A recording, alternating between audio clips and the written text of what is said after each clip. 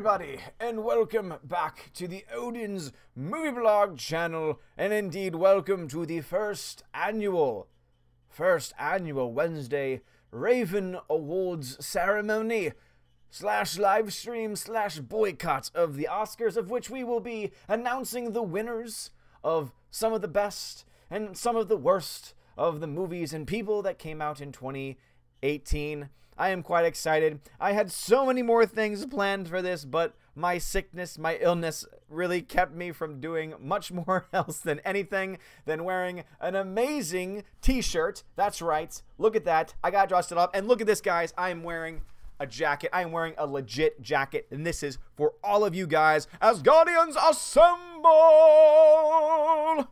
Yes, indeedy. I am still dealing with a stomach virus, so my stomach just feels great right now. But that is okay, because this has been planned for a while, and I wanted to go ahead with this stream no matter what. And it's because of you guys, and it's because you are all amazing and beautiful people. Seriously, I love you guys. So, speaking of some more amazing and beautiful people, let's go ahead and shout out all of those patrons. A Grey Jedi, Adam Shawhan, Dave Bob, Delete System 32, Edward Coleman, Enrique Evangelista, Frank the Tank and the Shawhan Wiener Dog Clan, Greta Zenner, Harold Francis the Hunka Chunky, Funky Monkey, Inflamed Wood, Trap Productions, Jason Clark, Jeffrey Toon, Jonathan, Laura Story, Matthew Kadish, Mr. Peabody, and his evil twin, that evil twin there, Outpost Dyer, Perpetual Punster, Proja Sarif, Proper Jeremy, Shanglong, Sir Lance Elato, the DJD Show, those two ball guys, Tina B, and Wolfgang Lounge. Hello, everyone. Yes, I am sick, indeed. But you are all here. You are all here in support, and I appreciate all of you being here. And I will try and do the very best that I can to make this as entertaining as I possibly can, even though my plans kind of went by the wayside. And don't worry, I saw it in the chat. We indeed did not forget that we could not have the Wednesday Raven Awards unless we had one of my cronies, one of my supporters, one of my, dare I say, lovers. No, that would be a little too weird.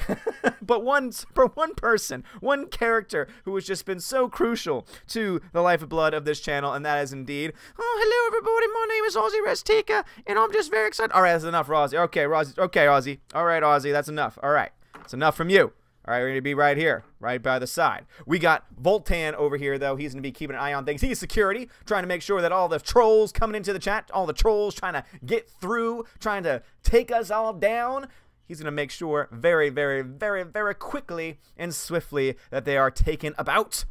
And I see all you guys saying hi in the chat. What's going on, people? Man, Alicia Wood. Alita, it will definitely be a contender, I would say, in 2019. So remember, this is all films from 2018. And just in case you did not know this, every single category, of which there are 24, every single category was voted on, suggested on by you guys on YouTube and on Twitter. Then I took those names. I also took those names, put the ones that I said, okay, these are all the different ones coming together. Oh, these are very similar categories. Let me put them together. And I put them all into a list, and I said, all right, guys, boom. Now you can vote. There was so much voting going on. It was ridiculous. And so then you voted for what characters, for rather what categories you wanted to see. The top 24, boom. Those were the ones that we chose. We had the 24 categories, and so then guess what? We needed nominations. And so then I let all of you guys put in nominations. I let you put in whatever films you wanted. And finally, we took all of the ones that got the most nominations, put them into a final ballot, and then we let you guys vote on the winner. So this has been one of the most transparent processes ever, unlike the Oscars, which we will be boycotting this evening. I believe I do have a correspondent in the field. Her name is Greta. Greta, are you in the field right now? She might be watching all of the fancy stuff going on beforehand, but Greta will be, checking in with us every now and then just to let us know what is actually going on in Hollywood, what woke things are going on, the politics. You know that it's going to be a part and rampant throughout the entire night, but also to what movies and people are going to end up winning, and also what kind of agendas they're going to be spinning and their speeches. And yes, we are indeed going to be boycotting it and also having our own award show in the process as well. But speaking of this thing, I already got a couple of super chats here. So first, Star Woke Inc. Nico, thank you for the super chat, says, Rose Tico co-announcer, please. Boom, I got you covered. Don't worry, Rose Tico is still here. The Aussie Rose Tico is still here. Alton Foster, thank you very much for the super chat. Odin, I went and saw Alita last night with my daughter, and we loved it. That is awesome, Alton Foster. I think that is a great father-daughter film. I think that it really does establish that relationship early on between Alita and the doctor who finds her. I think that the relationship that is built between them is gorgeous and is beautiful. And it's just, again, if you've never seen Alita Battle Angel, do yourself a favor and watch it. If you want to see a character done right, not just a female character done right, but just a character done right, that is the movie for you. And Mr. Perpetual Punster, thank you for the $5 donation. Hail Odin, hail Valkyries, hail chats. I'm not boycotting the Oscars. I just like being here with more. Well, I think being here will be more fun, entertaining, and a better way to spend my evening. Well, Perpetual Punster, thank you for joining me, man. You know, whatever it is that you want to get in out of this, hey, this is what it's all about. It's all about talking about the movies that you wanted to see nominated, the movies that you wanted to win, the movies that you wanted to celebrate, the people that you also wanted to tear down, the people that you also wanted to say, hey, these things were really bad. Wouldn't it be great if the Oscars also had a worst movie category? Don't worry, we got you covered. But all those things being said, nonetheless. The Doctor 14 Blu-rays review. Thank you for the donation. I am watching the Oscars on Sky Movies Oscars. On Sky Movies Oscars. That's an interesting title. And God bless you, sir, for watching the Oscars. Good luck to you, good sir. Good luck to you, good sir, indeed. And Makita Gut, thank you very much for the $5 super chat. Says, thank you, Odin, for the first Raven Awards. Hope you recover a full health soon. Me too. I'm just so upset that all of this had to happen right when this was coming about, because this was something that I was going to actually try and do, like pre-recorded packages and pre-record stuff, and I was going to try, basically I was going to try and do a bunch of cool things, and it kind of fell through. Maybe next year, but if this is the format that you end up liking, then hey, don't change it. Don't fix it if it ain't broke, they always say. Damajanai, I see you in the chat. Outpost Dire, how dare you send me to see Alita? She was hyper-sexualized and hurt my sensibilities. I need a safe space stat. Can you believe that there are people in the media who are going after that movie still, that are saying like, oh, it's not a true female warrior because she's not fully female either, and, you know, oh, she's hypersexualized, and no, she's not. No, she's not. She's actually just a, you know, she has a female form, because biologically there are men and women. Biologically there are male forms and female forms. She happens to have a generic female form, and therefore there's nothing sexual about that, unless you are trying to say that all women are sexualized by their very nature and are therefore going to be sexualized no matter what, as long as they, if you're saying that women's existence alone is sexualization, then you have the problem on your hands, good sir, not any of us. Jagan, hello, your connection with the chat is going to be better than what they are going to replace the host's monologue in the beginning of the Oscars. Oh, I guarantee that. Guarantee that for sure. Outpost Dyer says, I found Alita so attractive. Does that make me pansexual? Yes, it does. So you're a part of the problem, Outpost. You are a part of the problem, Outpost Dyer, and you need to take care of that right now. I like how Stay Woke is saying, worst story, The Last Jedi. Unfortunately, guys, The Last Jedi. Guys, I just want to put this out there. All right, Last Jedi came out in 2017, therefore it was not eligible for the 2018 awards. These were only films that were released within the year of 2018, but don't you worry, there are plenty of films that maybe you remember, plenty of films that maybe you even forgot, that are going to be a part of this process. James Clark, hail to you, good sir. Nemesis 08, Billy Crystal, ain't got nothing on you, brother. Get feeling better, homie. Thank you very much. I'm going to do the very best that I can to keep myself up this much. I took some, so basically my main thing has been dealing with a sour stomach. It's basically I've had to force myself to eat because nothing is appetizing. I've been dealing with stomach aches, stomach pains all morning. I've been dealing with some other digestion issues too. So I'm going to do the very, very best that I can. I've tried to put myself in the best position to get through this stream, and we are going to do it. My goal is just to continue to stream as long as I can through the Oscars themselves, so that way we can find out through our, through our sources, through our trusted sources in the field. Greta, again, is a trusted source in the field who's going to be monitoring the Oscars. And really the only thing that I think anyone in modern day world cares about is what wins Best Picture. And also, I'll have you know, I have a bet going on right now. Her name is Laura. She is an amazing person. She is not only a patron, but also just an amazing human being.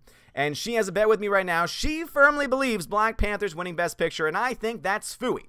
I think there's no way that's going to happen, and therefore she's made a bet with me that if Black Panther wins, I have to sing for her on air. At first, I had to write her a song, but now she would rather me just sing a pre-established song. I forgot what the name of it is, but I'm sure she'll remind me. However, wait a minute, no, she won't, because Black Panther is not winning Best Picture. Guaranteed. John Talks, dude, guys, go sub to John Talks Star Wars. Click on that name. That he just put the $5 super chat in there. That's an awesome dude. He just hit 17,000 subscribers. He is doing an amazing job over there. It was just yesterday that he had a stream for 16,000. He is an amazing dude. And he says, out of all the movie award shows going on tonight, you, sir, are hosting the best one. Keep rocking. Thank you. Thank you very much, John Talks. Trust me, there are plenty of other people covering the Oscars, but at the end of the day, they're just covering it. They're not offering their own award show, because guess what? Anyone that would want to offer their own award show, because there are YouTube channels that offer their own awards, but none of them would go head-to-head with the Oscars, because none of them would want to boycott the Oscars, because, oh, why would we want to go against the people who might take away our press passes? I don't care about that nonsense. I'm going to call it out as I see it. Kurt Wiener says they already praised Black Panther a lot verbally in the 2018 Oscars, which I watched 2 days ago. Ooh, boy. Super says, how are you doing? Oh, I'm doing okay. Currently watching Bohemian Rhapsody, loving it. Dude, Bohemian Rhapsody, so freaking good, everybody. Appos Dyer says, I think Laura wanted you to sing. Oops, I did it again.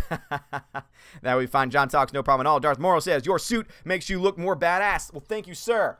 Indeed, I do indeed have a suit on. Do not criticize the shirt. Yes, it's a tuxedo shirt. Yes, I actually won it. I won it for guessing trivia. All right. Actually, this is actually a really good story. So, before, actually, no, after The Room came out, they decided to make a book. You know, Greg Sestero decided to write a book called The Disaster Artist, and then a bunch of fans of The Room decided to take that and turn it into a movie. I went to a premiere event for The Disaster Artist, and before the movie started, they decided to ask questions. They started to do some Q&A, and if you answered questions, you got t-shirts. So, of course, it was all Room-related trivia. I, of course, being a huge fan of The Room, answered a question fastest correctly, and therefore, boom, I actually have this shirt now. So this is indeed a legit Disaster Artist, and you can see it. It's on the back of the shirt as well, and it's just perfect. It's perfect to wear with my suit jacket tonight. The Dr. 14 Blu-ray reviews. I think Roma won Best Picture. I think you're right. If I had to put money on anything, Roma will likely win Best Picture, but that's the Oscars. Screw the Oscars at this point, man. Super says, you look nice, properly prepared for the only award show that matters. Well, thank you. Definitely not as prepared as I wanted to be. But again, I'm going to do the very best that I can to keep this entertaining for you guys and to keep everything going and to try to interact with the chat as much as possible. Laura, thank you. Shapoopy, yes. So I will be singing Shapoopy if at the end of this evening Black Panther wins Best Picture. I will be singing. If I last it all the way to the end, that's a big if, because we're, you know, we still got like over 3 hours before the show is going to end, and also it might take even more than 3 hours at this point, because they just don't know what the hell they're doing. Then that will indeed be Shapoopy. Aiden Vickery says, take a wild guess what upcoming film has a 38% want to see score. It's no longer 38%. Actually, I want to say the last time I checked, it was 33%. Captain Marvel, 33%. Rotten Tomatoes, people who want to go see that movie. Oh, I hope the box office reflects it even just a little bit. Pete says, why are all those evil white men and those opinions I don't care about not going to see this inclusive classic? Grr, grr. Yes, indeedy. Drunk 3PO, dude, Drunk 3PO, man.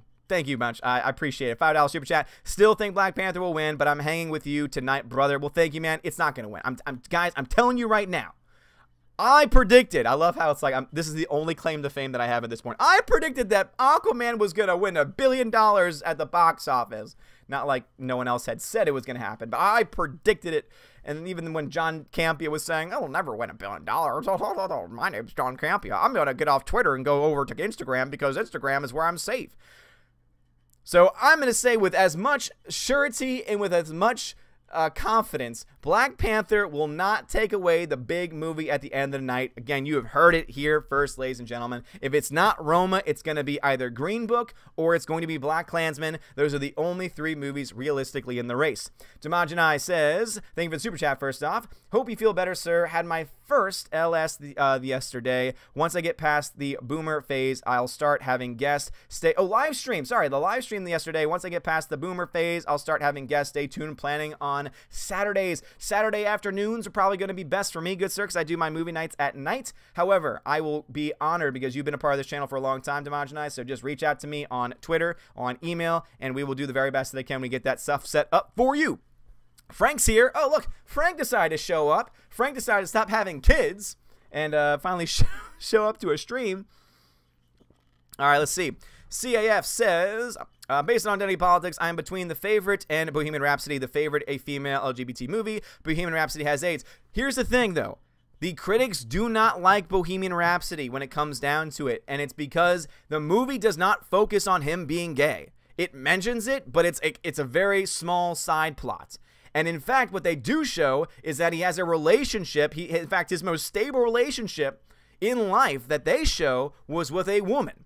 So they tore that movie apart. They hated Bohemian Rhapsody. They wanted Bohemian Rhapsody to be something more than what it was. And that's the reason why it got a very similar treatment to what Alita got, where it's like, oh, okay, you know, it's in zone, okay, but we're not going to praise it to high heaven. I mean, again, don't get me wrong, they gave it higher ratings on Rotten Tomatoes, but they would have been 95% plus for the film had it just focused on that. And as far as The Favorite is concerned, The Favorite is indeed going to be, I would say, the fourth most likely to win, but if we're going to go woke here, if we're going to go woke at the Oscars, which we know they're going to do, it's going to be a little bit more than that. Let's just be honest here. Jagan says, does this award show have a theme song? Again, it would have been great to have written one at the very beginning, but as I've mentioned to you guys, I've been sick literally the past week. I have been dealing with 3 separate things. Now it's like a stomach virus nonsense. Just has had me funky all day, and it's been awful. So unfortunately, no theme song yet. Darth Moral says, I'm excited to see another speech attacking Trump. I know, seriously, their ratings are going to plummet. Greta says, I liked when the show was long, but only because they honored movies. Yes, I think that's a good point. CF, I didn't watch any of those movies. I just did research on them. Yeah, I mean, again, there were a couple of movies. Green Book is a fantastic movie. If Green Book somehow wins tonight, I will be happy. Because, yes, the Oscars still do not matter, but at the very least, they gave it to a movie that is actually good. Green Book was fantastic. Green Book was one of the funniest movies that came out in 2018. It was my 3rd favorite film of 2018, so it's pretty damn good. Pete says, oh, hi, Mark. Oh, hi, everybody. I have an announcement today. Welcome to the Boycott of the Oscars. Yeah, Super. Black Klansman was excellent until, actually, no, the last 5 minutes destroy it because the last 5 minutes add in footage between 2016 and 2018 trying to basically make the point that, oh, things were bad in the 1960s, etc. They're just as bad today. No. Let's just get out of there. Let's just get out of that stupid mindset there. Soul Sass says, went to see Alita again today and the whole theater was packed. Oh, it's great to hear. Great to hear. Guys, go see Alita if you haven't done so already. Greta says, that's terrible because Freddie Mercury said he loved Mary more than anyone else in his life. And again, we have the words of him himself. We know that Freddie Mercury had a strong passion for Mary, but we also know he was attracted to other people as well. And yet the movie focuses on that. The movie indeed does not just brush off. The movie doesn't act like he is a heterosexual. They don't ignore his homosexuality, but the reason why the movie works is because they realize he is more than just a homosexual. He is more than just gay. This is the problem with identity politics, is not that there are gay characters, it's that people who end up putting in this position are defined by these traits. I've mentioned this metaphor before. All human persons are like puzzles, and being gay or white or etc. are supposed to be like small pieces of the puzzles of our life. And if we define ourselves by one puzzle piece, based on what puzzles are, you can see why that would be problematic. Bohemian Rhapsody didn't do that. Bohemian Rhapsody gave you a full picture. Was it completely historically accurate? I don't know. But it gave you a complete, within the context of the film, it gave you a complete picture that I think is worth praising. And I loved that movie.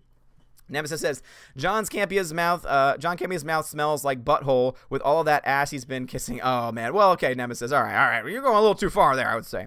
Tina says, have you seen the trailer for Rocket Man? I have no idea there was anything until I saw that. I have seen the trailer for Rocket Man. Indeed, super. Again, guys, tonight's the night where if the chat jumps on me, I might have to just keep on moving. Super says, watch Vice win Best Picture. Vice won't win Best Picture. However, if it did, oh man, the speeches that they'll be giving at that point. Vlad Riot, what's going on, bruv? Odin towards the viewer. Turn Odin towards the viewers. This is not Odin. Are you kidding me? This is Voltan. Golden's alive? How dare you confuse me? He's very mad with you right now. Edward Coleman. Oh, and this year, Black Panther wins Best Picture. Next year, Captain Marvel wins. And 5 years later, Ghostbusters 2016 Lifetime Achievement Oscar. That's hilarious. Yeah, none of those things are going to happen. Guaranteed. None of those things are going to happen. Green Book was fantastic. Jeremy Gass says, I guess you can say you won an award. You drove Campy off Twitter. I can have a bit to brag about catching him red-handed. Yeah, seriously, like, I didn't drive him off Twitter, but I was definitely a part of the group that probably was like, oh, you know, John Campbell can no longer just simply say stupid things and not get called out for it. But you see, here's the other thing, too, about Instagram. And this is the reason why Instagram, to me, is his safe space, because he posts something, and then there's just comments. You don't share things, to my knowledge. You don't share things. Things don't really get trending, or at least not in the similar way. So basically, he's protected. And also, if you're using Instagram, not to knock anybody using Instagram, but what are you doing, man? Let's see. Zol of Tokarga. Zol of Torkaga, what's going on, bruh? Will Gentry, well, Odin, you now have 185 people watching. Congrats, and now officially have a bigger audience than the Oscars. Bravo, bro. Oh, thank you, man. Appreciate it. Zen Waters, did you see A Star is Born? I like the path Lady Gaga's taken now in life. Yes, Star is Born was indeed absolutely fantastic. I did like it a lot. Zen Waters, oh my gosh, yes, I hate when people make their homosexuality their entire personality. Don't have anything else going for you, hobbies, a job, a family. Exactly right. A puzzle piece does not define who you are. It's a part of who you are. And no one's going to deny that. But when you make it your entire existence, well then, yeah, people like me and others are going to call you out. ABDR says, how long are the Oscars? Got beaten up trimming pony hooves today, and I have to rest up for 3-hour drive to see How to Train Your Dragon tomorrow. Yay, life for a farm. Oh, it's long. It's going to be a long show, because not only do you have 24 categories for the Oscars, but then they also have speeches as well. So don't worry, we're not going to be watching that nonsense. Instead, we're going to be, and the first award will actually be announced very, very shortly. The first of our 24 categories will be announced shortly. The good news here is that you don't have to get any kind of speech. And I will say to my Valkyrie, to anyone that's on Twitter, if there are any people who win tonight, any movies that win tonight, if you want to, in help of the channel, in just having fun with the evening, if you want to say, hey dude, you just won our Wednesday Raven Award, just to see they're like, wait, what the hell is going on? That'd be hilarious. And if we can somehow get at least one person who wins tonight to like tweet back or to be like, what? That would be hilarious. So anyway, that could be a fun game for you, as I just simply try to survive over here. Alan Sparks says, the Live Aid footage was damn near a carbon copy of the original, which is just impressive. It really is impressive. CAF says, even the Razzies got woke. Why am I not surprised? Yeah, seriously. Dude, they nominated Donald Trump. The Razzies nominated Donald Trump, and it was because he was featured in a documentary. Like, seriously, if Hollywood is just, they can't survive. And Wolfman Creed says, your dog right now was me when I got home from work. Oh, yeah, both of them. They're both passed out, and I love it. Pete972 says, the only version of Star Wars Born I have seen is the 1954 Judy Garland film. I do think that movie is a classic. Dude, that one is absolutely fan-freaking-tastic. It is so good. It is so damn good, the Judy Garland version. Absolutely. Jagan75 says, every time they are about to announce an award, do it when they do it at the Oscars. See, that would require me to watch the Oscars, and I am not giving any view time or eyeballs on the Oscars, which is why Greta, who is already going to watch it because she still loves the Oscars, and I understand why. I understand she loves the history. She loves what the Oscars used to be, and she is watching it. So she is going to be our eyes on what's going on in the Oscars. So I'm not going to try and match up with them because our categories also are not the same. We did our own categories. We said, these categories right here, screw that. We're going to do something else instead. And so that's what we did. Mex ASC, what's going on? Mex, good sir. Glad to see the Raven Awards judging panel is getting comfortably settled in their throne. Damn right, Greta says, Donald Trump won a lot, apparently. Wow. Yeah, that's fantastic. That's fantastic. Yeah, go ahead. Good job, Hollywood. Continue to, ruin any credibility you have, any sense of objectivity that you have, any sense that Hollywood is a place for all people of all political and all philosophical backgrounds. Continue to try and just degrade that all day long. All right. I got to get through these chats, guys. Oh my God, there's nearly 200 people in there. I know, dude, this is crazy. This is insane. Mr. Peabody says ginger tea will help with stomach. I don't have ginger tea, and I don't drink tea. So I've got some flavored water. It's called Mio. It's got electrolytes and B vitamins, so we'll see. Greta says, speaking of Oscars politics, Judy Garland should have won the Oscar. Boom. I agree. Medic Jetty 1, what exactly is the Raven Awards? So basically, the Raven Awards is the name that we came up with for our award show. It is the award show as featured on the Odin's Movie Blog channel. If this is something that does well, which apparently it seems to be doing already, almost 200 people watching, if this is something that does well, then it's something that we can add on to the future. We can bring in guests in the future. We can have skits. We can do all these other things, and we can just make it bigger and better. We can have an entire series of videos leading up to that event as well. I think that there's so many things that we can end up doing to make it even better. And thank you all for being here and for boycotting the Oscars with me, but also for being ready to celebrate and also condemn and mock the good and the bad alike. Pete972 says, the 6K restored Blu-ray of Star Wars Born with Judy Garland looks fantastic as well. Nice. Super. Also, speaking of the documentary Trump got nominated for, it has a 0% critic score, but like 90% audience score with audiences around Tomatoes. Geez, I wonder what that says. I know, seriously, right? Elda Kuga says, what's on your TV screen in the background? I have a Roku stick. Go ahead and Google that if you don't know what that means. That's just the screensaver for that. The dogs are tired tired out after Odin got them overly excited on the last video forecasting Captain Marvel rips. Oh, seriously. Oh, yes, indeed. Oh, yes, indeed. Aiden Vickery says, Oscars lost its way back when they never gave Peter O'Toole one for Lawrence of Arabia. There's so many points in history in the Oscars that you can point to. No question. CT, it's Hollywood, not Hollywood. That is a true statement. Darth Moral, have you heard what Armie Hammer has said? Yes, indeed, I have. He is an idiot. He is stupid. Demonjanai says, hit that like button. Damn right, Demonjanai. Pete9072 says, the Razzies must have drank 50 gallons of soy during their ceremony. Congratulations. You soy folks are definitely breaking records. Yeah, seriously. I wonder if the Razzie Awards ratings were down. I mean, seriously, when you go political, even if you're at a one that goes like towards comedy, I imagine that if you're still also going woke at the same time, you're gonna hurt your numbers. I cannot wait. The number that I can't wait for tomorrow is not how many Oscars Black Panther doesn't win. I think there's a very good chance Black Panther wins 0. Honestly, if I had to guess, 1 or 2, but there is a good chance that it wins 0 Oscars, which I think would be freaking hilarious. But also, it is interesting to see just how everything else is going on. And everything that they're trying to spin. It's amazing. Super says, if you have a stomach ache, careful with water. It's really heavy. If you have some, I suggest a flat soda or ginger ale. If I had ginger ale, I would watch it. But also, I don't understand why having a soft drink would be better. I don't know. Vlad Riot says, how many Vikings are there in Valhalla? Odinwood, says Rob G. How are you? Gannison, what's going on, bruv? How's it going on? Greta says, Queen is playing. It's all starting. All right, guys, so everything is starting, so we're going to get started off as well, so I'm going to skip the chat for a bit. Nope, don't worry, guys. The chat will not crash at 1,000 likes, so we are going to get things started off with the first ever annual Wednesday Raven Awards and our first category.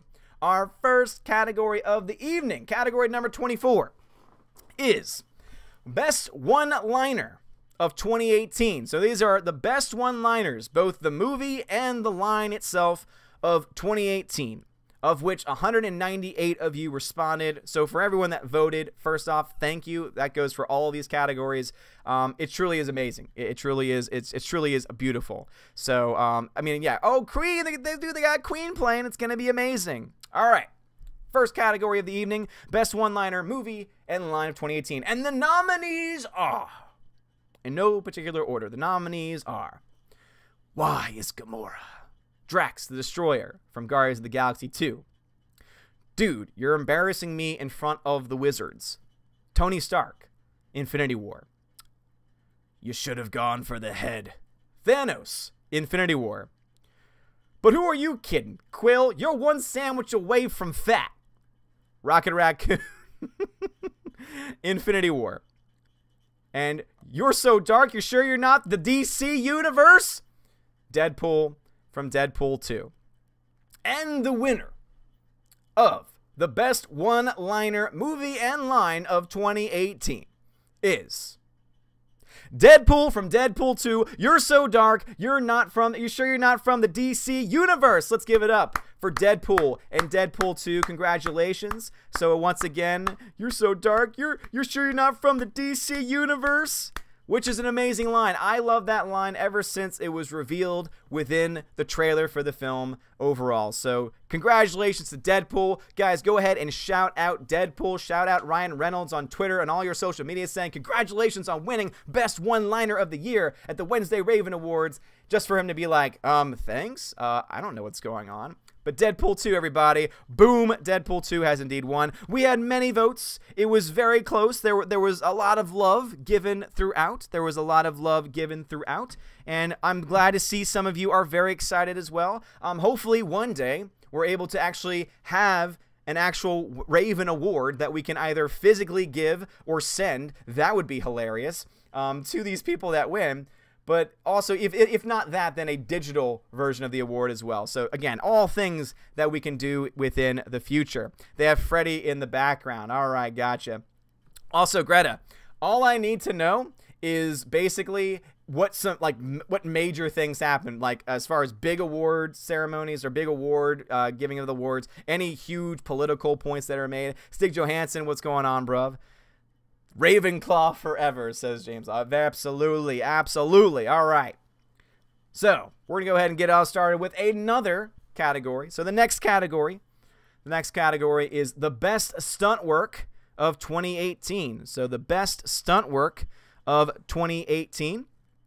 Also, by the way, this is indeed Deadpool's first nomination and first win in this category, and its first ever Raven Award. Sorry, I had to get that out there. But anyway, the next category, Best Stunt Work of 2018. The Best Stunt Work of 2018. The nominees are Upgrade, Avengers Infinity War, Deadpool 2, Sicario, Day of the Soldado, and Mission Impossible Fallout. And the winner of the Raven for the best stunt work of 2018 by a landslide, by the way, is indeed Mission Impossible Fallout. Congratulations to Mission Impossible Fallout's stunt crew. Congratulations to Tom Cruise, who does most of his own stunts, but mostly congratulations to any and all stunt teams that constantly get shafted by the Oscars every single year. Why it is not a major Oscars category is still something that boggles my mind. You'll have the best original song, so that they'll have the performances because they want to try and get the ratings up. When it comes to actually rewarding the people who make movies, especially action movies, happen, no love whatsoever. So, boom. Best stunt work of 2018, the Raven indeed goes to Mission Impossible Fallout. Congratulations to Mission Impossible Fallout. I'm sure this is going to be a strong night for that movie. That's a movie that received a lot of love in the nominations this year. So I'm interested to see. I'm very interested to see how these things play out. In the future. Ronan Blade, what's going on? Alpha Martotillos says, sudden new award category, best flat, literally and metaphorically character award goes to Brie Larson. Maybe next year, because we'll definitely be able to mix up the categories. Taylor Potter says, Tom Cruise, a legend made by Odin himself. Oh man, he is a legend. He is such a legend. Stig Johansson says Jussie Smollett for worst stunt work of the year. I think worst writing of the year for sure, since he wrote that entire thing.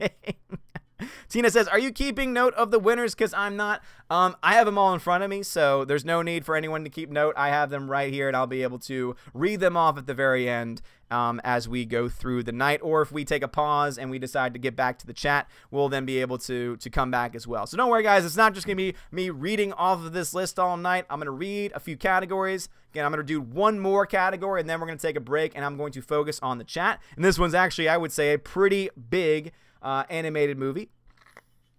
And then we'll spend some time in the chat, and then we'll go back and do a few categories, go back to the chat, and it'll be back and forth like that all night.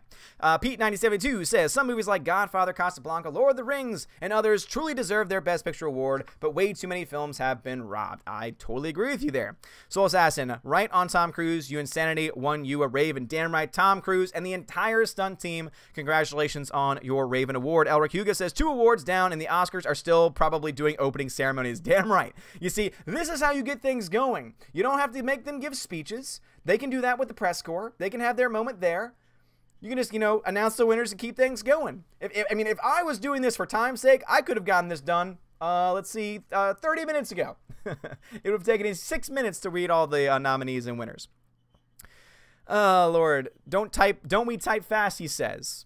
What was that comment? Dark Judge says, damn, by the time I tweeted Ryan Reynolds on his award, you'd announce the next. Give us 2 minutes between awards. We don't type that fast. Well, you can still type it and still listen to what's going on. Super Anime Gamer says, and the Lifeless Performance Award goes to. Tina says, woo, thanks. Greta says, Tina Fey and Maya Rudolph are kind of doing the host monologue. Oh, great. That's wonderful. Amy Poehler, Tina Fey, Maya Rudolph, some of the most overrated actresses and comedians in the world. Oh, that's great. Great start. Great starts. Oh, man. Aiden Vickery says, best supporting actress next year, Breeze R. Stubble. CF Productions says, I have an award movie for idea, the Avatar Award. Oh, God. Makita Gut, awesome. Odin, thank you. Makita, thank you very much. 972 says, Fallout so deserves the award for stunt work. Tom Cruise should win an Oscar for that. No, seriously, the stunt work done in Mission Impossible Fallout, it was just phenomenal. It really was. It was absolutely amazing, and it was just so cool to see the various stunts that they were able to do there. Makina90, thank you very much for the $2 super chat. Hashtag Oscar so woke. Hashtag Ravens ain't woke. Damn right, son. The Raven Awards indeed ain't woke at all. Also, Reno187 and the J Wood Code, welcome to the channel. Darth Moral says, I think Jussie Smollett should win Best Actor. Really? Best Actor? Really? Super says, Odin, wait, 2 awards? I dropped out of the chat for a second. What was the first category? Super, you gotta stay in the chat, man, or you're gonna miss it. Edward Coleman says, Tom Cruise's best work was still on Oprah. Changed my mind.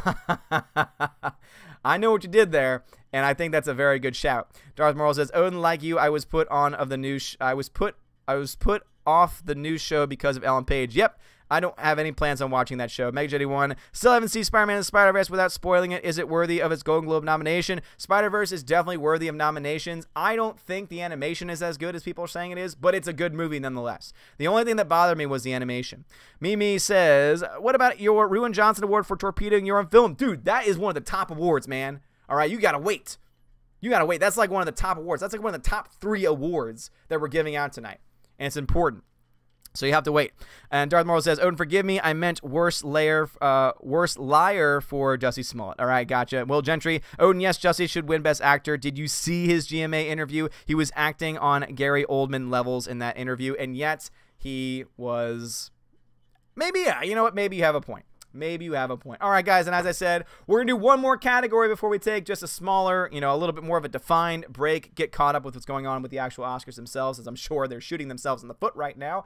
And it is going to be for Best Animated Movie of 2018. Yes, this is indeed one category that many people are probably excited about, and it's one that really came down to a battle between 2 films. And also, I'm sure some of you are going to say, how did some of these films get nominated? Unfortunately, this was a category that a lot of people did not put a lot of nominations for in the early stages of voting. So, the nominees for Best Animated Movie of 2018.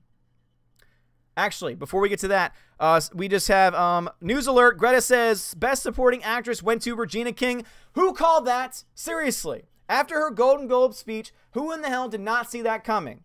She is now going to go off on a giant rant and tangent about how women aren't paid equally in Hollywood. Guarantee it. Oh man, starting off, the Oscars themselves are starting off quite well. What do we start off with? Best one-liner. What one? Deadpool. Deadpool 2. That's how we started off. We started off on a high note. We started off with some great stuff. Best stunt work. What do we do? Oh, yeah, we started off with Mission Impossible Fallout, which got almost completely shut out of the Oscars. What do the Oscars start off with? Regina King. Freaking Regina King, who's like, oh, women and men aren't treated the same in Hollywood, and there should be a, Yes. Called it. Called that garbage right there. Boom. You heard it here first. Bruce, hello. Super says, Odin, I wish we could give a live Oscar view counter like a live stream. Would be awesome to see how many aren't watching. Yeah, I mean, well, here's the thing. It's obviously on television too, so it's almost impossible to do that. Darth Nero says, on Causeway, enjoying the show. Thanks. Darth Nero, thank you, good sir. McKeena's, thank you very much. Raven Awards are indeed the best. All right. So, with that out of the way, we're going to go into our next category, which is, as I said before, Best Animated Movie of 2018. And the nominees are Incredibles 2, Isle of Dogs, The Grinch, Spider-Man Into the Spider-Verse, and Teen Titans Go to the Movies. Yes, I asked myself the same question, but that was the one that got the most other nominations, and that's why it ended up getting into the final 5. So, for Best Animated Movie of 2018, The Raven goes to Spider-Man Into the Spider-Verse. Congratulations, Spider-Man Into the Spider-Verse. Even though I have my issues with you as far as the stop motion animation, that's just not quite my thing. No one can deny the story that you tell is great. The characters you have are fantastic. And for the most part, you're a solidly made film. So huge shout out to Best Animated Movie of 2018, Spider-Man Into the Spider-Verse. Congratulations. Wolfman Creed says, let's show some love to Spider-Man to Spider-Verse on Twitter if we can. Wolfman Creed says, but Brie Larson got paid $5 million more than any man in the MCU. That's a great point. For those that do not know this, Brie Larson has the highest salary of any starting out MCU lead. She's making 10 times as much as Robert Downey Jr. did in his first film.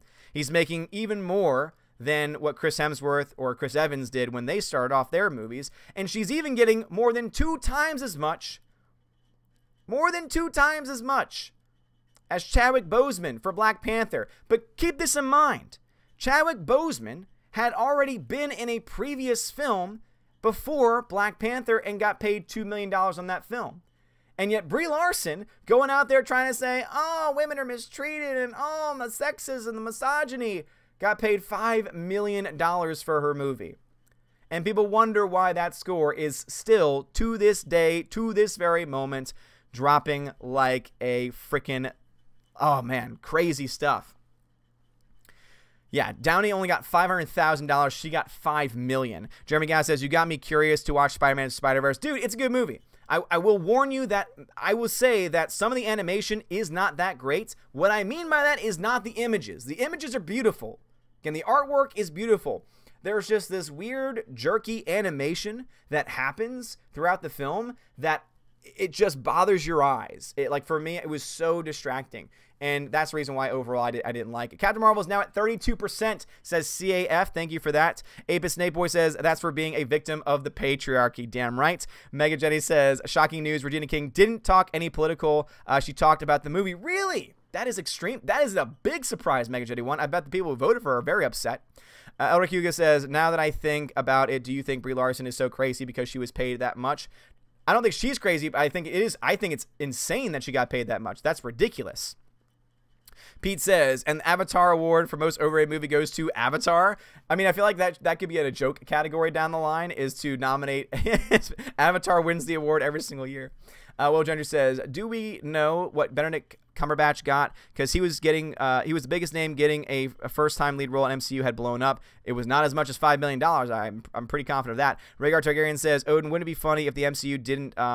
MCU died not to Thanos but to income inequality? That would be freaking hilarious. Scott Gavin, if I were Disney, I'd demand $4.5 million back from Brie as damages done by her big mouth. Yes, I would agree there.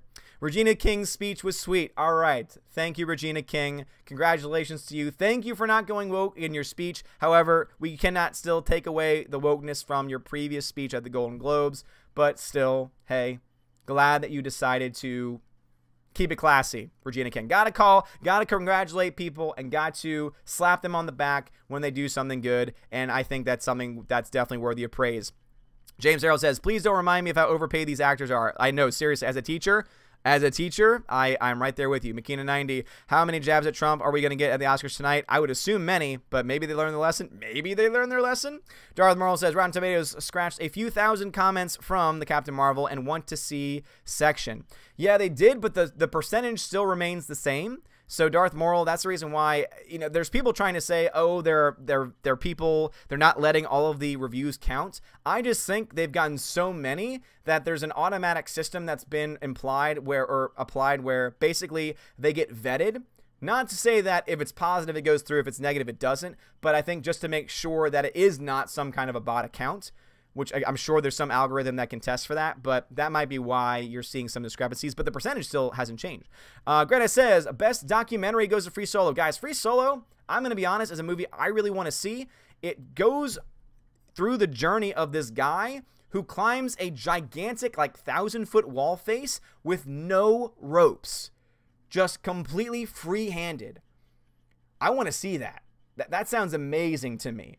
Like, that to me is a documentary where I'm glad that for once a non-political documentary won Best Documentary. That is awesome. Glad to hear that, Greta.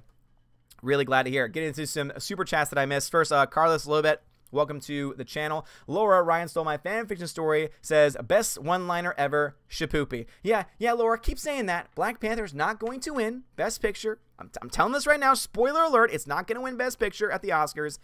And I will not have to sing Shapoopy. Alden Foster, thank you for the $5 super chat. Odin, as for an actual award, it's really easy to create digital badges. I'm surprised you don't use them for your students. Yeah, just not something that we really do at our school. So definitely something for next year, though. I would definitely like to do something similar to that for next year. Let's see. A lot to say. What's going on, bruv? Super says, and a private school teacher to boot. Yeah, seriously. Teachers get so underpaid. Soul Assassin says, the best mountain movie cliffhanger, fight me. I would say that's a fair statement for sure. Wish upon a vlog. What's going on, girl? My sister from Ireland. Will Gentry says, Benedict Cumberbatch got $2.5 million, so even someone with his name got only half of what Captain Grumpy Face got. Yep. But we need more equality, right? Super. Still really salty. Won't You Be My Neighbor wasn't nominated. Oh, you know, I that is the one thing about this category. Free Solo, I think, is a movie based on just the story alone that should win. But the fact that Won't You Be My Neighbor, which is arguably speaking one of the most positive films of this year, a film that was universally loved by all people, didn't even get nominated is disgusting, especially when you look at some of the other nominees in that category, because you could see, oh, some of them definitely got nominated for some political reasons. Darth Nero, I'm scared of heights. Oh, no. Oh, no. Zen Waters, not to make the conversation backwards, but Armie Hammer lost my respect when he started calling me by your name. Yeah, I would say that. Peter, when it wins, Odin will be so shocked the dogs will wake up. Yeah, I will. Guys, I won't just sing for Laura. I will freak out. I will have an on-air freak out if it wins. And it's not because I'm going to be mad necessarily. I will be. Like, when I finally calm down, I think that's when the anger will set in. It'll just be out of complete shock. Because I don't think the Oscars would do that. There are too many old white people who are going to vote a certain way, and they're not voting for a superhero film. It's not going to happen. Eric Coleman says, this commercial break sponsored by John Campia. Brown nose whips for the man that needs to freshen up after the shilling. Perpetual Punster says, Cumberbatch was paid about 2.33. PT972 says, just wait for a few months. Odin's soy voice. Yay, women are getting better treatment when these toxic devils are praised their weird religion of Hollywood. Hybrid says, hey-oh, what's going on? Hey-oh. Ibit Sabo says, considering how Doctor Who was artificially elevated on Rotten Tomatoes, it's amazing the fuss they are making over a 1-to-see rating being beaten down. No, this isn't even an actual review. I love all of these media shows saying, they're review bombing, they're review bombing. These aren't reviews. These are people clicking one button. Interested? Not interested. Want to see? Don't want to see. That's all they're doing. And then if they want to, they can say a reason why they don't want to see it or a reason why they do want to see it. Ah, but the conspiracy. Greta says, they put Won't You Be My Neighbor twice in the opening montage, but didn't nominate it. Greta, I love when they do that, because that's not the first time they've done that. So sometimes what the Oscars does is it puts movies in its opening montage of all the films that came out in the given year, and they will oftentimes focus just on ones that won awards, but a lot of times they'll put in movies that didn't get nominated. I think it's hilarious that they were like, oh, see, look, it got some attention, right? There's a really cool director commercial. Okay. Per comment says, Free Solo is more profitable than Solo.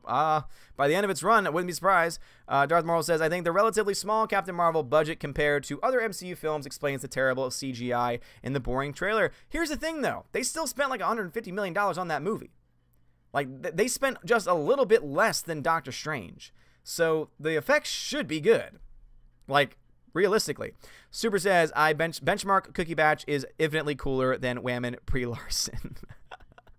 Alpha Mar says, you geeks and gamers and other fandom menace guys should have your own award show. Best video intro goes to. That could be fun. That could be definitely fun. I think that's something that could definitely develop over the next year, especially as there are so many things in the works. Geeks and gamers is just flying off the handle with the subs, and the entire community is flying off the handle with the subs. And I honestly think if indeed we see Captain Marvel do poorly at the box office, I think it's going to bring all of us up to a much higher level.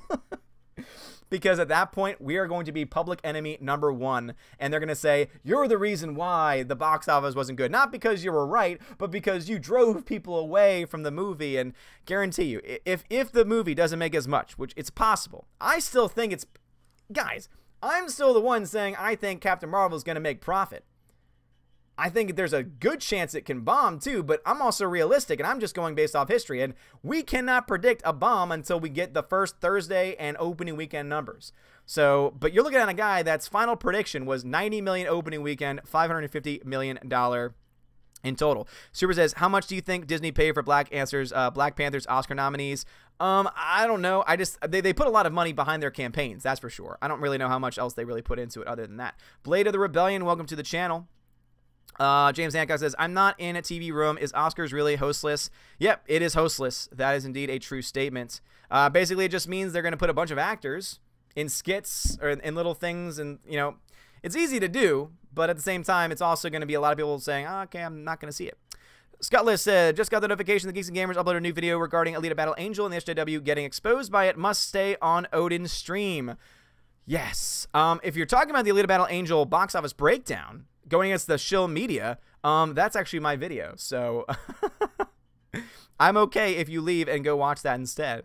Hyperman says, big budget, $150 million is greater than compared to the $90 million for Lord of the Rings, no excuse. Yeah, I mean, if you compare it to, if you adjust for inflation, obviously that $90 million goes up, but I would actually compare it more closely to Alita Battle Angel. Alita Battle Angel was made for $170 million, and those effects are freaking groundbreaking. Alrighty. You monster, you, says Wolfman Creed. I know, right? Shinphil, what's going on, bruv? Next thing you know, NPCs will cry and say the name Oscars is sexist. Oh, trust me, it's you know that's coming down the line. Pete says, Chariots of Fire beat freaking Raiders of the Lost Ark. Probably my favorite film of the 80s. Enough said. The Evangelist score of Chariots is great, though. Oh, yes. Greta says, so far it's going pretty quick with no host. Well, that's nice to know. Sounds like they're not going to go over time, which is going to be one of the first. All right, since we do have a break in the chat, let's go ahead and get started with some more winners. Ooh, we've got 3 great categories here, guys. We got 3 excellent categories here. So we're going to start off our next category. NPC of the Year. The NPC of the Year award is again, these are all first-time awards, but this is an award dedicated to the actor, the writer, the background personality, representative of various corporations, etc., who truly embodied what it meant to be a non-player character, someone who you could say anything to them, and all they could do is say, racist, sexist, misogynist, blah. And we got some really, really great nominations for this one, and I'm happy with every nomination. I think every nomination is deserved, and I think the winner is damn near freaking perfect. Greta says, best makeup hair is Vice. That makes sense. I mean, all the makeup that they had to use for, you know, for the character, that makes sense to me. Pete says, Ryan Johnson wins the award for NPC. Whoa, I didn't say anything yet. Epstein, that's, no, that's the biggest. Oh, Darth Nero. Ooh, throwing out the shade there. Anyway, the nominees for NPC of the Year of 2018. The nominees are Chuck Wendig, Leslie Jones, Ryan Johnson, Brie Larson, and Chris Evans. So once again, the nominees are Ryan Johnson, Brie Larson, Chuck Wendig, Leslie Jones, and Chris Evans. Those are the nominees for NPC of the Year. I love this category so much because, again, all of the nominees are great. However, there can only be one winner. And by 40 votes. See, unlike the Oscars that don't tell you like the vote totals and percentages and stuff like that, I don't mind sharing this stuff with you. By 40 votes, over 40 votes, so by a substantial margin, the NPC of the Year Raven Award for 2018 goes to Brie Larson. Congratulations to Brie Larson for winning the NPC of the Year award for 2018. Guys, go ahead and tweet out Brie Larson. We know is active on Twitter. She's probably at the Oscars right now. Her phone's probably off, but still, go ahead and reach out. Go ahead and reach out to Brie Larson and say, hey, by the way, congratulations on your Wednesday Raven Award for NPC of the Year for 2018. What's an NPC? Okay, yeah, go ahead and look it up. I know, guys, this is one I thought that Chuck Wendig or Ryan Johnson were going to run away with this. But Brie Larson had a very strong showing. 51% of the vote went to Brie Larson. 51%. She's at the Oscars, says Greta. So let's go ahead and let her Twitter feed be filled with this clear and wonder. Seriously, Brie, you've earned this award so hard. Rotten Tomatoes alone. In fact, you know what? Let's go ahead. You know, people might be saying, well, why is Brie Larson being mentioned here? Why is Brie Larson the one that's being mentioned here? Why is she this? Why is she the one who's the NPC of the year? You know, what justification do we have for this? What justification do we have for this? Well, it can be made very clear by looking no further than right here. Let me go ahead and just pump it up for you. So here you go, guys. This is a live score. The current interest rate in Captain Marvel has dropped to 32% with 35,000 reviewers. Or not reviewers, but people who have made their voices heard. So Brie Larson, congratulations. You earned this. As you can see right here, you have earned this award. Thank you so much for showing that going woke indeed means going broke, at least when it comes to the pre-movie stuff. But yeah, good luck with the movie. Good luck with the movie, Brie. Alvamar says, I voted for Chuck. Oh, Alvamar, don't worry, man. If you're the person you voted for didn't win this year, there is always next year, man. There is always next year. Why is Brie Larson at the Oscars? Well, she's Captain Marvel also, too, because telling you this right now, they're going to do a Captain Marvel skit. They're going to have her and other females from the MCU come out and talk about how it's great that the MCU has its first ever female film. They're going to promote the hell out of it. March 8th, go see it. And I'm going to be interested to see if they mention all of this backlash. That is what I think is going to be the most interesting part. Kurt Wiener says, can you also tell us second place and third place? Not right now. I think that maybe down the road, maybe what I'll do is I'll make the entire... that's what I'll do. So I'll only reveal the winners tonight, but after the awards tonight, I'm going to go ahead and I'm going to just copy and paste all of the winners with all of the vote totals, everything, so that way you guys can see everything. You guys, after the stream, will be able to see every single nomination, how many votes were received, the percentages, all of it. That's what I'm going to do. That's definitely a good recommendation, though. Definitely going to get that going out there. Will Gentry says, Brie Larson NPC, not personally charming. I know, seriously, right?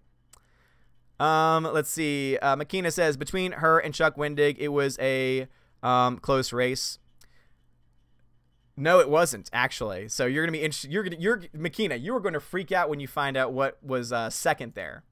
Not going to freak out, but it was not nearly the race I think many expected it to be.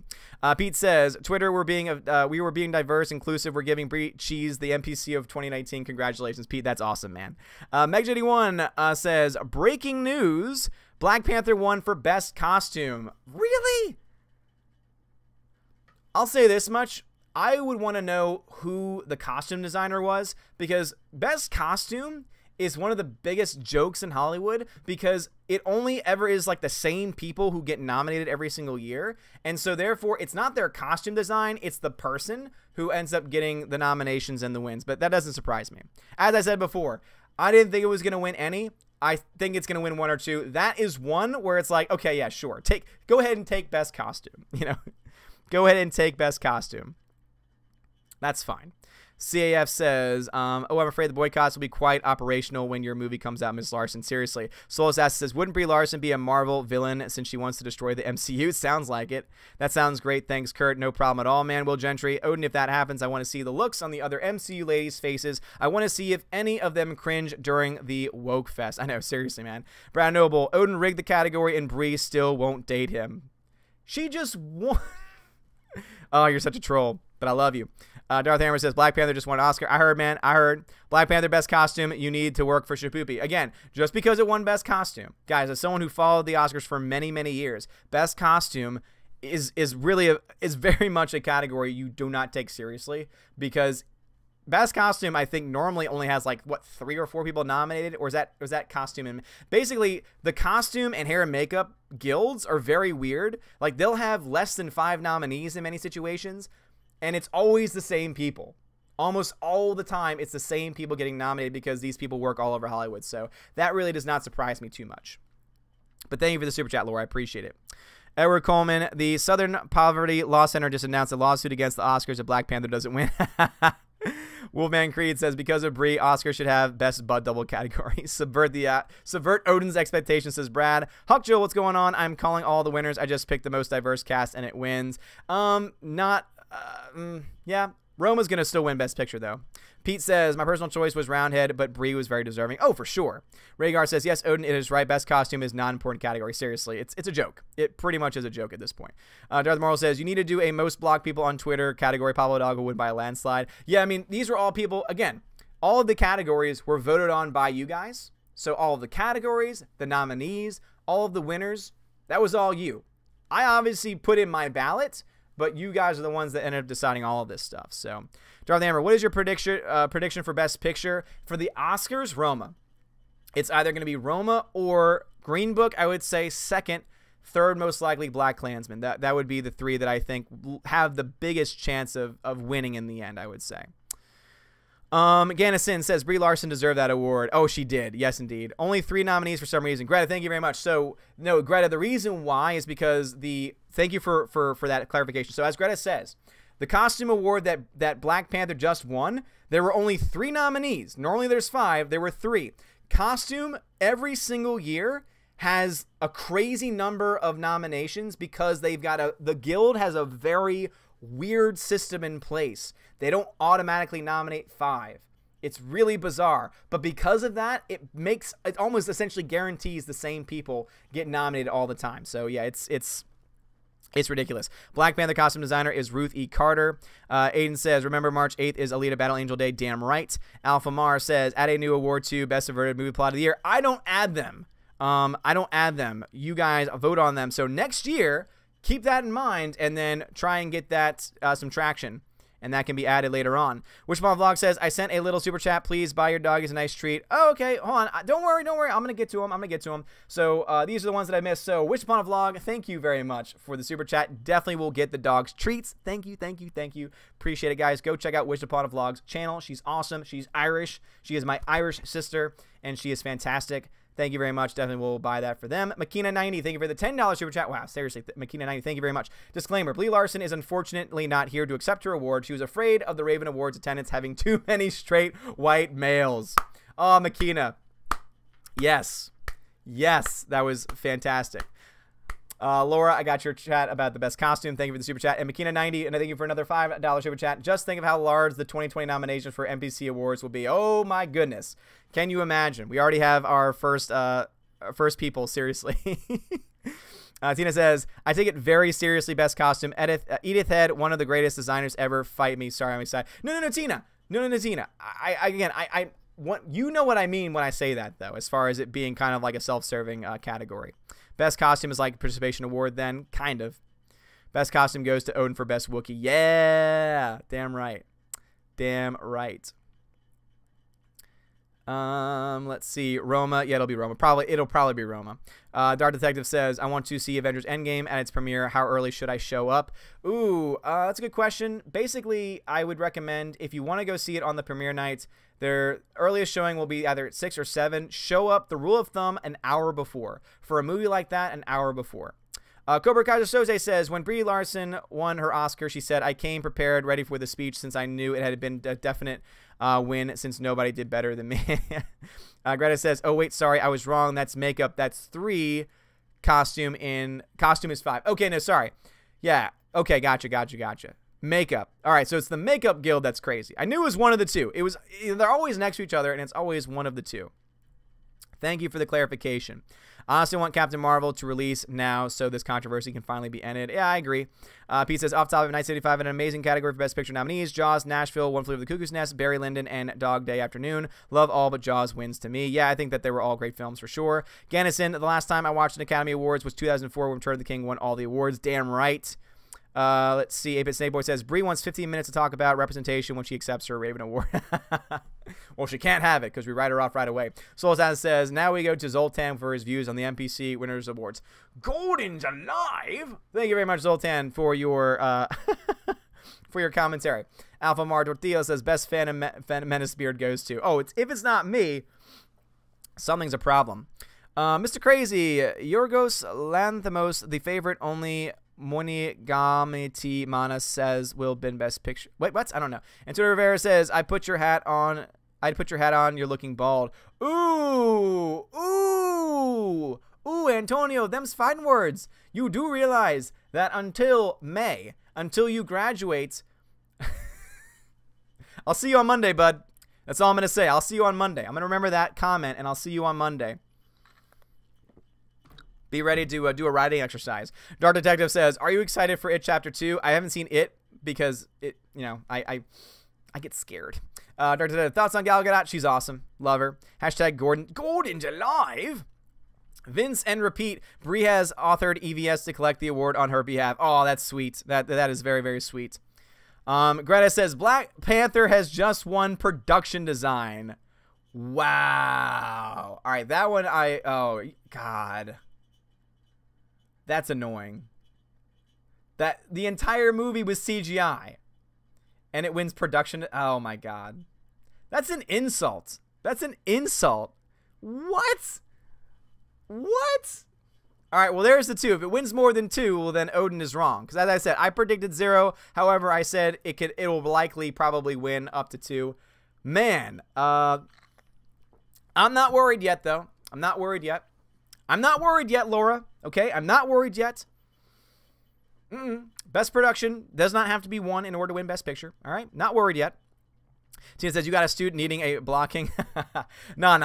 He's good. He's one of my older ones, so he's good. Dark Data says, what if Ryan Johnson directs Guardians 3? Not going to happen. Not going to happen. Peabody says, oh boy, Odin, Black Panther took another one. Yeah, I just saw that. It's not going to win Best Picture, guys. Trust me. Trust me. Odin, but you put me in the mood. Dive. That's fine. Peabody says, Odin, they might sweep it. They're not sweeping. They're not going to sweep it. Greta says, apparently the winner is from New Orleans. Interesting. Kurt Wiener says, I tweeted you a picture you can use for your NBC Year of the Award. Nice. Roger Chavez says, Odin, you are going to eat crow when Black Panther wins Best Picture. Oh, no, I'm singing a song if it wins Best Picture. I'm going to freak out on air out of surprise, then come out with a fiery rant as to how stupid it is, and then because Laura bet with me that it was going to win, I'm going to sing a song. So, yeah, I eat crow, guys. If I'm wrong, I'm going to eat crow. Combo Breaker. Gannison says, have you seen the Hot Toys Captain Marvel figure? The likeness is awful. Oh my God, it's so bad. Taylor Potter says, the movie Kelly's Heroes came out in 1970. I had never seen that before. Meg81 says, I don't like giving you this aggravating info. I'm forced to watch it with my stepdad. Meg81, don't worry about giving me the info. Greta is one of my mods. She is feeding me this information. So you go ahead and just enjoy your time. You enjoy your time over there with your family. Greta's got you covered. Super says, the favorite should have won production 9. No, seriously. As many issues as I have with the favorite, there is no doubt in my mind that the production design of that film was freaking gorgeous. Like, that is just stupid to me. That is stupid to me that it didn't win. That's ridiculous. That is so ridiculous. CAF has to go. No problem at all, man. Thanks for stopping by. Rhaegar Targaryen says, Black Panther is not woke enough for Best Picture. Probably, it's going to be Roma. It's going to be Roma, guys. I'm telling you. James Hancock says, Brian Blessed and Max von Sydow from Glass Gordon were in prequel. Roundhead did nothing as cool. Yep. I agree. Cody Bodeker says, Kelly's Heroes is awesome. Good to hear. Mr. Crazy says, what problems did you have with the favorite? Basically, it's not historically accurate. It was boring as hell. And its sole purpose was to have a story about lesbians. Like, that's the reason. The movie exists to be the lesbian movie this year. There's a lesbian movie every single year, and that's the movie. That's the category that it wanted to fit. P1972 says Tommy Wiseau had intended The Room as a comedy. It would have been the greatest movie ever. Wait a minute, it kind of is. Yep. Dark Detective says, did you ever have any hope for Last Jedi? Yeah. I love The Force Awakens. The Force Awakens I thought was solid. I was very excited for it beforehand, and I thought the trailers looked pretty interesting too. But then, of course, then the movie came out and it absolutely sucked. Arc Trooper says, Steven Crowder's doing a live stream for the Oscars too, and their stream just got copyright claimed by Disney. And that's why I am not doing that, because I am not fighting that war. I will boycott them, but I am definitely not going to be doing anything like that. Makina 90s, what's going on? Laura, thank you once again for another super chat. Shapoopy lyrics, a girl who will kiss on the very first date is definitely a hussy. Girl who kisses on the second time is... I know the lyrics, Laura. I know the lyrics. Don't worry. I was in a production of that show. All right. I know the lyrics to that song. Don't worry. Yeah. Historically inaccurate. Not just lesbians. Historically inaccurate lesbians. Which is worse. Because you can tell a story about people who are actual lesbians. Don't make people into lesbians when there's no real proof that they were lesbians in the first place. Soul Assassin, I'm surprised there's no merchandise for Alita. My nephew wants Alita shirt, such toxicity. I know, seriously, right? Gannison, good thing Walt Disney is not alive today. If he would, he'd be pissed off what's going on with Disney. I agree. Makina, Captain Marvel is going to get nominated for the 2019 Oscars, and the winner Best Picture will be Alita Battle Angel. Alita's not getting nominated, sadly. I hope it gets nominated for at the very least, I hope that it goes to visual effects, that it gets a nomination there. Best Cinematography, Roma. All right, no one, again, that is not a shocker, guys. Heath Ledger Joker, by the way. Mega Jetty 1, I don't need you to feed me that. Greta is already on top of it. I already knew that was going to happen. But speaking of which, let us go to our own cinematography. So, because it's a good segue, guys. Great segue. All right. So, back to the awards, guys. The Raven Awards. They're more important. The nominees for Best Cinematography of 2018 are Aquaman, First Man, Roma, Avengers Infinity War, Mission Impossible Fallout. And the winner of Best Cinematography of 2018 is Avengers Infinity War. Congratulations to Avengers Infinity War for beating out all the others for Best Cinematography of 2018. Roma may have won the Oscar, but you are easily the crowd favorite and indeed won Best Cinematography of the year. Congratulations to Avengers Infinity War. Alpha Mar. Infinity War indeed won. Dark Detective says, what's your most anticipated movie of 2020? I don't have any movies off the top of my head that I can think of. Antoinette says, Odin quoted me. I'm so happy now. Way better than winning an Oscar. Aw, well, I'm glad that you enjoyed that, Antoinette.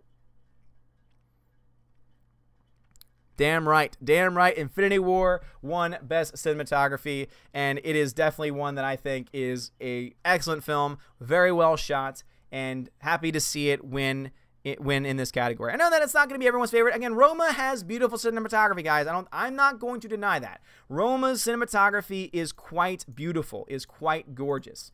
But at the end of the day,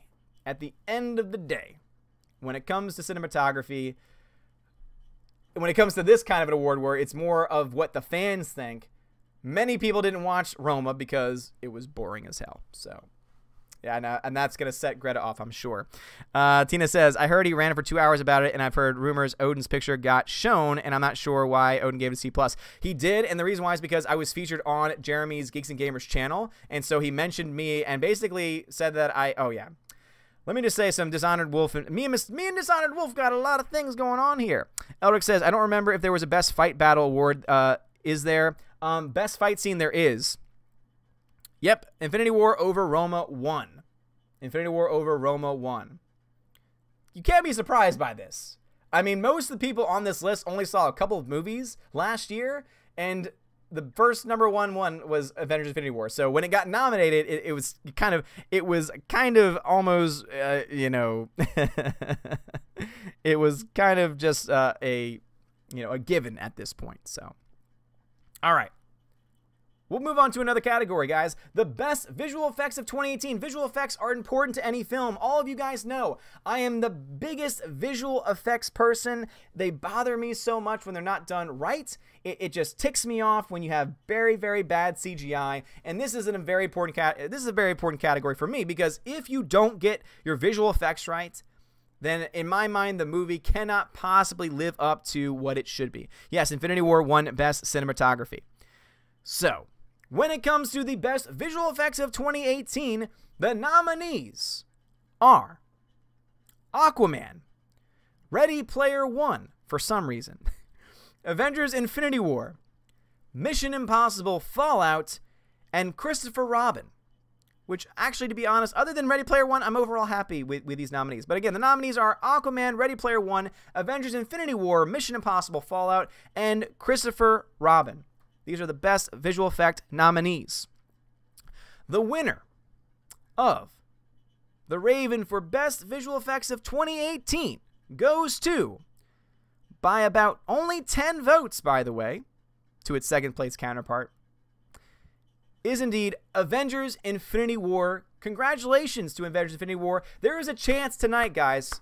There is a chance tonight that Avengers Infinity War does not win visual effects.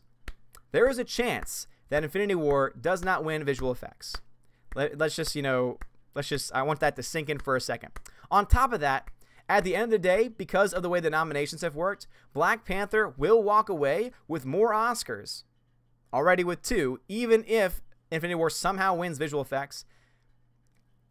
Black Panther will walk away with more Oscars than Black Panther. Even though every person that you would talk to would arguably say Infinity War was much better then.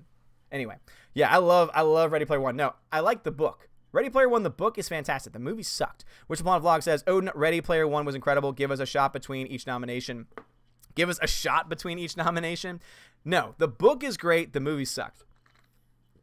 Yeah, the movie just was not very good at all. Dude, yeah, Infinity War is doing exceptionally well here. It's great. Trey Chester says, Rotten Tomatoes is still not allowing me to enter my want-to-see choice. No, Trey, they are allowing you. It just will not show up right away. Basically, it's because they've had so many people going to their site. It's some kind of a vetting process. So just submit it the one time, and eventually it'll update. Keep in mind, if you refresh the page over and over again, it doesn't just go up every time. Basically, what happens is that every 30 minutes, or I don't know what the time period is, but every certain period of time, what will happen is that it'll refresh, like the page itself will get new information and will refresh. So that's the reason why it seems like it's not letting you do that. Super says, wait, the actual Oscar-nominated Infinity War visual effects? But yes, Infinity War actually got a nomination at the Oscars, and visual effects was one. Alpha Mar says, I sense some conspiracy. This awarding ceremony is fixed as the Oscars. No, it's not. Again, you guys got to vote. This thing was up for like 3 weeks, and a bunch of people didn't even vote. Again, only like 200 people voted, so that's not on me. Will Gentry says, Infinity War won't win SFX. Black Panther will. Black Panther will win. Black Panther, I don't know. To be honest, I don't know if Black Panther got nominated for visual effects. I could be wrong. Because I haven't been following the Oscars as much this year, to be honest. Joker movie should win Best Picture of 2020. Dark Detective, we have to wait for the movie to come out. Can't find the book anywhere. Wolfman Creed, the book is great. The book is fantastic. Archer Burnock says, my solo review popped up immediately, though, and I did it 5 minutes after Captain Marvel won. Nice. Meg81, for Infinity War, the CGI was obvious. For Bumblebee, it was blended seamlessly with practical effects. Nah, well, okay. If I can defend one thing about Bumblebee, the visual effects would indeed be one. I think it's a robbery that Bumblebee did not get considered. I don't even think it got nominated. Jack Martin says, Infinity War doesn't get a CGI Oscar, I may have a connotation. Also, what are the Raven Awards? Raven Awards! There are the Odin's Movie Blog Raven Awards. They're an award show that I just decided to make up this year. The whole journey started about 2-3 months ago, when we got a bunch of categories put together, all things voted on by you. Y'all gave me the nominations. Or rather, y'all gave me the categories. I put the categories together, let you guys vote on your favorite top 24, took those and then created a ballot system where you were able to nominate anything for all those categories, took the highest received votes for that and gave a top 5 in each category except for Best Picture, which I did a top 10, and then let you guys vote on an actual ballot. So that is what is going on here. Intertrap Production says, I voted, me lord. I'm very glad to hear that. Alita 2 or Wonder Woman 2? Alita 2. I'm more interested in Alita 2 at this point. Ready Player One was so different because they couldn't get permission to use certain pop culture stuff. No, because there were some other basic plot points that had nothing to do with that. So, Wishbomb Vlog says, when I said shot Odin, I meant give us a drink. Give us a drink in between each readout. I know, seriously, right? I don't drink, by the way. Greta says Black Panther is not nominated for visual effects. So I saw, yeah, that's what I thought. The one piece of justice that exists in this world is that Black Panther did not get nominated for visual effects, and it shouldn't have. The visual effects were trash. Pete says, is it possible that you can talk to the other folks in the Phantom Menace and ask that we could have an actual Raven Awards? I think it would be cool. Oh, no, for sure. I would love to collaborate with them for next year, for sure. What you drinking, Tina? I might just have to pour my own drink since Odin is not sharing any drink with us either. Yep, this is just water right here. Should add more categories. There's 24 categories this year, dude. I don't really want to go over 24 categories, but you can change the categories next year because I'm gonna do the same thing next year as I did this year. I'm gonna let you guys nominate categories, let you vote on the categories, and then everything else that goes in between. Greta says, for some reason, they had Serena Williams introduce A Star is Born. Yeah, so basically what they decided to do, Greta, is that they decided to go really woke and bring in, like, celebrities that are not movie related to introduce all of the Best Picture nominees. It's ridiculous. It's so ridiculous. Yep, call the ambulance there for sure. This is not a good award ceremony because there's no white envelope being opened as you declare the winner. Dude, again, I've been sick for the past week, so had I not been sick, I would have at least done that much, but unfortunately, I can only do so much. Yeah, Daniel, the flag is there. Anyone that was complaining about First Man and the flag, it was there. Clear as day. Ready Player One had Twisted Sister, enough said. Yeah, I mean, that was a fine part of it, but that's about all it had. Dark Detective says, why is Aquaman not in the Oscars VFX? Dude, if you want to, Dark Detective, go ahead and Google James Wan Aquaman Oscars, and you'll hear what he has to say. He drops like an F-bomb because he's so pissed off that Aquaman got shafted. Aquaman got totally shafted for the Oscars there.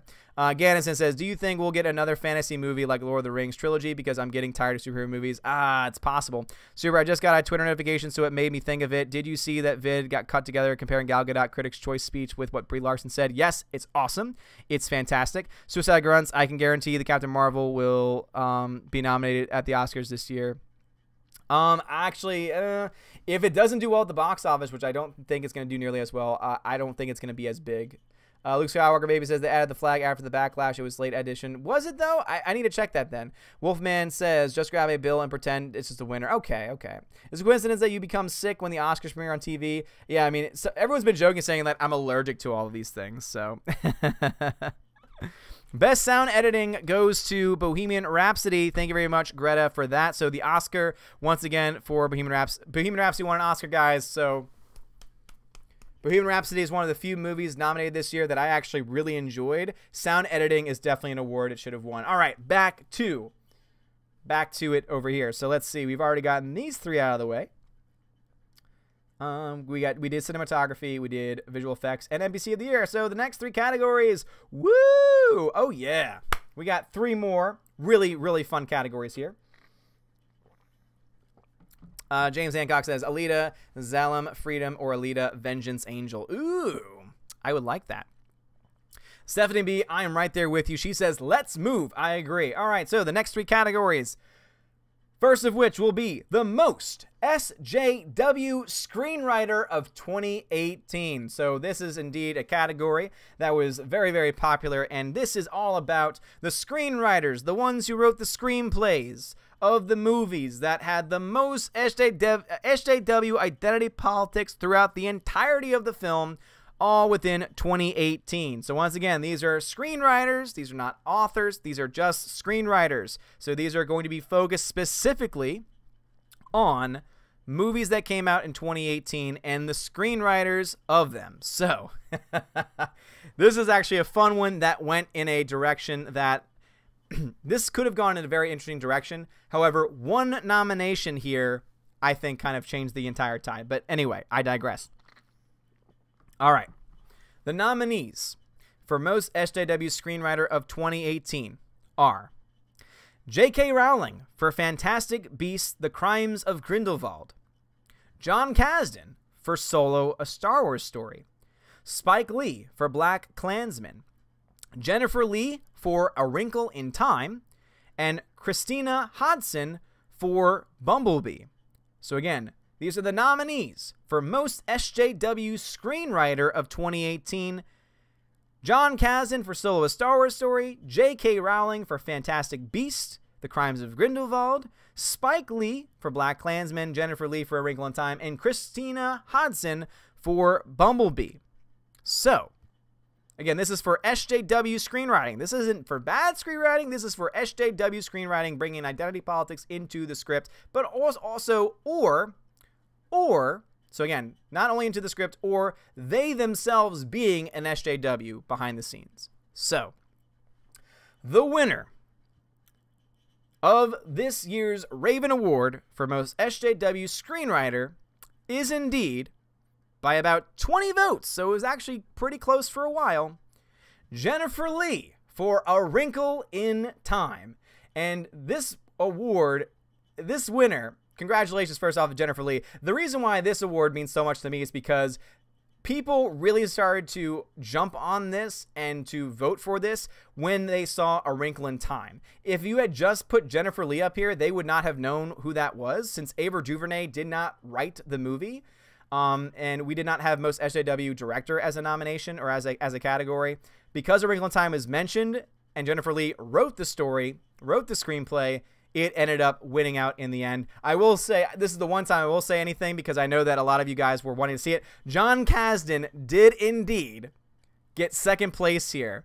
So it was a vote of 86 to 66, or 43% to 33%. Very close, but Jennifer Lee, A Wrinkle in Time, I think all of us will agree A Wrinkle in Time was by far, even more so than Solo, the most SJW script ever. I mean, good God. It was just so bad. It was so bad. Alrighty. Makita Gut says, yes, Odin, I did that. Yes, indeed, Makita, I know that you did. So congratulations to A Wrinkle in Time. You are not only a terrible film that lost money at the box office, you not only showed us how Ava DuVernay is an idiot, but also, too, you gave us some of the worst screenwriting, especially SJW screenwriting, of all time. It's a Trap says, boo, boo, my lord, John Kasdan should have won. Hey, it's okay, man. It's okay. All right? It got nominated. That's the important thing. Talixar said, happened onto a live stream. Odin win. Damn right, Talixar. What's going on, bruv? What is going on? Pete1972 says, the lead of Ready Player One wanted E.T. to be in the film, but Spielberg said no. I think it's because he would have been CGI and would have reminded people of bad CGI version. Yeah, probably. What they could have done then is they could have just brought back in the puppet. I mean, come on. All right, so moving on to the next category. Some people might say, hey, isn't this a little bit low in the nominations to be listed? These are listed, by the way. Some people might ask, like, why are certain awards listed lower than others?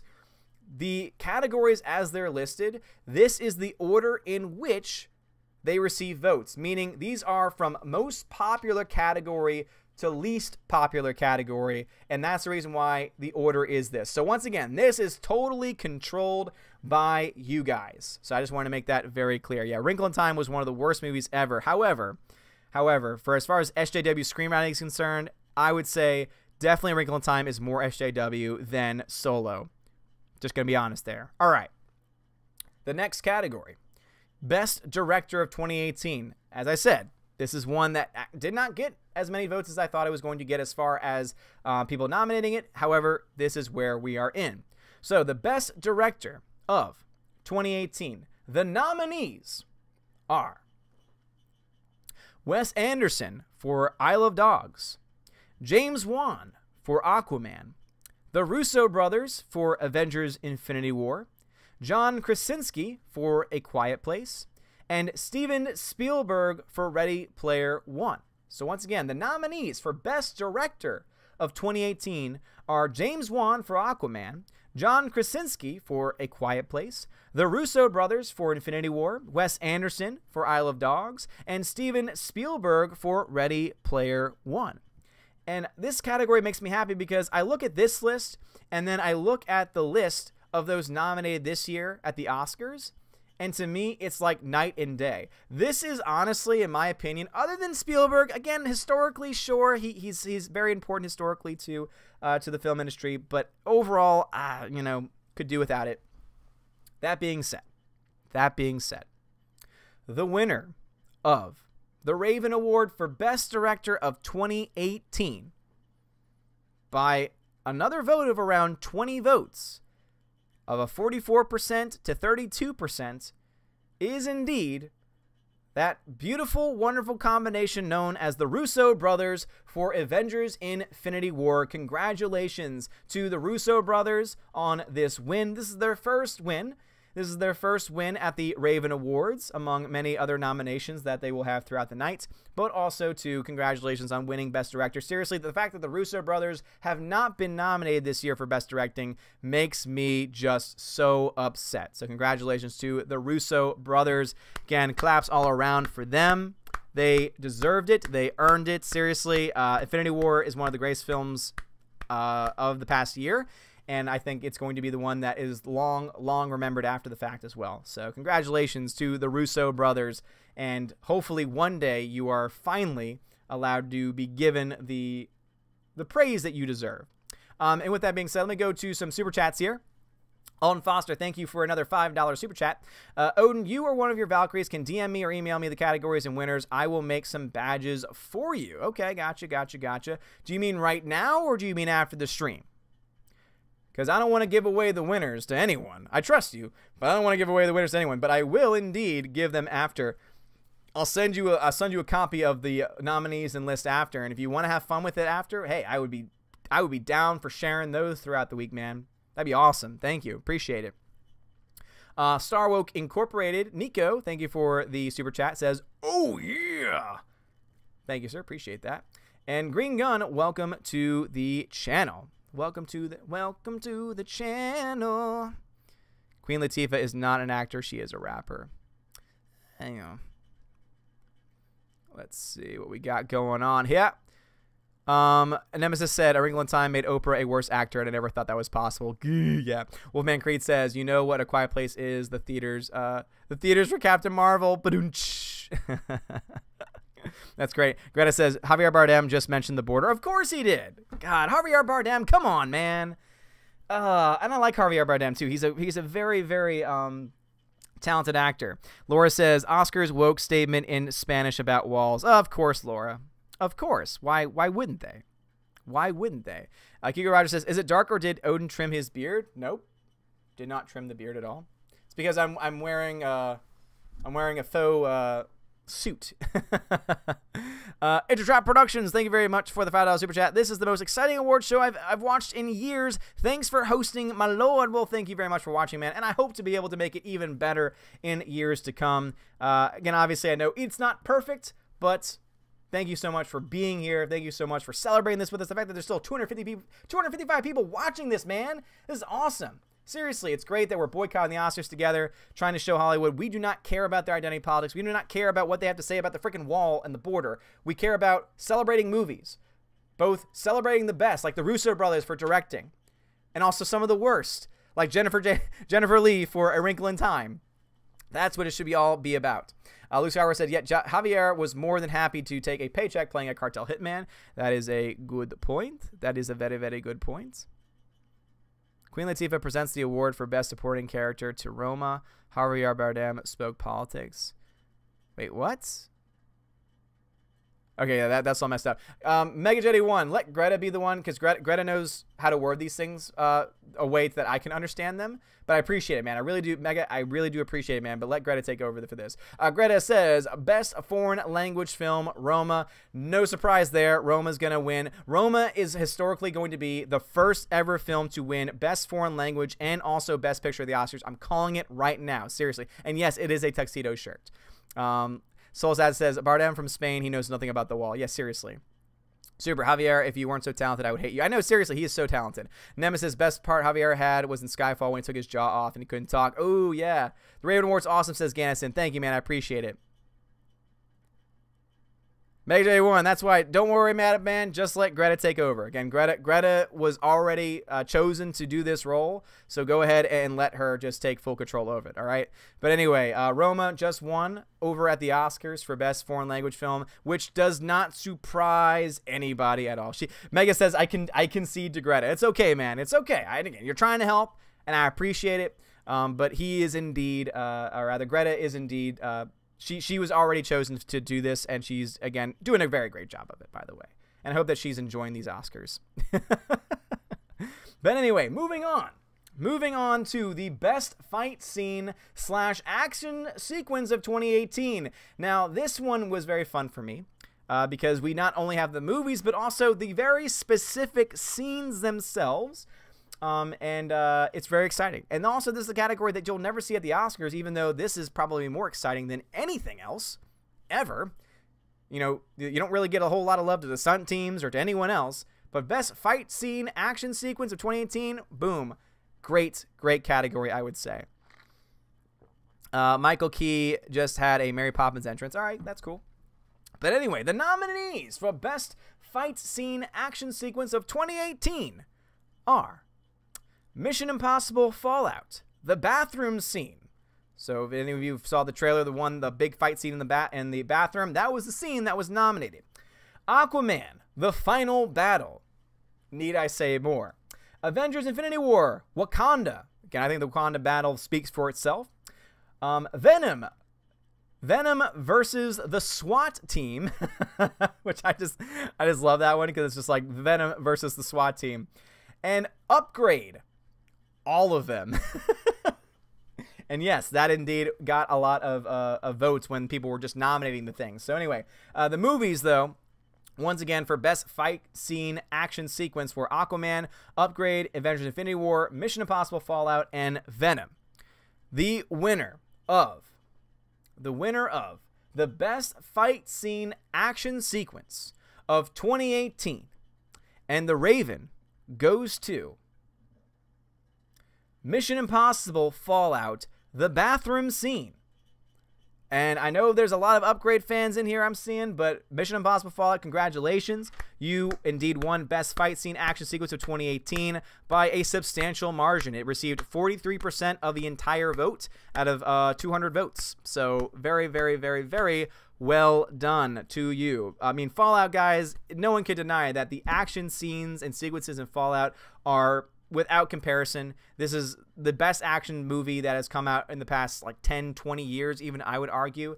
And it got so ignored by so many award shows, and it's really sad because it really is fantastic. But yeah, once again, man, Fallout doing some kick-ass stuff here, sweeping up a couple categories at the Raven Awards, and it is very, very, very exciting indeed. So congratulations once again to Mission Impossible Fallout. It is neat, killing it right now. That and Infinity War are doing extremely well.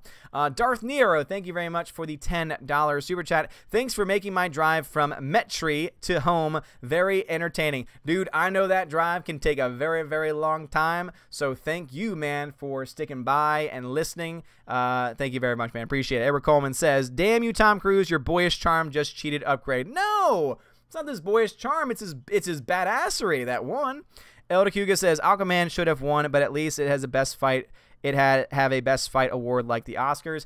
You see, that would be true. However, I think the reason why you had movies like Fallout win here is because of the fact it uses practical effects and not CGI. And I think that that's probably what helped Fallout really get pushed over the edge by a large part, you know, by, again, getting 43% of the entire vote. I think is definitely worth saying something. Also, too, I don't think a lot of people saw upgrades, so that also might be a part of it as well. Might get a part of it as well. Nemesis 08 says, I think Holly Weird is creatively bankrupt. I'd argue that Elite is the most original idea to come from them, Tinseltown, in a long time. And it's not even original because it's based off of manga. It's ridiculous. 1972 says, Fallout got 95% on Rotten Tomatoes. How did it not get few nominations from the Oscars? So stupid. Because the Oscars are just outdated. They care more about identity politics, and they care more about Oscar bait films. If it's not Oscar bait or identity politics driven, it's not going to get any attention from them. And that's sad. And that is sad. That's why they need to change everything. They need to change the entirety of the Oscars if they're going to actually try and bring people back. Seriously, the ratings this year for the Oscars, I'm predicting, are going to have to be awful. They're going to have to be awful. And I'm not just saying that because, oh, all these people are watching my stream. No, it's because people just don't care anymore. They don't care what the Oscars have to provide for. It's ridiculous. Yeah, they're pushing illegal immigration this year. Again, no one's against legal immigration. Legal immigration is fine. Legal immigration is a good thing. Illegal immigration, on the other hand, is not. And that's what they're pushing for. It's ridiculous. John Wick 3, I saw that comment, Peterhan. Dude, John Wick 3 is definitely going to be up there for next year's awards. No question about it. No doubt in my mind at all. All right.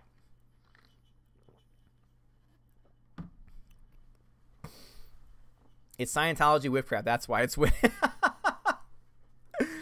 Oh, I love that comment. That's great. Super says Fallout didn't get nominated because the Academy didn't like it. They don't celebrate film. They celebrate what they like. Now, that's true, too. They do not care about good movies. They care about, is it going to fit their politics, or is it going to fit like the, oh, you know, this is what an Oscar film should be. As I said, there's two categories. There's a woke factor, and then there's the Oscar bait category as well. So if it fits one of those two things, it's going to get nominated. It's going to get some love. So, Hologram Nunchuck. What's going on, Hologram Nunchuck? What's going on? Nemesis 8 says, I want Avatar 2 to come out and blow our minds to make Hollywood step up their game. No, dude, I am not. As much as I will defend Alita Battle Angel, I still hate with a fiery passion the first Avatar film, and I do not want any more to come out. Pete says, John Wick 2 was awesome. I actually liked it more than the first one. Nice.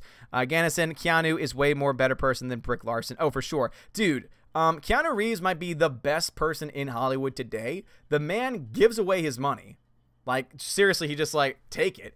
He is a humble individual. He gives to charity. He gives to people. Like, seriously, he's awesome. He is so cool.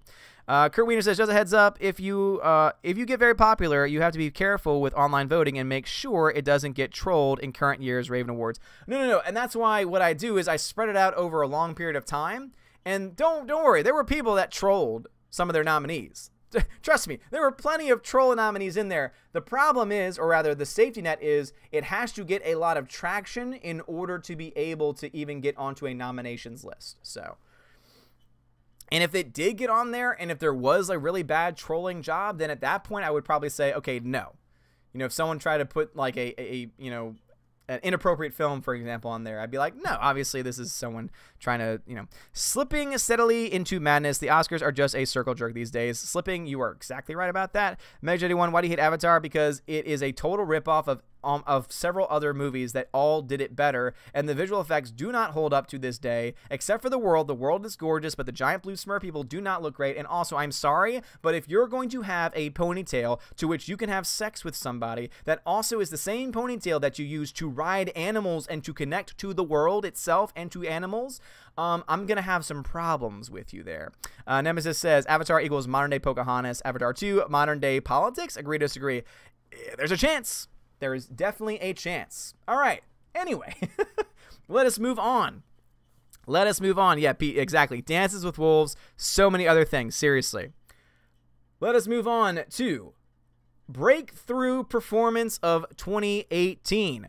Yes, again. So once again, this is going to be the breakout performances. These can be people who have been around for a long time. These can be people that have just really showed up on the scene over the last 5 or 10 years, but these are the performances by these actors that grab the hearts, that grab the attention, that grab the love of these people, that made people excited, that made people love these characters and these actors especially. So, the nominations, the nominees for Best Breakthrough Performance of 2018 are Josh Brolin for Infinity War as Thanos, Jason Momoa as Aquaman, Viggo Mortensen in Green Book, Rami Malek as Freddie Mercury in Bohemian Rhapsody, and Tom Hardy as Venom. So once again, the nominees for Best Breakthrough Performance of 2018 are Jason Momoa for Aquaman, Josh Brolin for Infinity War, Rami Malek for Bohemian Rhapsody, Viggo Mortensen for Green Book, and Tom Hardy for Venom. Once again, a very strong category filled with a lot of very talented actors, and this is a category that was also very, very close. The top 3 vote getters were 35%, 27%, 27%, just to give you an idea of how close these votes were. But there was one person. One person was able to eke out ahead. One person was able to kind of get the traction going, and I think it really has to do with the heart and soul that was put into this role. And so therefore, the Raven Award for Breakthrough Performance of 2018 goes to Rami Malek for Bohemian Rhapsody. So let's give it up for Rami Malek for Bohemian Rhapsody. Again, every single person on this list indeed deserved their nomination. I think they all did great. However, Rami Malek coming out and doing Freddie Mercury was incredible. Seriously, if you've not seen Bohemian Rhapsody, go watch it. If there's anything that I think all people from all backgrounds can agree on, it is the fact that Rami Malek had just an amazing performance. He fell into and truly became the character itself. And I think that it is definitely a reason why, and a very important reason why Rami Malek ended up winning here. So again, if you wanted to boo, I hear a lot of boos. I'm hearing some claps for people that understand true talent. So thank you for those people. Best Editing, Bohemian Rhapsody. Nice, Greta. So guys, the winner at the Oscars for Best Editing is Bohemian Rhapsody. Boom, Bohemian Rhapsody. Getting some, dude, I'm glad that Bohemian Rhapsody is getting some love. It deserves it, man. Bohemian Rhapsody is a great film. Darth Morrill says, I am mixed white and Asian, and I tried defending white men, and my Chevy teacher said I'm not full white, so why should I care about them? What? Wow. Yeah, that's not sexist at all or racist. I think Freddie would have been proud of Rami. I agree, Super. I think that it was an incredible performance. I think that he did a very good job on top of that. And yeah, I agree with your choice. He was fantastic, Freddie Mercury. Again, this was not my choice. 200 people voted in this, and it ended up breaking down 69 votes. This is one I'll go ahead and some categories I'll tell you the breakdowns, because this one actually was pretty close. 69 votes for Rami Malek, 54 votes for Josh Brolin, 53 votes for Jason Momoa. So Jason Momoa actually got third here. Sorry to the ladies. So Josh Brolin's Thanos got one more vote than Jason Momoa, but Rami Malek got 69 votes and therefore walked away with it. Darth Morrill says, so I can't defend my white granddad. I know, seriously, right? And I think it's a very appropriate indeed that Rami Malek got a vote of 69. All right, let's see what we got here. The Shadow, thank you very much for the $5 super chat. Endgame was almost as many want-to-see votes as Captain Marvel, and it only has 9,800 votes, 98%. Yeah, seriously, man, it's crazy. It is absolutely crazy that this is going on. And also, Iron, welcome to the channel, Iron. 8-Bit Snake Boy says, great film, but like I said, Rami Malek's eyes freaked me out more so than Alita ever did. Oh, I'm sorry to hear that. Daniel A., anyone else happy Odin has enough subscribers he can't keep up with the chat as much? Yeah, I mean, I'm happy with it. I'm happy with this number. It's a comfortable number. Server says, the whole Bohemian Rhapsody cast is excellent. Love seeing Lucy Boynton in it. Oh, my God, seriously. It is such a great cast. Such a great cast. All right.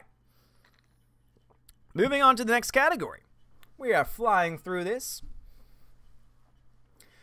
The next category at the Wednesday Raven Awards is for Worst Writing / Story of 2018. So we've already done the most SJW screenwriter. This is for the worst writing, the worst story of 2018. So this is specifically focusing on the writing and the story of the film being told, and that is what this is what the winner is going to be for. So the worst writing story of 2018. And the nominees are Fantastic Beasts: The Crimes of Grindelwald, Solo: A Star Wars Story, Jurassic World: Fallen Kingdom, A Wrinkle in Time, Black Panther. So once again, worst writing story of 2018. The nominees, yes, I know, my dog is adorable. The nominees once again are Solo: A Star Wars Story, Jurassic World: The Fallen Kingdom, Black Panther, Fantastic Beast 2: The Crimes of Grindelwald, and A Wrinkle in Time. Talixar says, Odin isn't doing the show alone. He has his dogs. They can handle the extra subscribers. Damn right they can. And the winner of The Raven goes to, for worst writing story of 2018, The Raven goes to A Wrinkle in Time. A Wrinkle in Time is sweeping up these low categories as being one of the most hated films of 2018. And just so you guys know that Solo was second place, but not close enough. So Wrinkle in Time ended up with 75 votes, and Solo had 49. So the people spoke very loudly and very clearly there. A Wrinkle in Time, congratulations. Not only do you have the most SJW screenwriter of 2018, you also have the worst writing and worst story of 2018 as well. Congratulations. Oh, man, seriously. Guys, go tweet out Ava DuVernay at Ava. Seriously, that's all it is, at Ava. And congratulate her on having the worst written movie and also the most SJW screenplay of all time. Seriously. Pete972 says, A Wrinkle in Time is the worst. Thumbs up for me. It really is so bad. Nemesis says, I wouldn't mind seeing a remake of To Kill a Mockingbird, but Hollywood would figure a way to mess it up. Oh, for sure. Absolutely. Gabriel, what's going on, man? What place was Fallen Kingdom? Fallen Kingdom was in 4th place. Super says, how many votes did Fantastic Beasts get? So, guys, the way it worked was A Wrinkle in Time was in 1st, Solo was 2nd, Fantastic Beasts was 3rd, Jurassic World was 4th, and Black Panther was 5th. So that was the breakdown. Best Supporting Actor at the Oscars was Mahershala Ali. Great actor. Wrong winner for that movie, because the award that it should have gotten was Best Actor, but it's not going to get that because of, various reasons. But Mahershala Ali is now a 2-time Oscar winner. Best Supporting Actor for Green Book. Glad to see Green Book at least getting some love there, but that's what's going on at the Oscars right now, everybody. But no, worst writing story was A Wrinkle in Time. Yes, indeed. Pindrop, what's going on, bro? CWD. Pindrop, dude, I feel like you've been gone forever, man. CWD Tracy says, A Wrinkle in Writing and Screenplay. Zebra says, and this is the woman Warner Brothers wants to give Darkseid and the New Gods to Good God. I don't think that's going to last. He deserved it for this movie, not the first. Yeah, I mean, yeah, I would agree with you there. That's the reason why. Because he's already won an award, of which he didn't deserve it that year, this is one where he deserves it, but also, again, it's one of those things where he's already has an award, so yeah. Nemesis says, I just noticed that Brad Pitt was the Vanisher in Deadpool 2, but man, I'm sorry, loop. You never noticed that, man? Oh, I laughed my ass off when they revealed that in the movie. Mal Peril, did you vote in any of these categories and tell us how you voted, please? I voted in all of them, and I don't remember how I voted, to be perfectly honest. Alrighty. So, as you see here, we're giving you updates on the Oscars themselves because we have someone on the inside who was going to watch them anyway. And so she's giving us updates whenever there is an actual winner taking place. But what we're going to do is going to continue to go through our own categories. So again, we just finished the worst writing, the worst story of 2018, which indeed went into A Wrinkle in Time. We're now going to move on to the most iconic film. This is a very exciting category for me. The most iconic film. This is a film that is said to be one that will be remembered for many years to come. This is a movie that is said to be remembered for many years to come. This is the most iconic film of 2018. So there's a specific year. This is not of all time. This is the most iconic film of 2018. A film that we'll look back on years down the road and say, dude, remember that movie? Remember when that came out in 2018? Super says, we'll have to just scratch out Moonlight on his first actor and put Green Book. Yeah, seriously. Alpha Mars says, the movie Wrinkle in Time is so bad, the time literally got stress wrinkle because of it. Very nice. So, the most iconic movie, the most iconic film nominees are Spider-Man Into the Spider-Verse, Bohemian Rhapsody, Avengers Infinity War, Aquaman, and A Quiet Place. So once again, the nominees for the most iconic film of 2018 are Aquaman, Spider-Man Into the Spider-Verse, Avengers Infinity War, Bohemian Rhapsody, and A Quiet Place. And the winner of the most iconic film Raven Award for 2018, the first of this very prestigious award of being a film that is said to be iconic and will be long remembered in the halls of Valhalla, by a landslide, by an absolute landslide victory. 68% of the vote went to this movie. And the winner of the most iconic film is indeed Avengers Infinity War. Congratulations. Once again, Avengers Infinity War continues to win these categories. And seriously, it wasn't even close. Like 135 out of 200 votes went to Infinity War. The next highest vote total was Aquaman with 26. So, just to give you a bit of it, I have to go with Bohemian Rhapsody, says Slipping. Nope. As far as most iconic film that's going to be remembered for years to come, Avengers Infinity War won. And to be honest here, I think this makes the most sense. I'm sorry. If you're going to tell me that it's not going to be remembered in film history, and as a film that did so much, made $2 billion at the box office, was the culmination of 10 years of 20 films, I don't know anything else that would be anything other. Like, I don't think anything would be more iconic than that, personally. So this makes sense to me, but it's not even close. It was not even a close vote here, guys. So once again, congratulations to Avengers Infinity War on this one. Seriously, a well-deserved victory here. Most iconic film.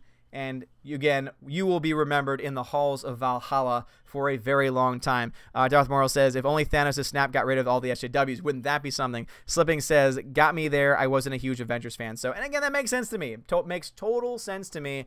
This is definitely something that is not going to be for everybody. So that makes total sense to me. Absolutely.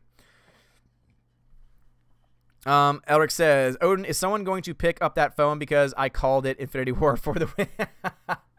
Nice, Elric. I appreciate that. Jack Martin says, Odin, I think that the Oscars will be all Endgame next year, similar to the Two Towers snub, followed by a Return of the King, Cleaning House. Not that the Oscars matter. There's a potential that they try and do that. I honestly, I think the Oscars next year are going to have a complete overhaul, and the reason why is because last year's ratings were bad. I think this year's ratings are going to just be awful. I think this year's ratings, when they come out tomorrow, are going to be some of the worst of all time. And I think that is going to lead to them really having to consider what major changes that they need to make. You know, what major changes that they need to make. Pete972 says, believe it or not, Mandy is actually my favorite movie of 2018, but Infinity War truly deserves it because it will be remembered. Yeah, seriously, like Mandy, I've heard great things about too. But when you talk about, again, an iconic film, one that's going to be remembered for years and years and years to come, Infinity War to me is definitely one that makes the most sense without a shadow of a doubt. Without a shadow of a doubt. Gannison says, I didn't watch Infinity War, just not interested in the MCU already. Dude, Infinity War was great, man. Seriously, Infinity War was a very, very good film, and I thoroughly enjoyed it. So I'm glad to see it in here. I'm glad to see it got a lot of nominations, and I'm very glad to see that it's winning a lot of these categories as well. It's a lot of fun. Guys, so our next three categories, our next three categories are all negatives. Our next three categories are all worst or have a negative connotation to them, and very, very excited for this. Best animated film, Spider-Man Into the Spider-Verse. Look, okay. Here's my thoughts. So anyway, that's the Oscars, guys. So the Oscar for Best Animated Feature Film went to Into the Spider-Verse. I predicted that was what was going to happen. However, I think Isle of Dogs should have won that. Isle of Dogs was significantly more impressive than Spider-Verse was as far as animation is concerned. However, I'm not I'm not mad that Spider-Verse won because Spider-Verse was a good movie. I just would have rather have preferred the other one. Nemesis says, Endgame is going to subvert expectations and ignore everything that came before, calling it sarcasm. Sure.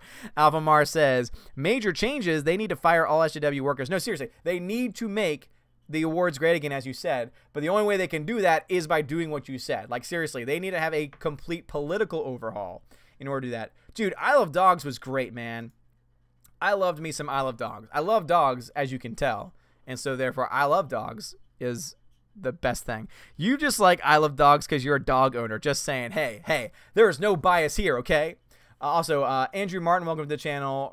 Ronbo 1680, welcome to the channel. William Shafran, welcome to the channel as well. Will Gentry says, Infinity War is a great movie if you are an MCU fan or a superhero film in general. If you don't care at all about such films, though, you think it's just silly nonsense despite its quality. I don't know, Will. I mean, it's hard to say as someone who is a fan, so I can't speak to the outside, but Greta, I agree. Yeah, glad to hear it. Greta agrees that Isle of Dogs should have won. Again, I think Spider-Man was great. It was great, but as far as just my own personal preference, Isle of Dogs was there. Suicide Grunt says, never saw it. Oh, you need to see it. It's great. It's so good. P972 says, off topic, but what is your favorite Pixar movie? My top 3 are Toy Story 1, 2, and The Incredibles. Top of my head, Toy Story 3, but that can easily be changed with other things because there's a lot of really good ones. Gannison says, I might watch Endgame because it's going to end the 10 years MCU. Yeah, seriously, I would watch it just for that. Taylor Potter says, Odin's dog has him under a dark spell right now. Oh, no. No, they don't. No, they don't.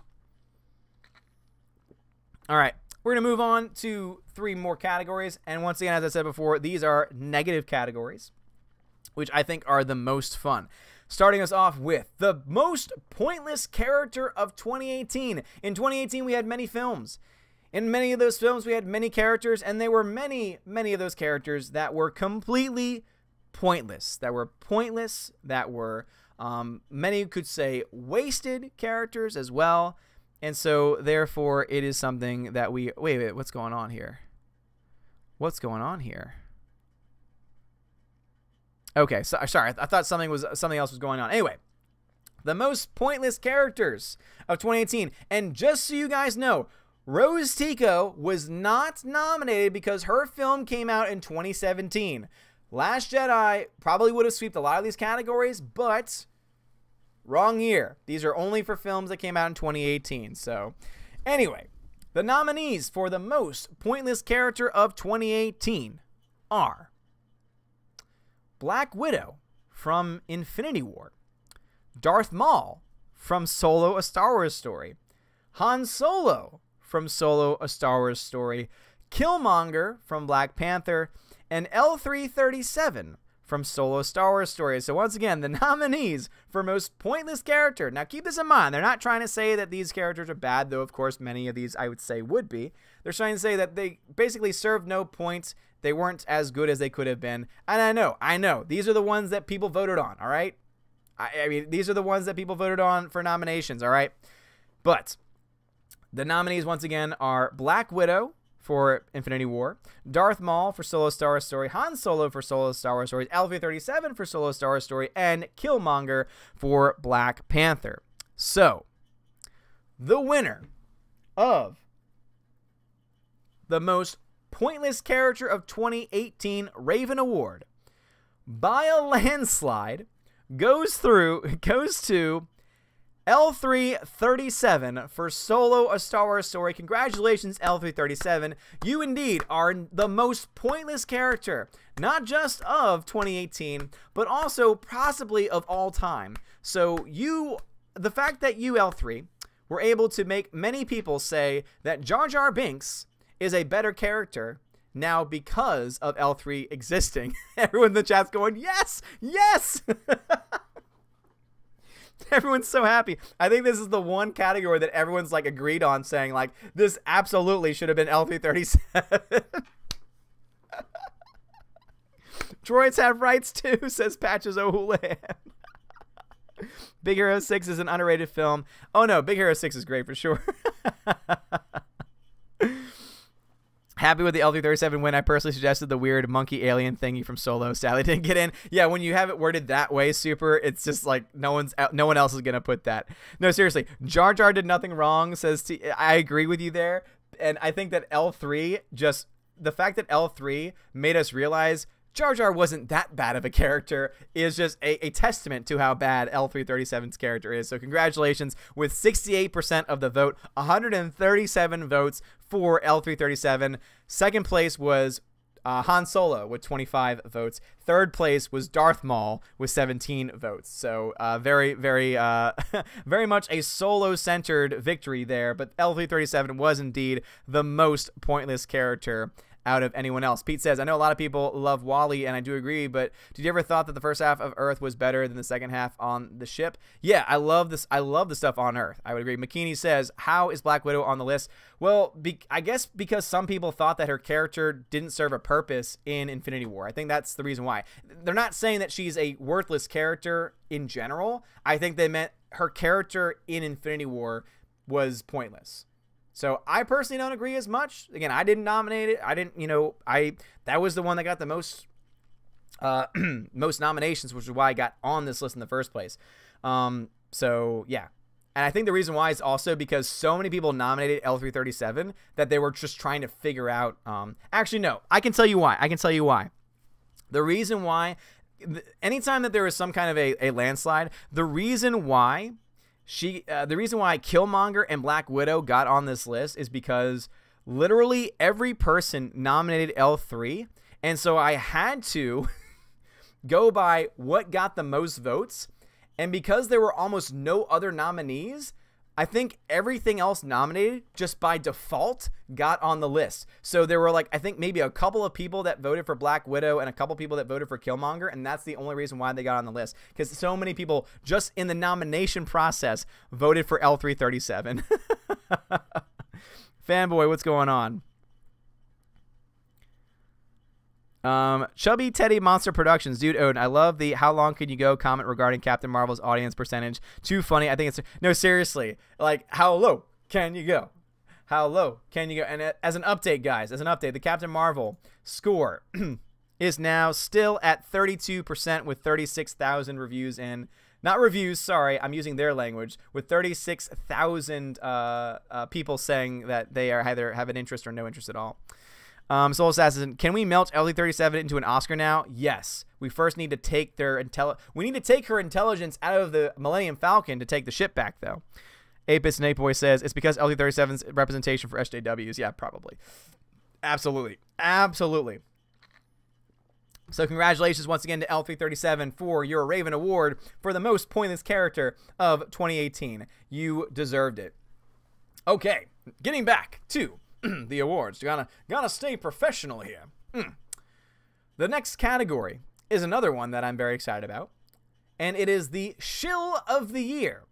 Now, some of you might be saying, hey, you already had the NPC of the Year. What's the difference? Well, the NPC of the Year, that's someone who basically does nonstop, oh, it's racism, sexism. Anytime that anyone brings up anything to them.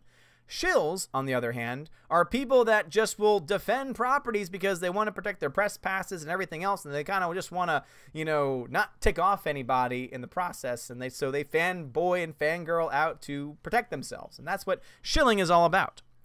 And this is definitely a great one, So the nominees for Shills of the Year for 2018 are John Campea, Chuck Wendig, Kevin Smith, Scotty Boy Mendelsohn, and the entire team over at Collider.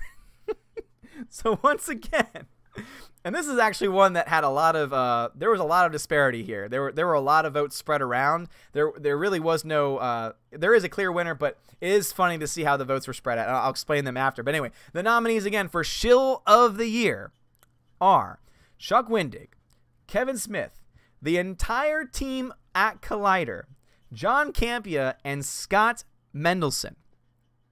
So, the winner of the Raven Award for the Shill of the Year for the year of our Lord 2018 is Scott Mendelson. Congratulations to Scott the Scotty Boy Mendelson for winning Shill of the Year for 2018. Right behind him, though, was indeed Chuck Wendig and John Campea. Those were the top 3 votes. Chuck Wendig still did indeed win by a sizable point. He had 64. Chuck Wendig had 49. John Campea had 33. I think that had this been opened, had the voting existed with the past 2-3 weeks in play, John Campea probably would have gotten a lot more votes. But because of that, all we really had was the wonderful shill articles written by Scott Mendelson over at Forbes.com. And so Scott Mendelson indeed is the Shill of the Year, a very well-deserved award for sure. Star Woke Inc. Nico, I knew it. I totally knew it. Thank you for that super chat. Yes, indeed. Yes, indeed. Elder Kuga says, Odin, here's an idea. Make the award for most pointless character trophy L337 head destroyed. Apis Neighbor says, it's that stupid face that swung it. Yeah, seriously. Are you Satan? Says Dave Tevs. No. Yeah, thank you for deleting that. Obviously, we have a troll in our midst. P972 says, yes, our Scotty Boy Mendelson won something. Guys, you know that Scotty Boy. You know that Scotty Boy, who gets so much attention from all these channels, is going to want to know. Tweet out at Scotty Boy Mendelson that he has just won a Wednesday Raven Award for Shill of the Year. Congratulations once again to Scotty Boy Mendelson. Cannot wait to read your next Shill article.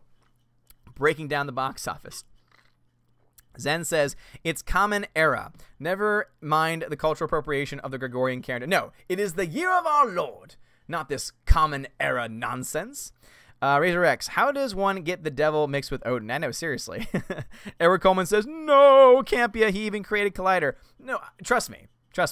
I think had this vote taken place later on, had the Oscars been like next month, I think that John Campea probably would have run away with it, especially with his actions recently. But because voting shut down on Wednesday and everything else going on, that's the reason why John Campea ended up not winning here. But also, Scott Mendelson, I think, is definitely a worthy winner here for sure. Yeah, Monday Matt did not get nominated. Yeah, he was not even a part of it. Greta says, Aquafina, more like Awkward Fina. Ooh, Greta's throwing some shade here.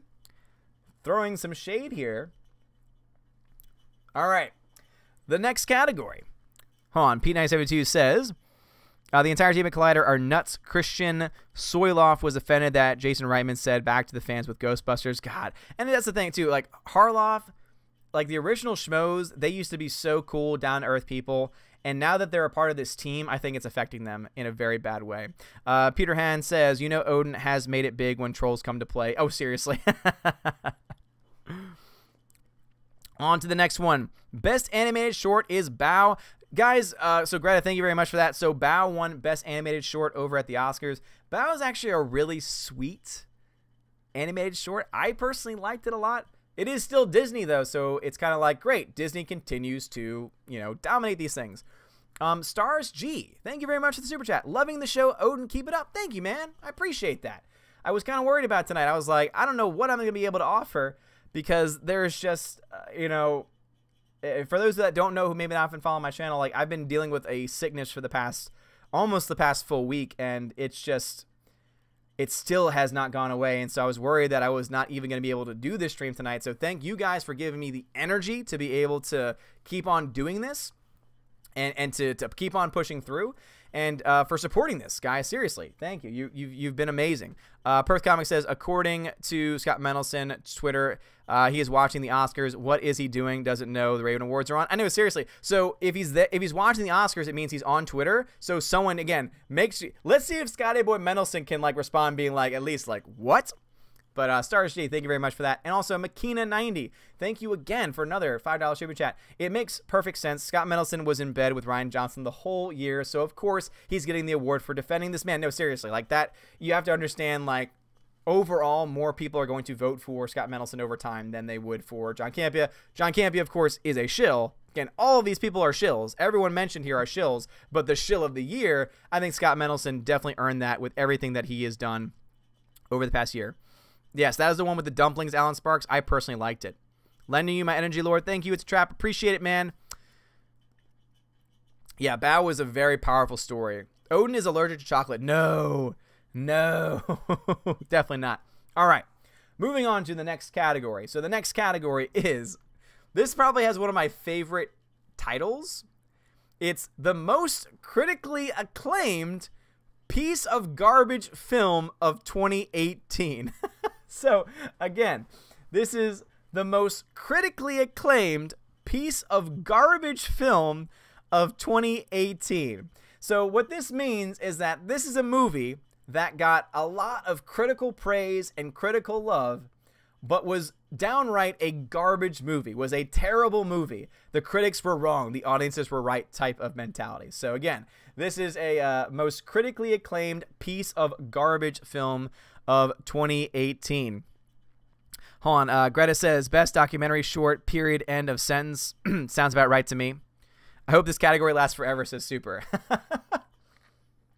This is one where it was a battle between two films at the very end. 10 votes separated these, the winner and the second place winner. But anyway, the nominees for the most critically acclaimed piece of garbage film of 2018 are Roma, Ocean's 8, Crazy Rich Asians, Black Panther, and A Wrinkle in Time.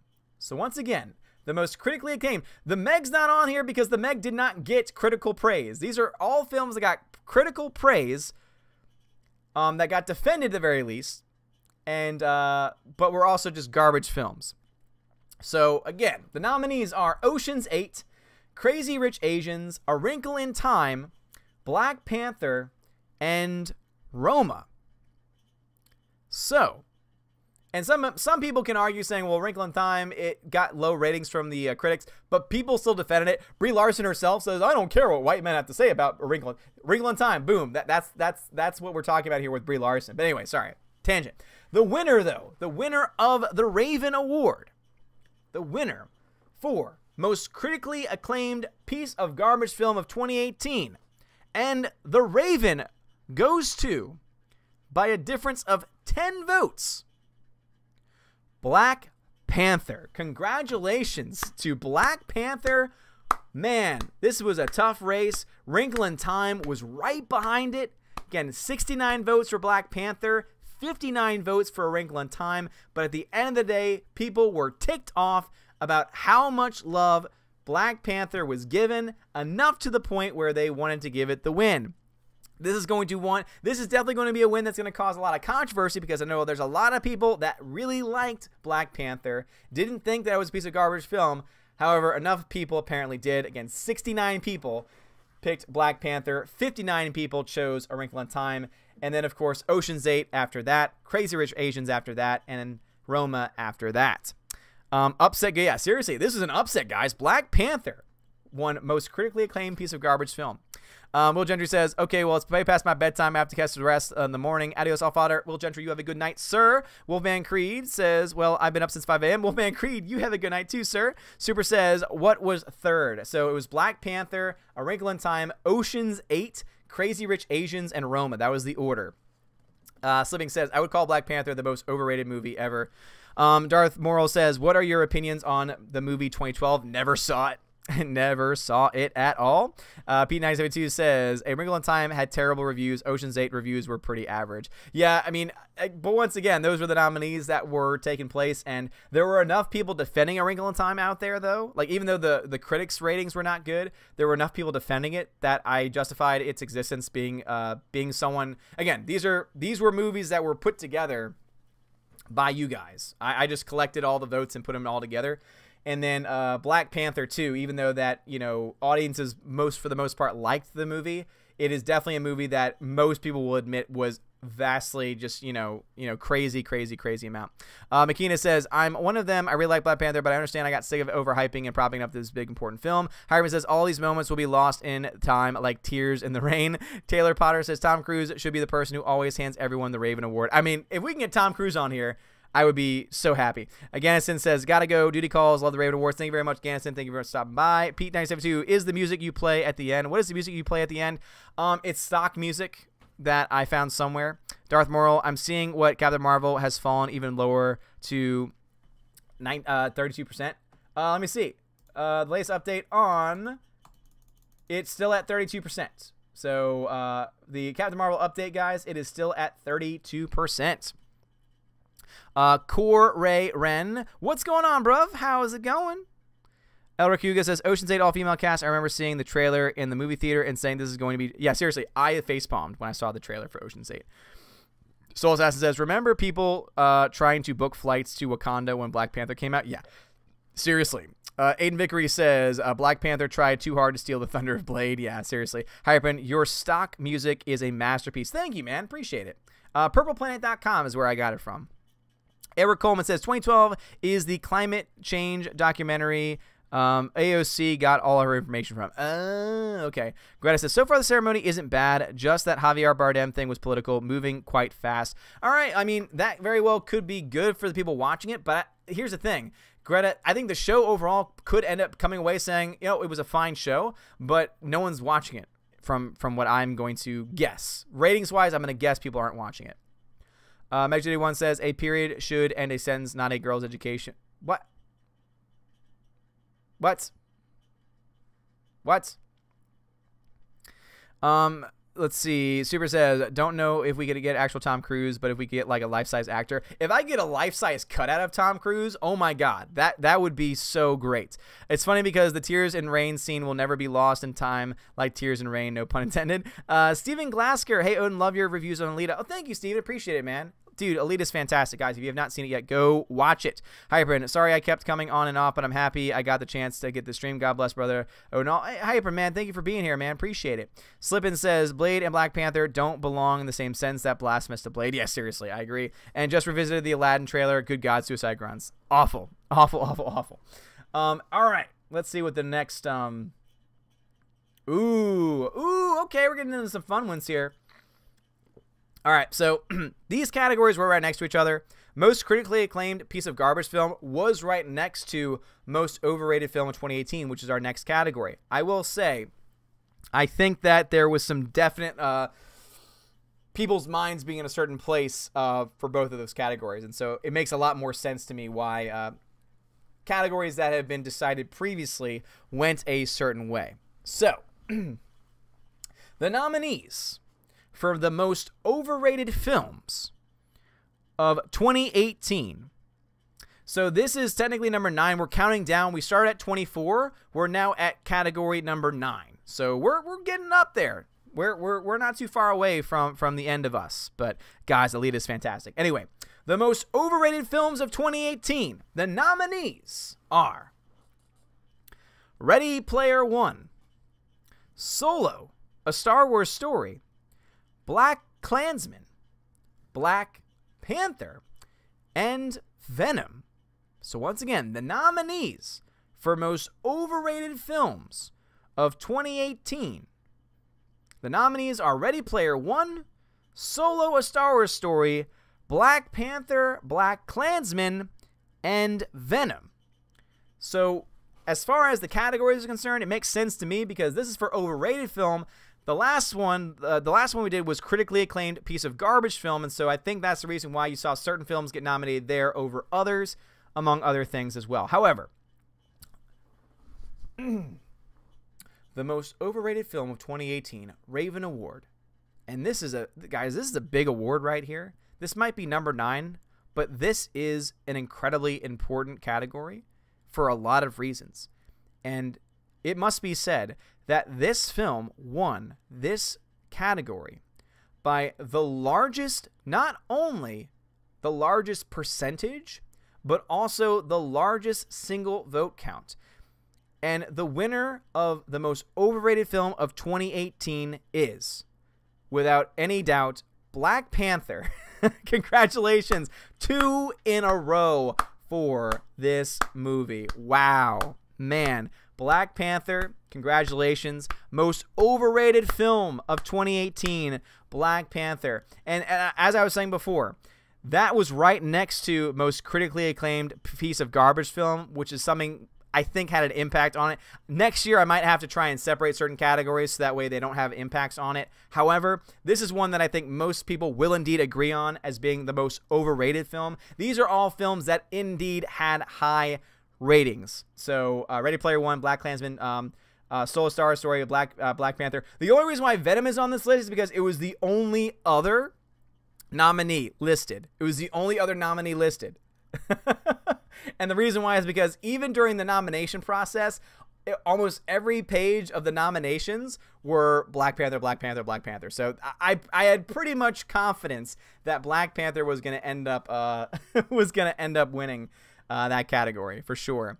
Meg81 says the winner of short documentary spouted nonsense about menstrual equality. Oh, okay. That's weird. Yeah, that's craziness. Outpost Dyer says I've been painting and listening to this whole time, and I'm starting to question people's judgment. Outpost Dyer, what?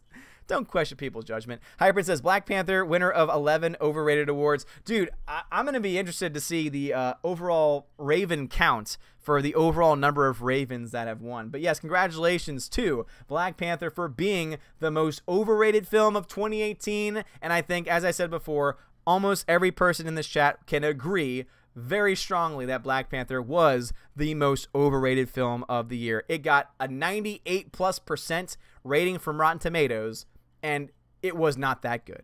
Not by a long shot. Great. Greta Zano says, best visual effects, First Man. There you have it, guys. Infinity War. So, guys, this is the Oscars once again. Infinity War is not winning an Oscar. Black Panther has 2 Oscars. Infinity War will have 0 Oscars. The only category it had a shot in was visual effects, and they decided to go with First Man. I thought First Man was a very well done film. I think First Man was actually very underrated. I don't think enough people saw it. It was actually really good. But for visual effects, good God, man. Wow. That is crazy. Yeah, Solo was nominated too, by the way. So let me get this straight. Aquaman, you didn't nominate because you're idiots. Bumblebee, I don't even think got a nomination. Yet Solo: A Star Wars Story got nominated, and Infinity War did not win. So Black Panther, because Disney put their entire campaign around that movie alone, to the point where now Infinity War, as being, seriously, not only our most iconic film of 2018, but arguably the most iconic film of 2018, is just insane. That is absolutely insane to me. Super says, Infinity War not winning makes me sad, but First Man got snubbed for everything else, so it's okay with me. Again, as I said before, I'm not trying to take away from First Man. I'm going after Disney here. I'm going after the fact that they should have pushed Infinity War. Infinity War, on paper, is the better film, and yet they went with Black Panther because they knew that Black Panther was going to be more culturally woke and therefore more likely to win various Oscars. That pisses me off. The fact that Black Panther is going to come away from this being an Oscar winner, but Infinity War is not, is ludicrous. Yeah, seriously, man. Hyper, I'm right there with you. I'm right there with you. Pete, it's stupid that they didn't include the American flag in First Man. No, they did. They did. Pete, they did include the American flag. That was not true. James Harold says, old people is what makes up the votes, the Oscar votes. They are not going to see Infinity War. Yeah, I mean, but also, are they going to see Black Panther? I don't see the same old people going to see Black Panther either, though. That's the confusing part. Because as I said before, Oscar bait is a part of it. Wokeness is another, because you have a very young part of the branch that's very woke, and you have a very old part of the branch that is kind of woke, but they're also more of an Oscar bait type persons. Lord, man, that's ridiculous. Singing Shallow live, Greta. I'm sure that's going to be... Greta, that's like the one thing I'm going to probably watch on YouTube later, is that song, because Shallow is a great song. Greta, let me know if it's done well. Anyway, Black Panther will not win Best Picture, though. I'm sorry. Rose. If Black Panther wins, I'm going to rip your head off. That's violent. No, I'm not going to... Rose Tico, no, I'm not going to do that. You're Aussie Rose Tico. You're fine. No, I'm not going to do that. Sorry, my white male, my white male masculinity, my toxic masculinity is getting the best of me here, guys. Dark Judge says, I'm old. I've seen every MCU film. Great point you made. Thank you, Dark Judge. I appreciate that. Super says totally agrees. Someone stuffed the boxes on the favor of Jack Panther, says Slipping. Kurt Wiener says, face it, Odin, Black Panther will win Best Picture. It's not going to win. They're staring at each other. It's so sweet. Oh, that's great to hear, Greta. It's great to hear. Oh, and we have a bet. It'll win. Oh, I have a bet with a couple people. Gordon's alive. I'm not going to let it go. I'm not. All right. Anyway, so we just went over our most overrated film of 2018. Now we're going to go on the opposite side of that. Now we're going to go to our most underrated film of 2018. These are films that were either underappreciated by critics or by audiences, or in most situations, both. So these are the most underrated movies of 2018. The most underrated movies of 2018. Guys, also, this is another one where it was a very close race. The difference between the number 1 and number 2 vote was a total of 6 votes. So a very close race. Not nearly as close as the next category, which was the closest by far, but it still was a close category nonetheless. So, the most underrated films of 2018 nominations are Upgrade, Bad Times at the El Royale, Aquaman, Venom, and Annihilation. So once again, the most underrated films of 2018. The nominations are Venom, Aquaman, Upgrade, Bad Times at the El Royale, and Annihilation. The winner of the 2018 Wednesday Raven Award for most underrated film of 2018 by 6 votes goes to, and the Raven goes to,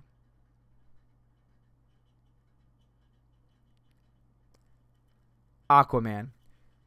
Congratulations to Aquaman, guys. It was tight race. It was between Aquaman and Venom. So Venom was 6 votes behind. The totals ended up being 62 for Aquaman, 56 for Venom, then 28 for Bad Times at the El Royale, 26 for Upgrade. Unfortunately, a lot of people did not see Upgrade this year, and I know that Upgrade got a lot of love, a lot of passionate people. But as far as movies that everyone saw, Aquaman and Venom were definitely the top 2. Aquaman comes out with the victory here for the most underrated film of 2018. Please, guys, go ahead and shout out to James Wan on Twitter saying, the Academy might not love you, but the Asgardian community loves you. Most underrated film of the year. You have the most underrated film of the year. Your film was great. Your film deserved a hell of a lot more love and attention than it did. Congratulations. Greta says, oh my God, it's so nice. You can tell they love each other. Oh, that's so cute. That's so cute, Greta. Zen says, why Wednesday Raven Awards? Well, Wednesday traditionally comes from Woden's Day, which is a variation of Odin, for starters. Ravens, because by Odin's Raven, for another. And so, therefore, together, I just think it rolls off the tongue. The Wednesday Raven Awards. I don't know. It's fun. Rhaegar says, I picked Venom because people badmouthed the movie to the point I got really annoyed. Was very happy to see it soared in the first few weeks in the box office. Yeah, and it did very well here, too. A lot of people thought it was very underrated. So, again, it got second place here. It only lost by about 6 votes. So, a lot of people agree with you as part of this community. Starwoke Inc. Nico says, oh, next year with theme songs. Oh, definitely. I would love to get some. I would love to pick up the overall production quality of this show without any shadow of a doubt. This is the first time, guys. This is the first year. And as I've said before, I hate making excuses. However, physically, I was unable to do the things that I was wanting to do because of being sick. So I'm hoping that you're enjoying the format as it is. We still have 233 people watching. That's crazy, guys. I don't think I've ever had that many people sustained for this long. So seriously, thank you for watching. And thank you so much for being here. The Ravens are better than the Oscars, says Hyperin. Thank you, man. I appreciate that. Pete says, the Meg is very underrated. It has its flaws. I love the Meg is hilarious, man. I think the Meg is great. I think the Meg was so much fun. Hollywood is insane. The casting couch is proof. Says Mega Jetty 1. Mild Peril, Whiskars Awards. Hybrid says, do you think the best stunt work will be added to the Raven one day? We already did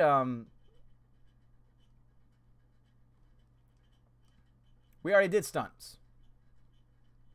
Yeah, we already did that stuff, man. We did that. Let me go back. You may have missed that. Yeah, the best fight action sequence was Mission Impossible Fallout, and one of the first awards that we did actually was for best stunt work of 2018. Mission Impossible Fallout won that award, won for best stunt work. So yeah, don't worry, man, we got that. Man, we got you. We got you.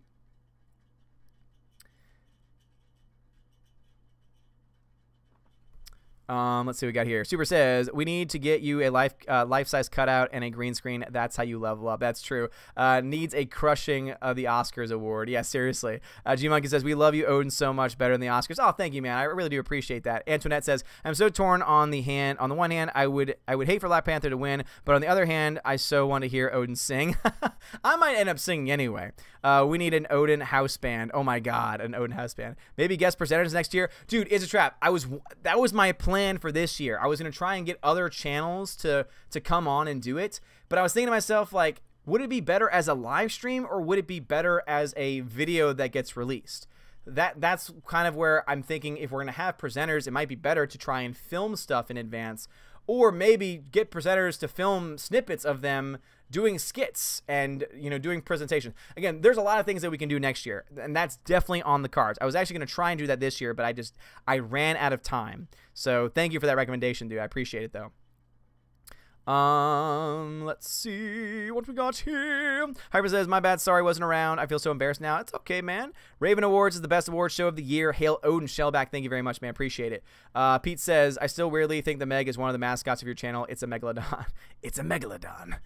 Oh, thanks, Steph. I appreciate that. Meg81 says, the Meg was awesome. Yeah, seriously, I thought the Meg was great. Super says, you certainly have more consistent viewership than the Oscars. Suicide Grunts, well done. Thank you, man. Jessica Kasumi, what's going on, Jess? How's it going? I feel like I talk to you like every blue moon on Twitter. Great to see you here. Dark Jazz says, would love to stay, but it's 3 a.m. in the UK. Dude, go to bed, man. Thank you for stopping by. I really do appreciate it. Steph says, a video recap would be nice for those who can't watch the long stream. Oh my God, the editing that I have to do for that. I'll try and do what I can, Steph. I'll try and do what I can. Somebody said earlier, you could always play clips on live stream. I could. I was going to spend the time to figure out how to do that seamlessly, and that's the time that I ran out of because I was sick. Definitely ask me about something like skits next year. Is a trap. You'll definitely be on my list. Kurt Wiener says, pre-record stuff. Again, would love to do that. Super. We need to get Jeremy Johns to participate in the Raven Awards. Oh my God, I would love for that to happen. That would be fantastic. We need to get, okay, got that one. Greta has an Oscars update. Best live action short, Skin. All right. Shinfil, get Jeremy and EVS next year, crushing the Oscar awards. Yes, that'd be great. McKinney says, we need to rent out of the theater and invite the entire Phantom Menace. Oh, that'd be so much fun. If we ever get to the point where we're big enough to be able to do that, I would love to do that. I would love to do some kind of fan meetup. That would be great. Hybrid says, the Meg didn't have enough Peter Griffin. Let's see. Razor Rex says, Odin is better than the Oscars. Well, thank you, man. I appreciate it. Mal Peril, waiting to hear Odin sing when Black Panther wins Best Picture. Oh, damn, Mal Peril. Oh, man. That's going to be... That's going to be an interesting wait for you. All right, anyway, going back to it, guys. The next category is the best pointless remake of 2018. The best pointless remake of 2018. Some of you might say, what do you mean by this? What this means is that, yes, remakes are pointless. Remakes are indeed pointless, but this was the best of those pointless remakes. It's different than another remakes category that we have coming up in a second. But anyway, the best pointless remake of 2018. And the nominees for best pointless remake are Overboard, The Grinch, Ocean's 8, Robin Hood, and Tomb Raider 2018. So again, the most unnecessary remakes of... Oh, sorry. I read the wrong category. So I'll just stick with this one. These are the most unnecessary remakes. Sorry. We're just gonna, because I already said them, let's go with this one first. The most unnecessary remake. This is the most unnecessary remake. These are the movies that should not have been made, are so unnecessary, and they're stupid. Sorry. I jumped the gun on this one. This one is not as tight. This one is not as tight. The most unnecessary remake. I'm sorry, I messed up. Guys. Anyway, most unnecessary remake of 2018. The nominees for most unnecessary remake are, Overboard, The Grinch, Robin Hood, Tomb Raider 2018, and Ocean's 8. Seriously, yeah, seriously, this is a envelope stuff up. I'm sorry, I'm having my own Oscars moment here, guys. This is crazy. And the winner of the most unnecessary remake of 2018 goes to Ocean's 8. congratulations to Ocean's 8. Nobody asked for you, nobody wanted you, and that's why nobody went to go see you at the box office, and why we will never see an Ocean's 9 or anything else, because no one cares. But anyway, congratulations to Ocean's 8. You are indeed the most unnecessary remake. The most unnecessary remake of 2018, and congratulations to you. And the way the vote for this one worked out was that Ocean's 8 won by a fair amount. It got 96 votes to Robin Hood's 48, to The Grinch's 27, Overboard 19, Tomb Raider 12. All right, that's how it broke down. Best original screenplay, Green Book. Oh my God, Greta, that's awesome. That's good news, guys. That's great news. Because Green Book might not win a whole lot of Oscars. If it wins, it won a writing award. If it can, it's won a writing award and an acting award. It now, because it's not going to win for director, because it didn't even nominate for director. Ooh, Green Book might pull it off. It has the, I don't know. I'm still predicting Roma, but Green Book has a very strong chance now because of that. Don't ask me why. It's this whole convoluted thing. But anyway, congratulations to Ocean's 8 for being an unnecessary remake. But yeah, at the Oscars, guys, Green Book has won for original screenplay, which is awesome. Green Book is hilarious. It is such a good movie. I highly recommend it. But anyway, going back to the category that I was supposed to be reading from originally, the best pointless remake. So this is the opposite. We just did the most unnecessary remake. Those are terrible movies that should not have been made. These are movies that probably should not have been made, but these at least were good, or arguably good, though I'm sure many of you are going to disagree with some of these nominees. However, these are the best pointless remakes. I bet many people kind of misunderstood by best and what we meant by that. So anyway, where did you get your shirt? I want one. I won this one at a screening, so it's hard for me to say. I'm sure you can look up shirts online. But anyway, the nominees for Best Pointless Remake, and this was the closest. Seriously, this was the closest category ever. I cannot tell you how close this category was. Like, seriously, one vote separated this from becoming a tie, and there was a potential for this to be a three-way tie, because the final votes for this category was 52, 51, 50. Those were the three at the top. 52, 51, 50. This literally could have gone anywhere. All right, but anyway, the nominees for the best pointless remakes are The Grinch, The Predator, Mary Poppins Returns, A Star is Born, and Death Wish.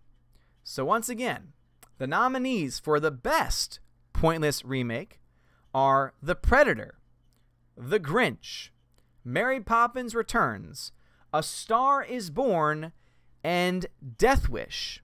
Yes, there was a Death Wish remake. So, man, and this was the closest, razor-thin margins. The winner of the Raven Award for the best pointless remake of 2018 by one vote, A Star is Born. Congratulations to A Star is Born.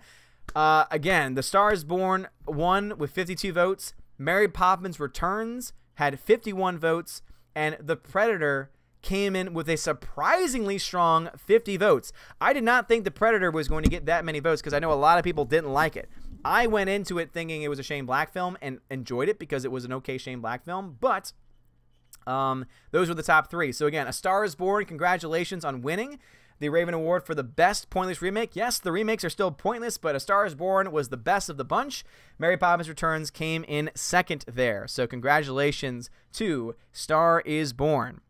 Greta says, for the Oscars, best adapted screenplay goes to Black Klansman, to no one's surprise.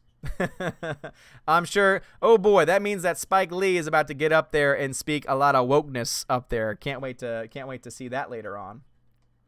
All right, but anyway, congratulations once again to A Star is Born for being the best pointless remake of the year. All right, guys, getting into our last five categories. Josh Baum, welcome to the channel. Martin Balta, welcome to the channel. Max Fader, welcome to the channel. And also Makina90. Sorry, I missed this one. Thank you very much for the $5 super chat a long time ago. Most critically acclaimed garbage movie of 2018, a.k.a. the Rotten Tomatoes Award. Seriously, that is an accurate way for it. And I got the other ones. All right, cool. What didn't Layup Yondu Poppins win? Greta says Samuel L. Jackson freaked out with Spike Lee winning. I mean, to me, that wasn't a surprise. I think everyone predicted that was what's going to happen. Hyper says, has Best Actor already been done yet for both Ravens and Oscars? Oscars, no. People did not vote for that. Surprisingly enough, people did not vote for that. As far as like Best Actor, etc. So we do not have the traditional categories. We have a lot of categories that you guys came up with, a lot more unique categories, and I like it that way. But they have not done that for the Oscars yet. But anyway, moving on.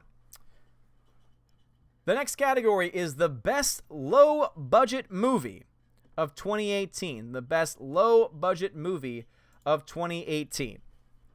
And the nominees are...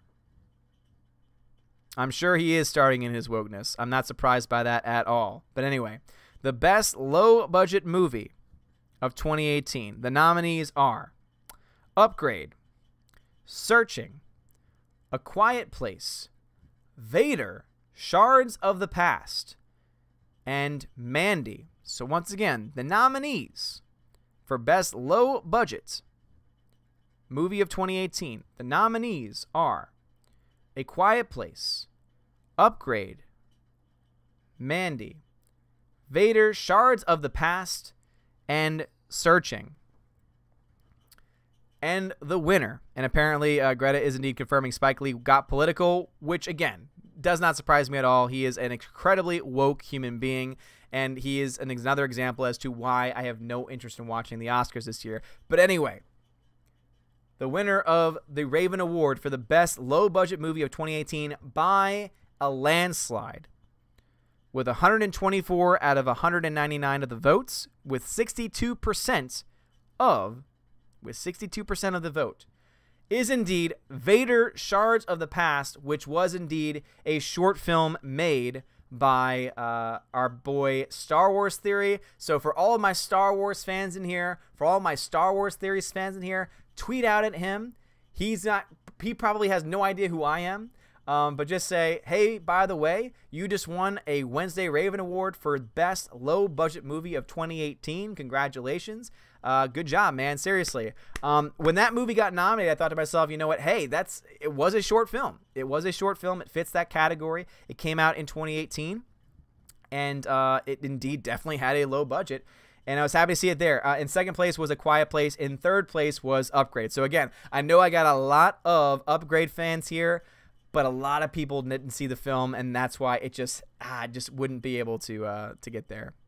Mega Jetty 1 called it. Well, I mean, when you get into the fact that most of you guys are Star Wars fans or are part of the fandom menace, that did not surprise me. When I started to see that film blow up, I was like, of course Vader is going to get all of these nominations. Seriously. Pete says, why did they choose Ocean's 8 when they had Ocean's 11? Looks like men were totally ahead. Oh, snap, Odin. Soy voice. Seize him. Yeah, seriously. Trey Chester says, I've been trying for 2 days to get my want to see vote in, and with no results. I think the refresh rate you spoke about is either a lot longer or they're just blocking it. Well, also, it depends. Try writing a review as explaining why you are choosing that, and it might get you in there. Maybe. It might take longer, too. Hyper says, call it the wokesters. Sorry. Greta says, he said, let's do the right thing with the next election, and then got a standing ovation. Oh, my God. Wow. Seriously, Greta? So for those that don't know, Greta is watching the Oscars for us since we are all boycotting it.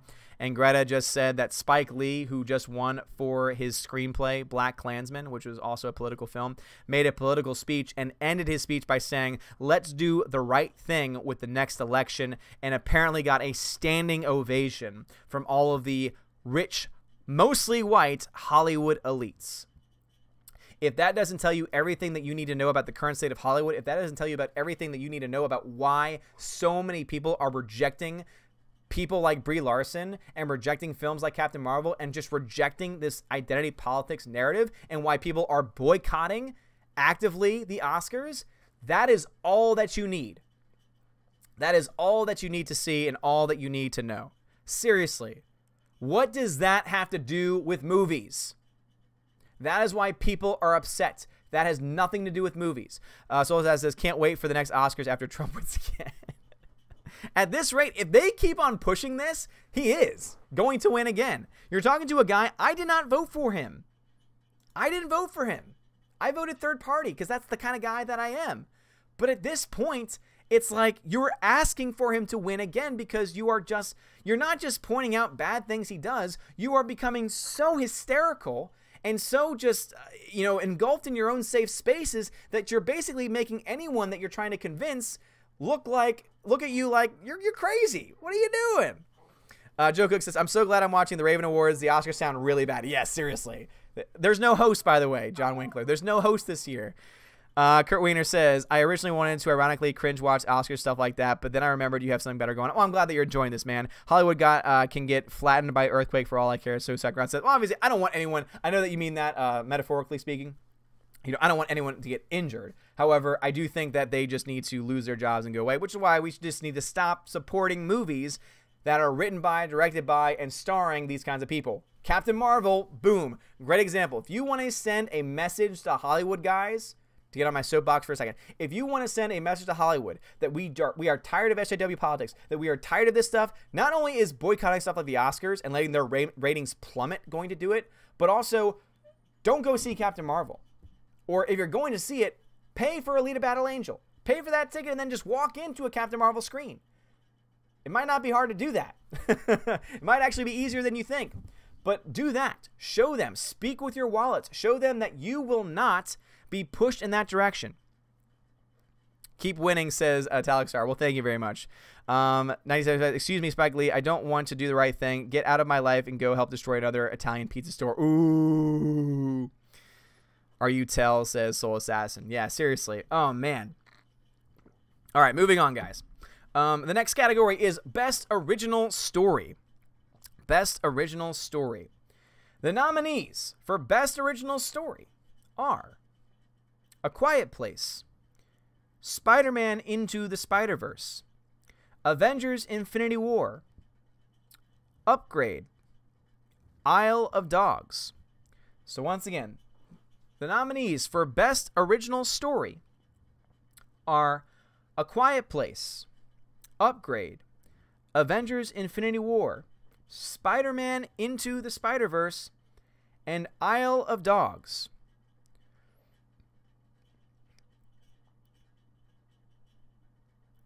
Sorry, I'm seeing some things in the chat.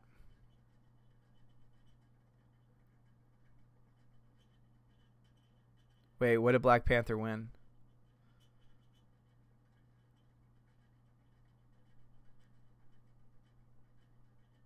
Wait, Greta, what did Black Panther win?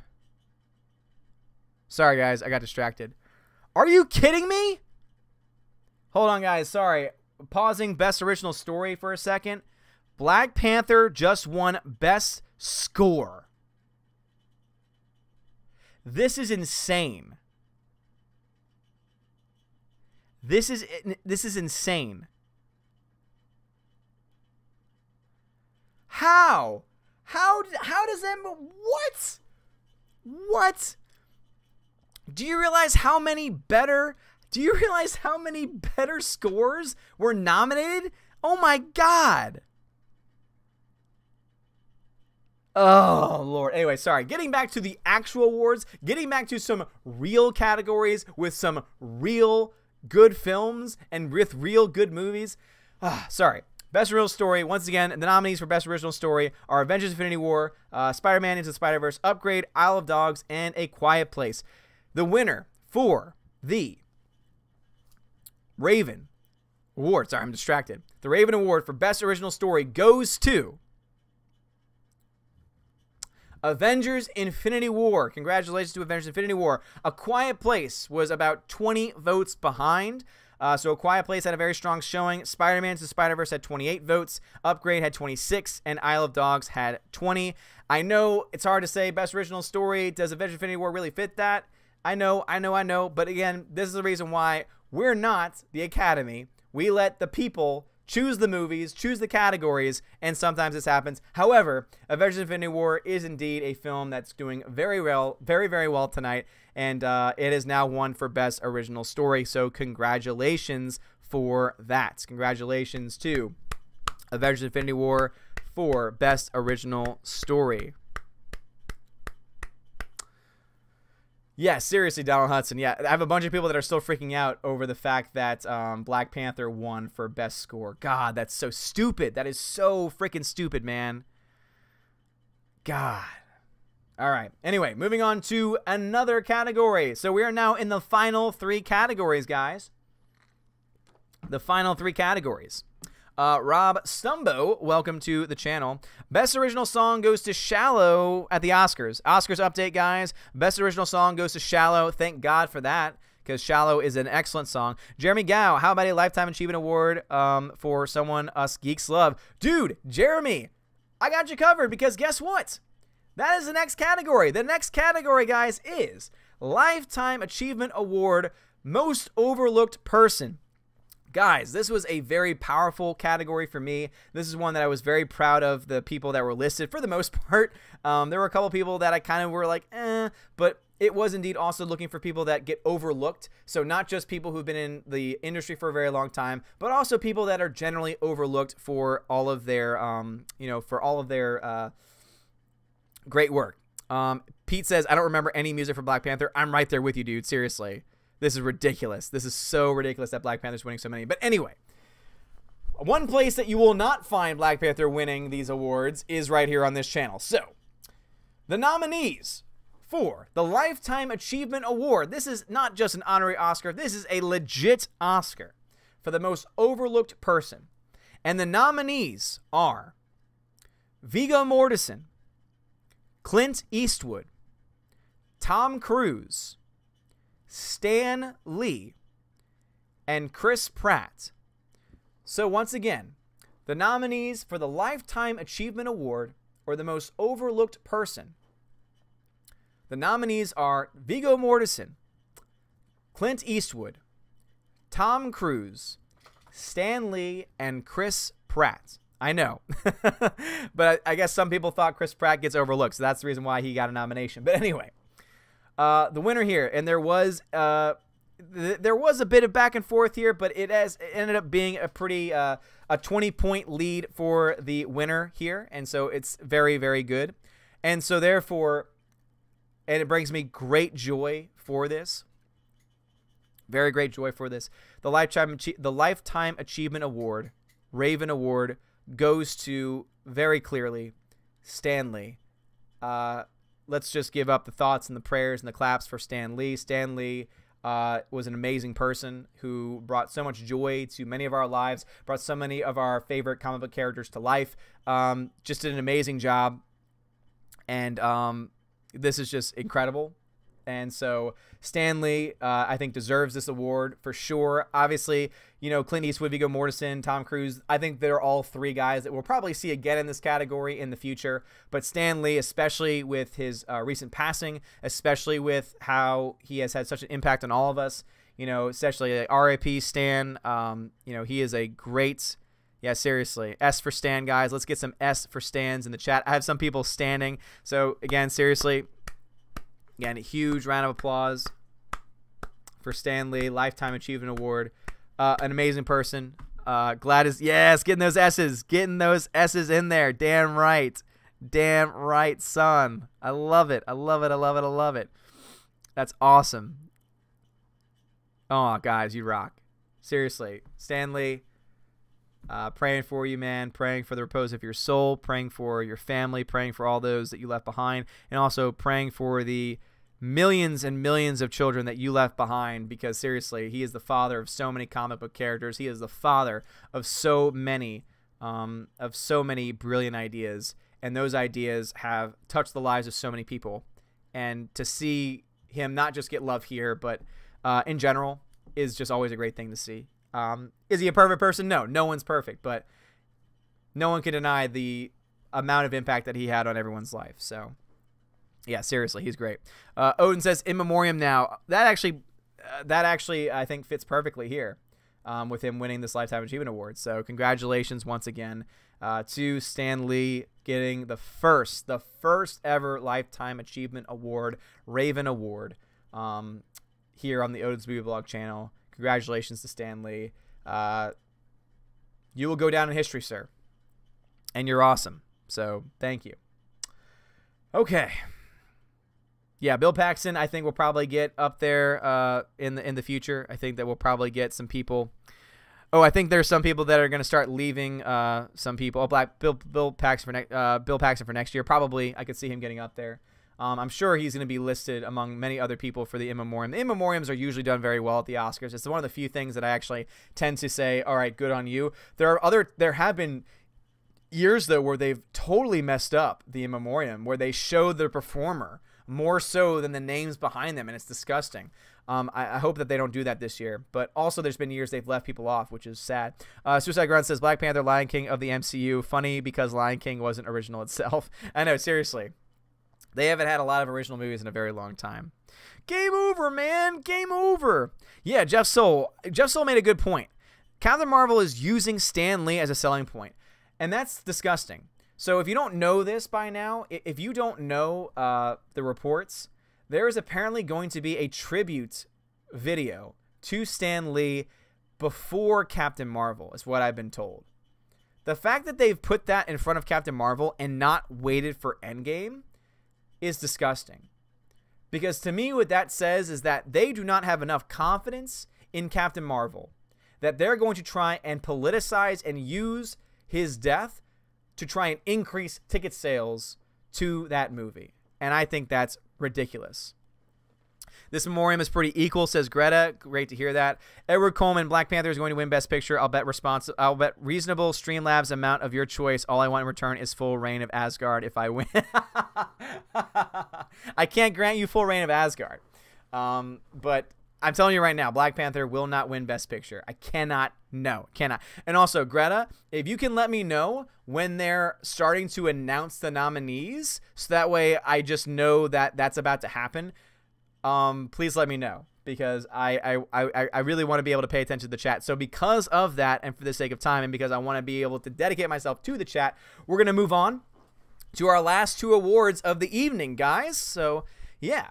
The last two awards of the evening. This is also probably one of my favorite names for a category. This is the one that I've been waiting for all night, because this seriously, to me, has one of the greatest names of all time. So, this next category is called the Kathleen Kennedy and Ryan Johnson Award for Excellence in Crap World Building.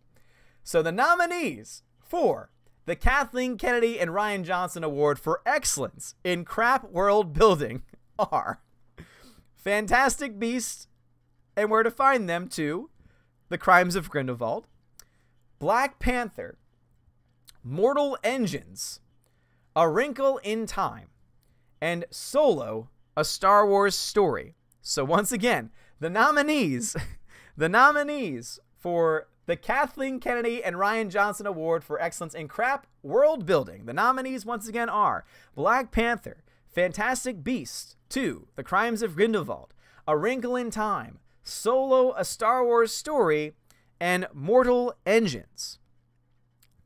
I'm so excited for this one because, God, everything's great. But this was also a very close race. The final winner was decided by 4 votes. 4 votes differed and separated these two from each other. However, Stephanie said, sorry, the winner of the Wednesday Raven Award for the Kathleen Kennedy and Ryan Johnson Award for Excellence in Craft World Building is indeed A Wrinkle in Time by 4 votes. Congratulations. A Wrinkle in Time has also had a record tonight as being one of the most universally hated films by the Asgardian people. And so a huge shout out to that. So guys, go ahead and tweet at Ava DuVernay, congratulating her for having one of the most one of the worst world building exercises in film history. And also tag in Rian Johnson saying, hey, by the way, Ryan, there's an award named after you, and A Wrinkle in Time just won it. What do you think? Oh, Alex Martinez, you have missed so many things, man. We're already on to the final category of the night. But once again, the winner for the Kathleen Kennedy and Rian Johnson Award for Excellence in Crap World Building, Raven Award, goes to A Wrinkle in Time by 4 votes. And, of course, second to A Wrinkle in Time was, of course, Solo, A Star Wars Story. And I think everyone saw that that was going to be the battle going on here in this category. But it's great. A Wrinkle in Time was so bad, and I'm so happy to see that it won in this category because, once again, Ava DuVernay, I pray and hope that the movie New Gods is taken from you, because the last thing that the DCEU needs right now is another idiot destroying another universe, like you did for A Wrinkle in Time.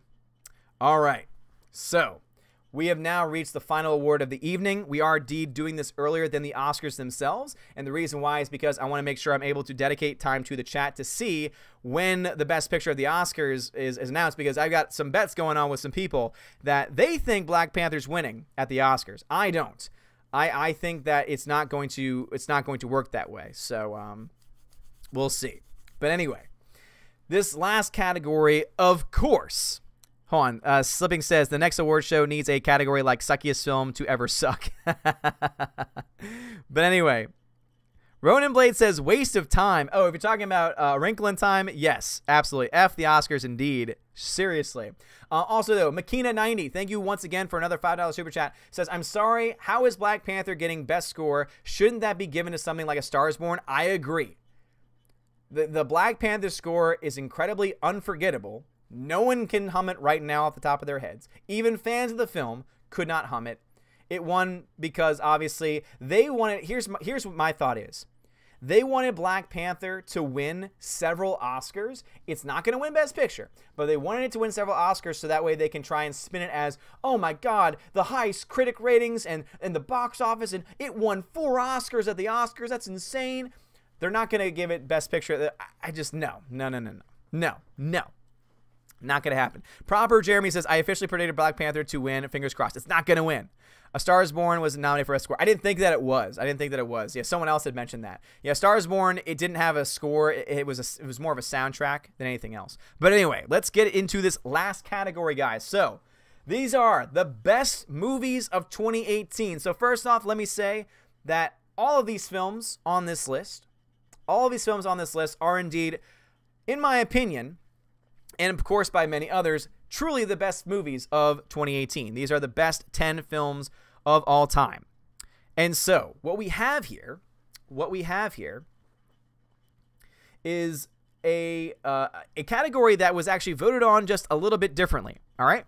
So, instead of it just being people choosing their favorite, what I asked people to do for this category was to rank their movies.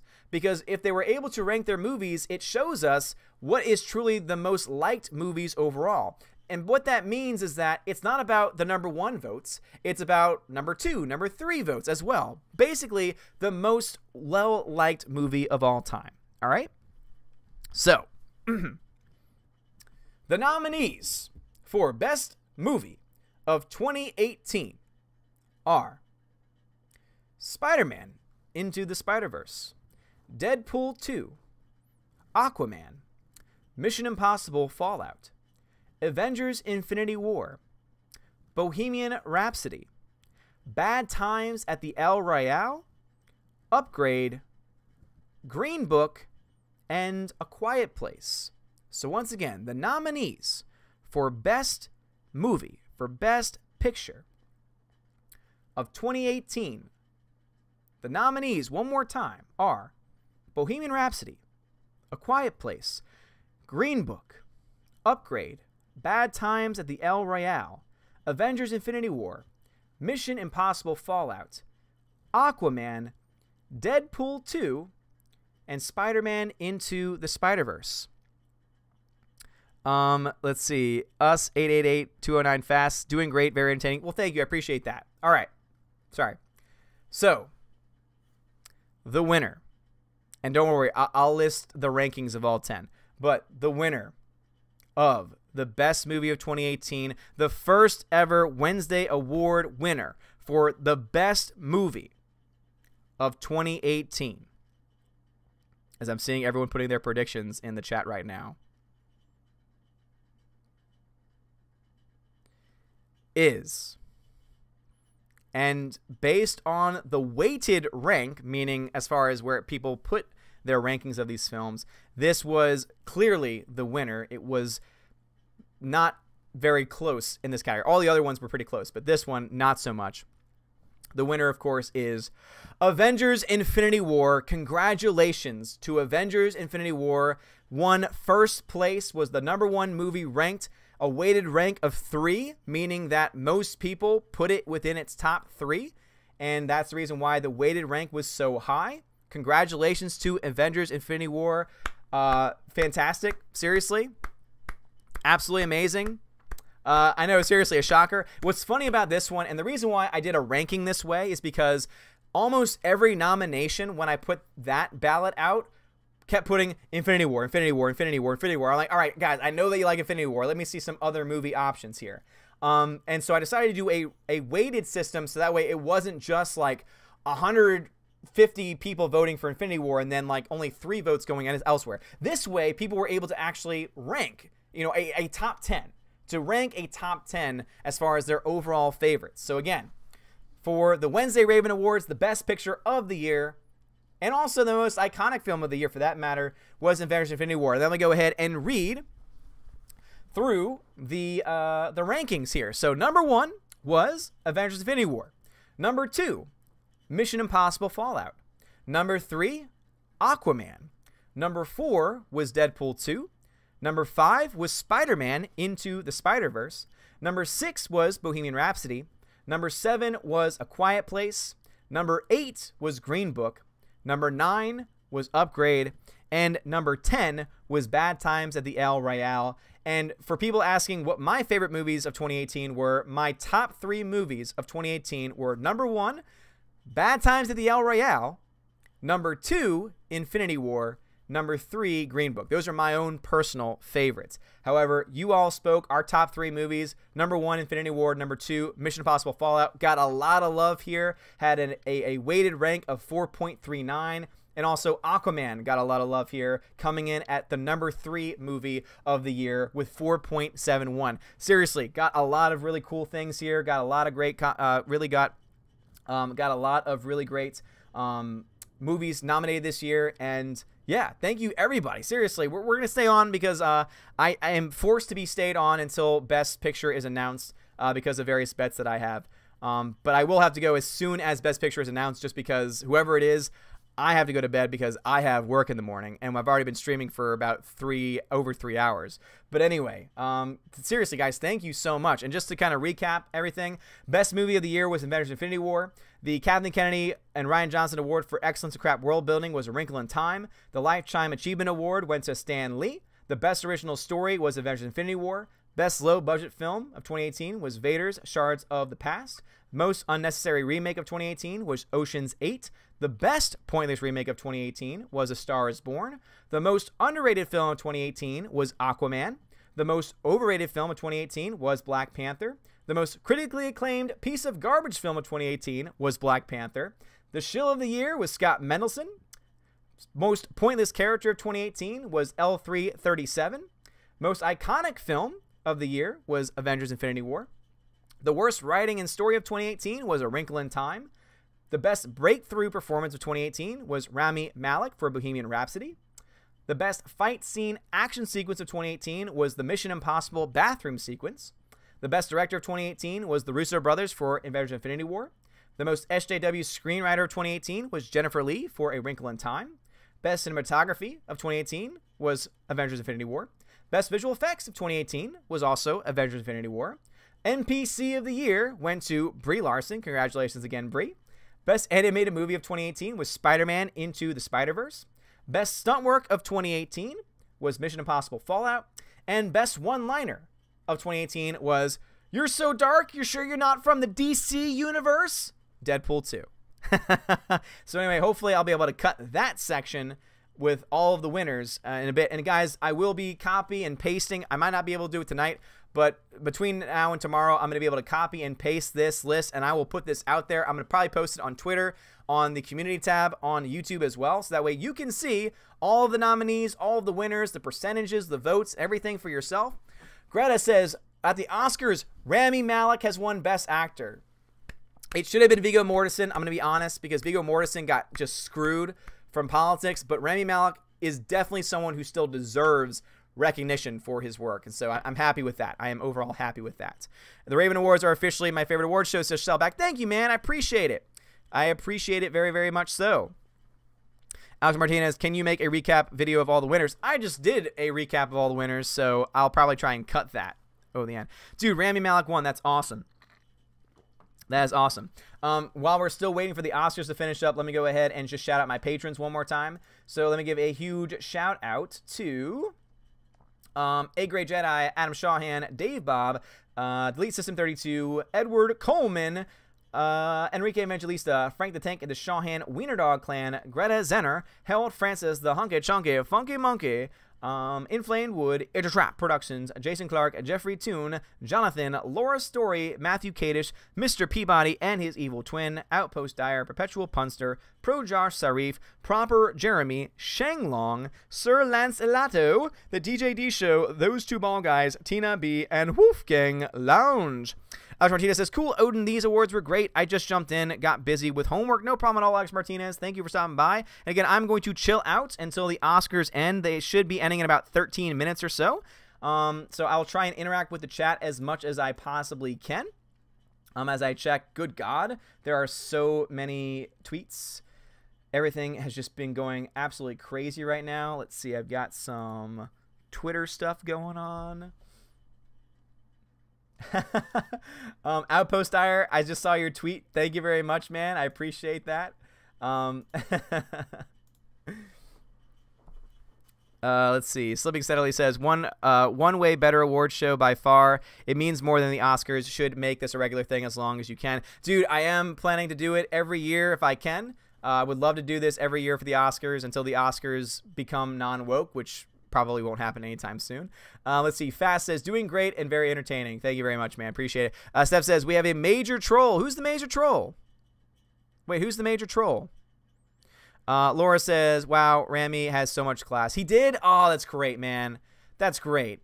I'm so glad. Seriously, that makes it even better. When the person who wins an Oscar is able to give like a heartened speech and is able to stay focused on the important things, that to me is great. Like, so awesome, man. I'm glad to hear Rami was not being an ass. Zen says, we need to have the Valkyries to show up next time all decked out in their best Valkyrie attire. Ooh, that could be something for next year. Pedicab Avenger, yes, buy an actual Raven for next year.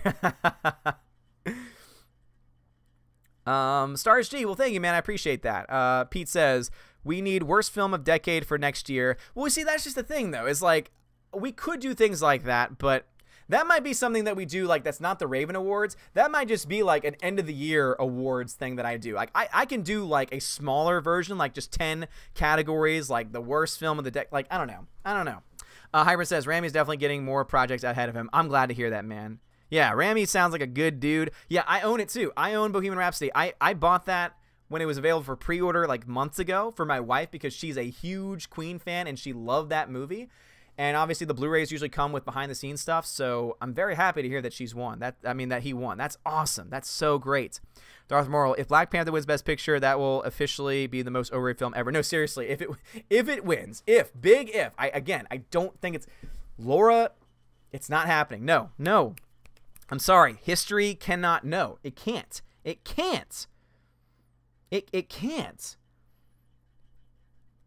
It didn't get enough nominations throughout all the other categories to be able to do that. Because it won score, it won production design, it won one of the costume. What else did it win? I forgot the other one that it won. Super says, seeing people on Twitter complaining about Bohemian Rhapsody wins because Singer makes me... Dude, yeah, seriously. All the people that are going after Bohemian Rhapsody because of Bryan Singer, get over yourself. Seriously, the movie is more than just Bryan Singer. Get over it. The movie is still good. The movie is still great. Don't crap all over hardworking people who put their hearts and souls into the project all because of one person. Hyper says Timothée Chalamet was snubbed for Best Supporting Actor in my opinion. I never saw his performance, so I can't say. Nitrium, are you staying on for the rest of the Oscars until Best Picture is announced? Yes. Meg81 says, I'm at 198 subs, 2 subs away from 200, 802 away from 1K. Help me, Fandom Menace. You're my only hope. Guys, go check out Meg81. See if you would like to sub to his channel. He needs 2 more for 200. Laura says, Melissa McCarthy looks like a superhero because her dress has a cape. Nice. Super says, Black Panther isn't the Academy's taste. I still say, yeah, seriously, like, Black Panther is not the Academy's taste. It didn't get the nominations in the categories that it needed to. Because keep this in mind. I don't think Black Panther got nominated for Best Editing. And Best Editing, guys, just so you know, let me try and see what won Best Editing, or hold on, Film Editing. So these were the nominations for for editing. It was Black Klansman, Bohemian Rhapsody, The Favorite, Green Book, and Vice. And it's damn near impossible for a movie to win Best Picture without getting a nomination in film editing. Meaning, realistically, that based on everything else, Green Book and Black Klansman probably have the best shot of winning Best Picture. And actually, to be honest, at this point, Bohemian Rhapsody, okay, I would have said Bohemian Rhapsody would have had a good chance, but Bryan Singer, that is going to hold it back because the Academy is just stupid. So I still say Roma, though. And that would be, even Roma winning, though, would be surprised, but Roma's going to win because Roma has won a lot of precursor awards and it just fits everything that the Academy has specifically chosen independent films the last several years. There's no way it's not going to, I just can't see it. I can't see it. Harman says, exactly the fact the Queen members still did Bohemian Rhapsody says enough. Exactly. Seriously. Slippy says, underestimating the wholeness of the Hollywood, are you? Yes, I am. Eric Rhodes, welcome to the channel. Triptakis Ghost, welcome to the channel. And Mark Halzelton, welcome to the channel as well. Krista Joe, hey, Odin, what about the end of the year awards show? There's a category for shills for the show websites, articles. I mean, yeah, we could do that kind of stuff. Slipping says, underestimating the... Sorry, got that one. Mark Hazelton says, Odin, you were great, but I had to unsub because you were SJW. Your SJW mods put me in timeout without explaining why. I said the F word once earlier. Well, you know, that's because we... But I'd say, my mods are not SJWs, sir. Mark, my mods are not SJWs. All right? My Steph and Tina are the best in the business. They are awesome people, so please do not go after them or feel my wrath. They're awesome. I didn't see the comment that you put earlier, so I don't know the fuller context of what was said. Yeah. Steph says you said more than that. I'm gonna go by my Valkyrie on this and say that you probably said something more than just the F word there. All right? Yeah.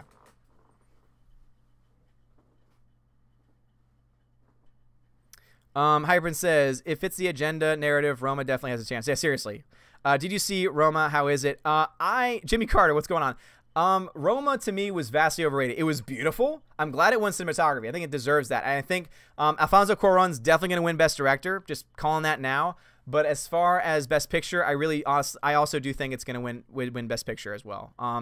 And it's boring, though. I don't think it should win. Green Book, to me, should win. If Green Book wins, I'm happy. If Bohemian Rhapsody comes out of nowhere and wins, I would be happy. I think there's too much political baggage, though, that would keep Bohemian Rhapsody from winning, unfortunately.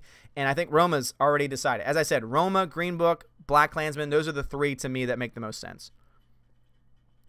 Slipping says, I have been in your chats. Steph is a really fair mom. Seriously, she is very, very fair. Very fair. Pete says, get NBCs. Let's get the NBCs angry and have Last Jedi beat Jack and Jill for worst movie of the decade. Zalhaz says, Mark Hazelton has been picking on our great mods. Yeah, seriously. Oh, you must be the troll that I was told about. McKinney90, great award show. Odin, thanks to the Valkyries for all the cookies. Hey, thank you very much for all your donations. Seriously, it's awesome. Thank you so much for that. I really appreciate it. Christian Ritter is pregnant. This is probably one of the reasons why Jessica Jones was canceled. No. Jessica Jones was canceled because every MCU film, every MCU show is no longer going to be on Netflix. That's not one of the reasons. That is not one of the reasons why it's canceled. So Soulazaz says, have you seen, because they're still going ahead with the next season. Soulazaz says, have you seen Eastern Promises? Oh my God, Eastern Promises is great. Jeremy Grass says, Mark Odin is Christian, so be respectful to him and others. Thank you. Appreciate it, Jeremy. And most of you understand that. And I appreciate you guys so much. Christian Joe says, this was a way more entertaining than the Oscars. Odin, well done. Well, thank you. I appreciate that. Dude, Mark, then you obviously don't understand my channel. Like, I don't curse on my channel. And I expect my my chat to be as clean as possible. They're just doing their job. They're just trying to make sure that the chat stays clean, especially since I am a teacher. Again, I am a teacher. I'm a Catholic school teacher, and sometimes my students get into this chat, and so my Valks are looking out for me and looking out for my back. And if that's not cool for you, then okay. Sorry, man, but I stand by my Valkyries. And everyone else here, thank you. Stay Starwoke Inc. Nico says, we love the Valkyries. Damn right we do, seriously. Greta says they have the most random percentage for Black Panther noms. Doesn't surprise me. Doesn't surprise me at all. Greta, you know what, Greta? I bet they're politicians. Check. I think they're politicians. I think someone said that there was going to be a politician speaking for Black Panther, so that does not surprise me. Hyman says the trolls aim for the heads. Yeah, seriously.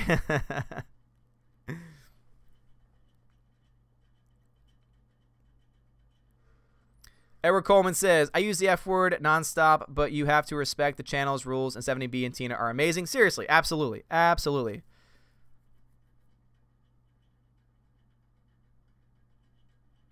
No, Mark, I'm not going to do that because it's, yeah. No, Greta, I know what you mean. Wait, for presenting Best Picture? We can't be presenting Best Picture yet. We haven't even had Best Director yet.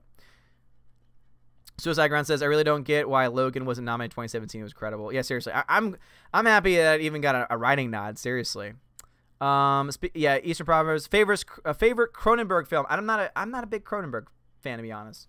So if that was his movie, if Eastern Provinces was his movie, then probably that. When they present the noms throughout the ceremony. Yeah, seriously. Yeah. That's what I thought you were talking about. Yeah, I want to say they chose politicians to present that. So it wouldn't surprise me. Hyra says, put that hammer down and smash these trolls like Thor does the Cap shields. Perth says, I am now a citizen of Asgard with 50 hours. What is the next tier? Dude, nice, man. Actually, I didn't have any other tiers. Because 50 hours is a lot, man. 8-Bit Snake Boy says, so great to see your channel growing. The Raven Awards were a great idea, and these live streams are so much fun. Dude, thank you for stopping by, man. I really appreciate it. And the fact we still have 221 people watching. This is incredible. This is amazing. You guys are awesome. Let's see. Me82, Halo Lord Odin, did I come in the middle of some drama? Yes. Yes, indeed. But 8-Bit Snake Boy, thank you very much, man. Appreciate it. McKinney90 says, I bet you Kevin Hart is happy he dodged a bullet with the Oscar right now. Seriously, man. God. Absolutely, man. Especially, I'm telling you right now, I bet you that the ratings for the Oscars are going to be absolutely atrocious. In fact, I wonder, do we have any early numbers yet? No. Let's see what Drudge Report says. Spike Lee wins first Oscar, gets political. Actor knocks borders, walls during speech in Spanish. Stage designed to look like Trump's hair? Best Picture shocker? Oh, that's the Hollywood Reporter saying there could be a shocker. They say that because they're like, oh, you never know what's going to win, and then normally you know what's going to win. Darth Maul says, I'm surprised The Last Jedi didn't win best movie ever. I know, seriously, right? They liked it enough. That actually does kind of look like Trump's hair. I don't think that is Trump's hair, but I do think it's funny that someone was looking at the stage and thinking, oh, that kind of looks like Trump's hair. Olivia Coleman won. Interesting. Okay. She says, I'm shocked. Yeah, because, yeah. Everyone thought that it was going to be Glenn Close. Glenn Close had, like, all the precursors, right? Star Wars Gang said, which categories will be added next year? That's going to be decided next year. So next year, I'm going to let you guys decide on categories again, nominees again, and, of course, winners again as well. Hyman says, can you please shout this quote if you don't mind? Want me to put the hammer down? Bruce says, best actress went to someone I've never heard of. She was good in the movie, but I'm very surprised that they did not go with Glenn Close. That's odd. That might be a reason. I don't know. Maybe Olivia Colman's never won before. Maybe it was a a career Oscar. Kurt Wiener says, would you consider doing a delayed Raven Awards for 2017? I don't know. Souls Acid says, it's funny that all the actors protesting the border while all live in gated communities. Oh, yeah. They're total hypocrites. If you're talking about the movie that just won, Olivia Colman won for The Favorite, I did, and I hated it. It was pretentious. It was one of the most pretentious films I've ever seen in my life. Super says, I just heard a clip of Rami's acceptance speech. So good. I can't wait to watch that later on. Peabody says, a white man helped Olivia up the stairs. He can't do that. Desu says, I swear like a sailor on one too many, but I usually listen to streams while I'm game, hence my lurker status, but I'm not surprised. Keep rolling on, Father. Thank you, Desu. Appreciate it, man. Meg21, the winner for Best Actress is my stepdad wanted to play female doctor. She and Jodie Whittaker were in Broadchurch. Okay. No, she's a great actress. She's never been nominated. Oh, okay, that's cool. Even Olivia Colman said she thought Glenn would win. That's awesome. And I'm sure Glenn is taking that with class too, because I'm sure she thought she was going to win. But I mean, I think Glenn Close won an Oscar. So that's probably why they ended up going with Olivia Colman. That's really cool though. I like when they do that. Ooh, they're going overtime. It's 10 o'clock and they're still on. They're going overtime, man. But I'm glad to hear that they've been at least trying to go as quickly as possible. Yeah, Olivia Colman was very talented, though. So I am like, out of all the bad things I can say about that movie, about The Favorite, she was one of the best parts of it because she was great. Yeah, she dodged a bullet about that. You're so right, Abe Snake Boy. Super says, I still have to see The Wife. Yeah, I haven't seen The Wife either. Hybrid says, it was one of the most pretentious movies I've seen in my life. Seriously, it was so pretentious. Too much salty water. God, Hyperen, it was so bad. The Favorite. God, guys, seriously, if you want to just have your face in your hand in the whole time, just be like, oh my God, how is this happening? Watch The Favorite. Mild Peril says, if Hollywood doesn't want gender discrimination, then why do they have Best Actress and Actress awards? Surely just Best Acting award would make more sense. Oh, guarantee you, one day, she is like, there is going to be a trans person that gets nominated. It's going to happen. Greta says, Glenn Close has never won an Oscar, but has been nominated 6 times. That is even more surprising. Oh my God. Glenn Close got robbed. Because Greta, I think that you said you saw The Wife and you said that she was great in it. That's weird. That's really weird. I guess it's because they wanted to give some love to The Favorite because it was, again, it fit them politically, I guess. I don't know. Suicide Ground says, let's hope that Big Shark wins next movie. Yes, the next Tommy Wiseau movie. Darth Bobcat says, thank you for the $5 super chat, Darth Bobcat. Could you give me a good definition of pretentious? Lots of people throw the word around, but I'm not sure what it means. So basically, you're watching the movie and you're thinking to yourself, okay, this movie was made for basically college elites, film school elites, Hollywood elites, etc. It's one of those movies that's made for critics. It is literally not made for the general audience. It's made for critics. And not just general critics, but like actual critics like, everything, the mise en scène was just wonderful. And it's hard for me to define. Super says, hearing Coleman be so humble and nice about it makes me even happier. She won. Awesome, man. Awesome. Elric Hugo. Odin, if they're going overtime, maybe they're putting together a live play to have a halftime show. Roger Chavez says, get ready to sing Black Panther's. No, it's not. Lobster 11. Wait, Odin is near New Orleans. I live in New Orleans, bruv. Eric Coleman says, call for a substitute teacher for tomorrow because this is going to become a 24-hour rant after Black Panther. No. I've already said before, if it wins, I'm going to sing as Eric Rhodes is saying, get those pipes ready. It's not going to win. McKinney says, I think the only thing I'm excited about at the Oscars was when Leonardo DiCaprio finally got his award for Revenant. Oh, I agree. Even though he went woke in his speech, he deserved it because his career and all of the films that he's done has just been fantastic. Greta says, Glenn Close won Golden Globe, SAG, Critics' Choice, and Independent Spirits. That's why I'm shocked. No, I am too. Because it makes sense that Olivia Colman would win at, I think she won BAFTA, right? But SAG, like normally, like SAG is like, you're guaranteed to win. Like it's a very high chance. Hyper, Black Panther is going to make my laugh ass off. Lobster Amson says, I love New Orleans. Went there for a bachelor party. Okay. I'm shocked Glenn Close has never won. I am too. That's incredible. That's incredible. All right, so how many categories we got left? We got what? Best Director and Best Director and Best Picture? Is that it? I gave a B- to Black Panther. You know, it was fine, but it wasn't great. It looks like an art school film. There we go. Slipping, thank you. It's an art school type film, done not for entertainment, but to just be pretentious. Best Director, Best Picture next. Gotcha. Per Comic says, can I suggest a Pursuivant of Asgard at 100? Oh, and Best Actor. Oh, okay. We haven't had Best Actor yet. Interesting. Wait, no. We did. Yeah, no, we did because Rami Malek won. So, you know, just Best Director. Just Best Director and Best Picture. Yeah. I was thinking the same thing, too. I'm like, wait, did we have Best Actor yet? And I was like, wait a minute, no. Rami Malek won. Yeah, that's right. Let's see. P972 says, it would have been cool for Leo to win for Wolf of Wall Street. Dude, I think his best performance was Wolf of Wall Street. Like, he should have won for Wolf of Wall Street more so than The Revenant. He was great in The Revenant, and that whole movie was great. But absolutely, man, I think that if he should have won for anything, it should have been for that one, because God, it was so good. I have not seen Mirai yet. Shyamalana Ding Dong. I love that name. I have not seen Mirai yet. I've heard great things about it, so I can't wait to watch it. Odin, okay, so Greta has a ballot. I love that. So I used to do that too. Man, I remember when I used to love the Oscars. God. Me. Yeah, Shellback, I'm warming up. Greta says, yeah, so didn't mark it on about. Super says, I didn't like The Favorite until I started writing about it while watching it. Annoyed me. Interesting, okay.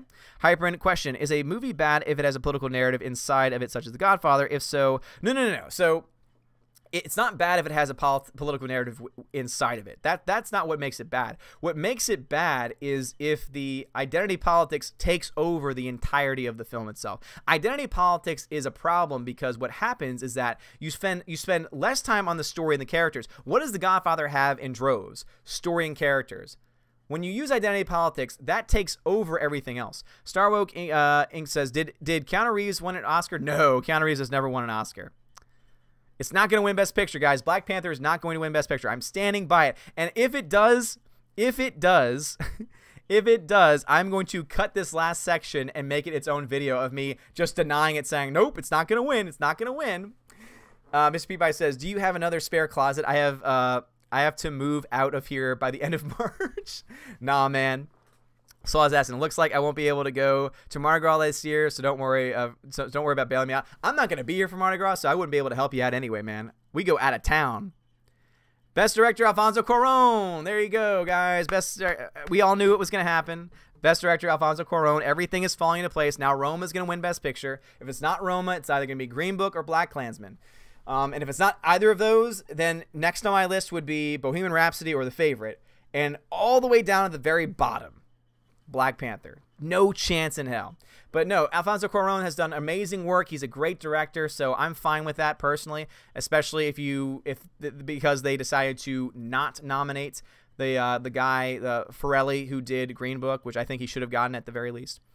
Pete says, Wolf of Wall Street is one of my top 10 films of the decade. Dude, Wolf of Wall Street's great. Kurt Wiener says, I think you should review Defeminized Fan Ended. What? I don't even know what that is. Israp says, if it wins, my lord, I'll eat crow for you. Oh, no, I'll eat crow. Again, unlike other shills, because I'm not a shill, I will eat crow if I am wrong. I will be extremely surprised, but I will eat crow. Christopher Joe says, would best emotional moment or scene be a good category for next year's awards? No, I think that's good. I like that. Ronan Blade, need to watch some Cronenberg. Okay, all right. Hyperin, thank you for clarifying me on that. It's definitely a different aspect than, yeah, seriously, like having a political element to a story, that's one thing. Identity politics is very, very different. Super says, politics in movies are bad when they become the most important thing. Yep. 8-Bit Snake Boy, standing ovation for Black Panther. God. Mal Peril says, Odin, if I am made homeless, can I share a space with your chair with your dogs? I think Wolf of Wall Street is better than 12 Years a Slave. Okay. What's your most underrated film of 2018 in your opinion? The most underrated film of the year? Bad Times at the El Royale. No one saw it, and it was fantastic. Upgrade would probably be second because it was also great. Start singing, Odin. Nope. Not yet. Not yet. All right, guys. So Alfonso Cuarón's speech should be ending up here. So Alfonso Cuarón, also, guys, a little bit of history. 75% of the time, whoever wins Best Director also ends up winning Best Picture. However, going against Roma, it didn't get an editing nomination. And normally speaking, there is like a 90% connection rate between films that get Best Editing nominations, not wins, but nominations, and winning Best Picture. All right, Greta, I'm waiting for you to say they're about to announce it, so that way I can prepare myself for this. Odin is about to sing. Odin is about to sing. Oh boy, I'm hearing some boos from Laura. Wait a minute, has it already been revealed? Odin, they went to commercial. Okay. Outpost Dyer says, for more tiers in Asgard to hours, you could use Sentinel for at 100 hours, Warrior at 150, and Noble for 200 hours. I could do that. Meg81 says, be excellent to each other and party on, dudes. Chris says they're toying with Odin. That's why they're taking so long. Oh, Laura. Okay, I gotcha. Damn you.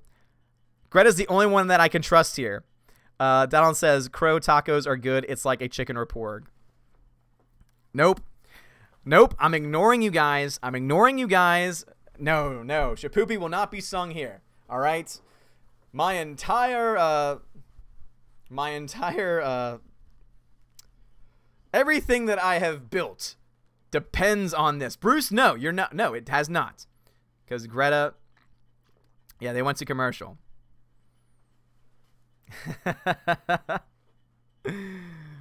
Again, Greta is the one. Slick outfit, bro. Thanks, dude. You like my tuck shirt and my jacket? I had to get fancy for this. I had to get fancy for this, man. Shaboopy, shaboopy, shaboopy. Again.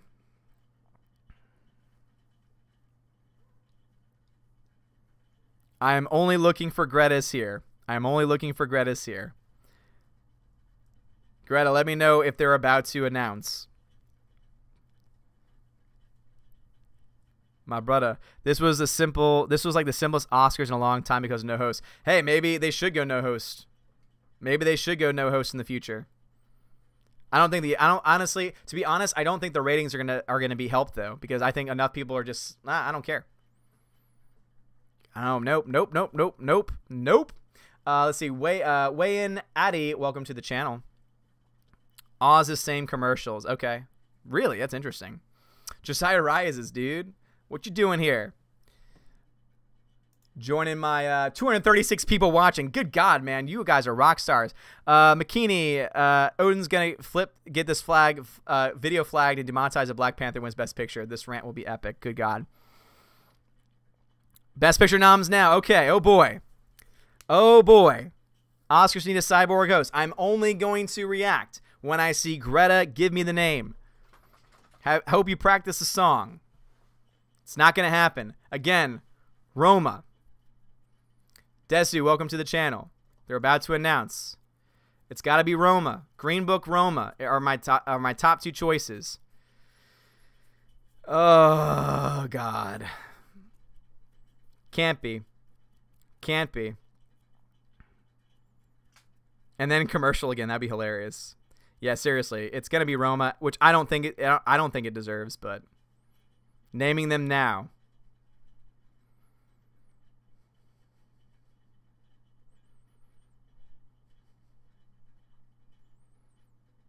Oh boy. Oh boy, commercial. Yeah, I'm praying for Green Book. Green Book deserves it.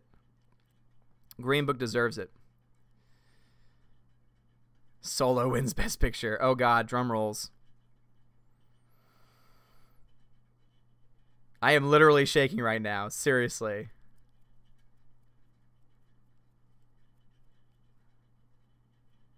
Green Book, yes! Yes! Boom! Boom! Suck it! Yes! Yes! Didn't I tell you? Didn't I tell you? Again, Roma, Green Book. Boom! Yes! Dude, guys, seriously, Green Book was so good. Yes! Yes! Yes! Take that, Laura. Take it. You were talking about, oh, Black Panther's going to win Best Picture. And I was saying, no chance in hell. No chance. No chance in hell. You've got no chance. No chance in hell. Thank the maker.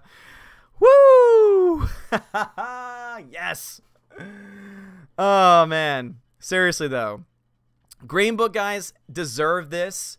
Out of all the ones nominated, Green Book by far is the best movie. And also, this once again shows the Producers Guild, which is very accurate in predicting the Oscars, once again has predicted the Oscars because they chose Green Book, because they use a similar format where it's not just your number 1 votes, but it's also your number 2, number 3 votes. So this shows that Roma probably had a lot of support, not nearly as much as others. Whew, man, oh man, oh man. Wow, that was insane. That's awesome. Yes.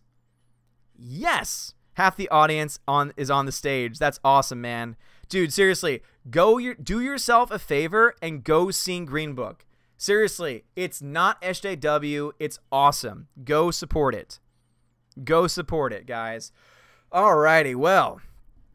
Yeah, Greta, I'm happy about this too. Seriously, they've screwed up and picked some terrible movies in the past. This is a great choice.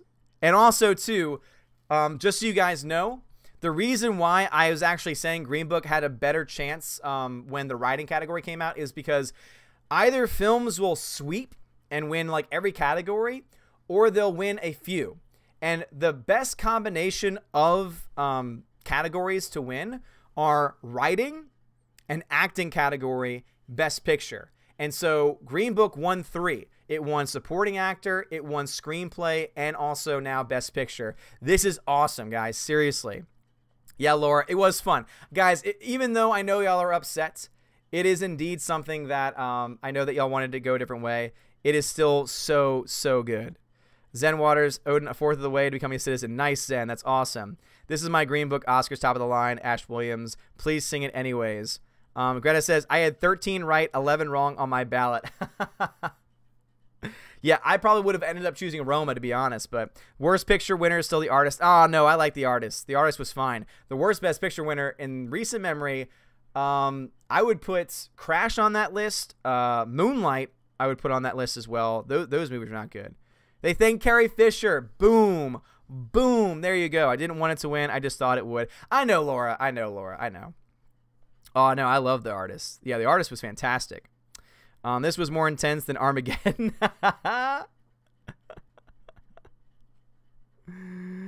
Love it. Oh, and sing something from Green Book. Green Book doesn't have any songs in it, at least not that I can remember. So out of joy, no. Vigo has 2 best pictures. Return of the King, Green Book. Damn right, man. Damn right.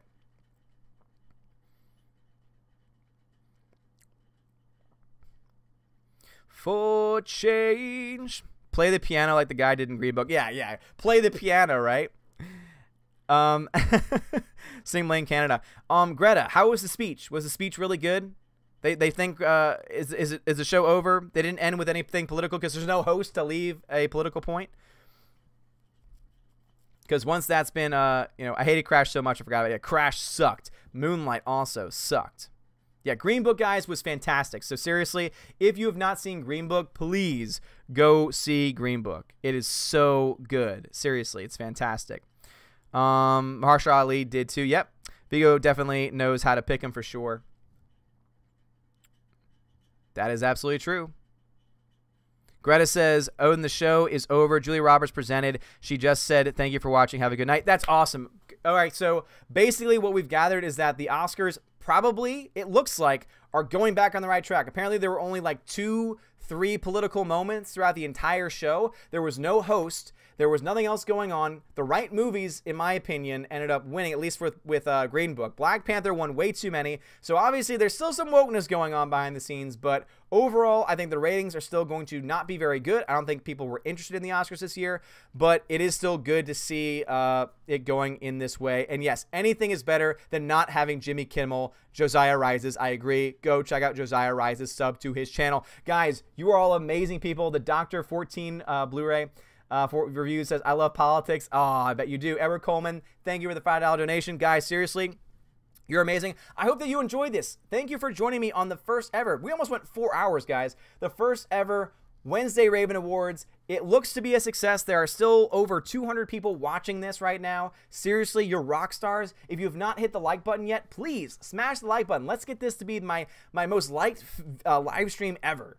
And if you like this, please come back to other live streams. Planning to have a live stream tomorrow night, our normal Welcome to Asgard live stream. Tuesday will be our one-man low council live stream. And then next Saturday, we will have a movie live stream. We'll determine the movie sometime this week. Don't worry.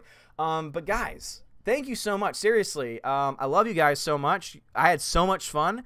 And that ending part especially, Laura, thank you for letting that last part be kind of epic in that way with people saying, you know, trolling and everything. And guys, tweet out at some of the winners. I'll post the winners and everything on YouTube, on the community section on YouTube, also on Twitter tomorrow at some point during the day. And yeah, you guys are all amazing and beautiful people. It's been great to boycott the Oscars with you. I'm hoping and praying that this may be just a small sign that maybe the Oscars are going in a better direction.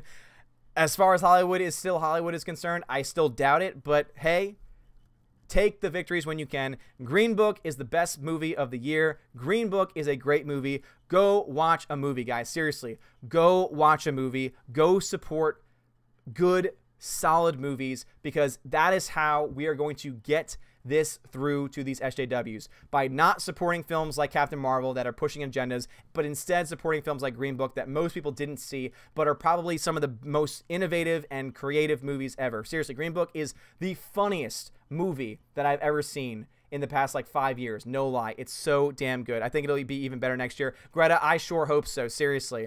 Laura, oh my God. Shapoopy, Shapoopy, Shapoopy, the girl whose heart to get. Shapoopy, Shapoopy, Shapoopy, the you will win her yet. Sorry, that was for you, Laura. Thank you for the $100 super chat to end us off. Thanks again for doing this. It was super fun. Thank you, Laura. Seriously, you're amazing. Enjoy all of those extra cookies that you just got. Those 13,000 cookies you just got. Seriously, whew, man. And let me just oh, speaking of which, let me end it on a more serious note. I'm trying to think of something that I can hit here. Mama just killed a man, put a gun against his head, pull my trigger, now he's dead. Mama, life had just begun. All right, that's it. All right, I'm done. Is he coming out? Yeah, exactly. Makina90, thank you for the $5 super chat. Let the Ring and MC Shill articles begin in 3, 2, 1. I know, seriously. Guys, they are going to attack Green Book. I'm telling you this right now. Even more reason to go see it. All right, guys, seriously. Love you guys. And seriously, Laura, thank you so much for that donation. Seriously, this whole back and forth over the past couple of months has been so much fun with you with this movie, and I'm glad I'm right, but thank you again so much. But anyway, let's rock!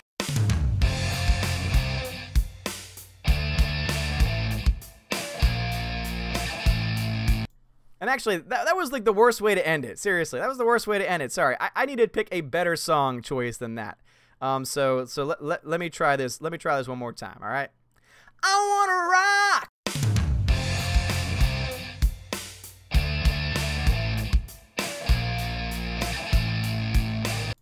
I want to rock.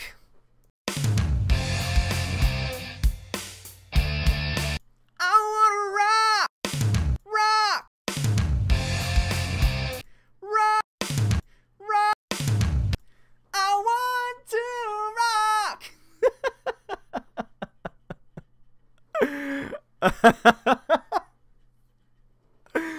All right. In all seriousness, I need to go to bed. Love you guys so much. Have a good one. Oh, and of course, sorry. God bless.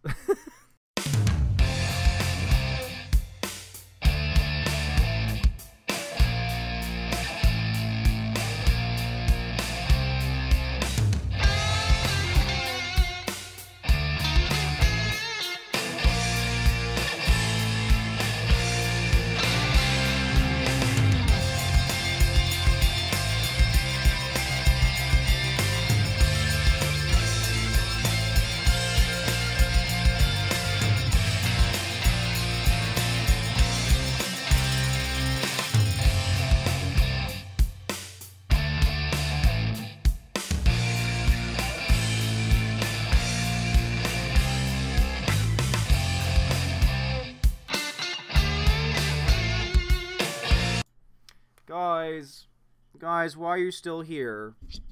The show's over. Guys, the show's over. It's time to go to bed. Dad woke me up with his singing. And it's time to go. Guys, it's time to go to bed. It's time to go to bed, guys.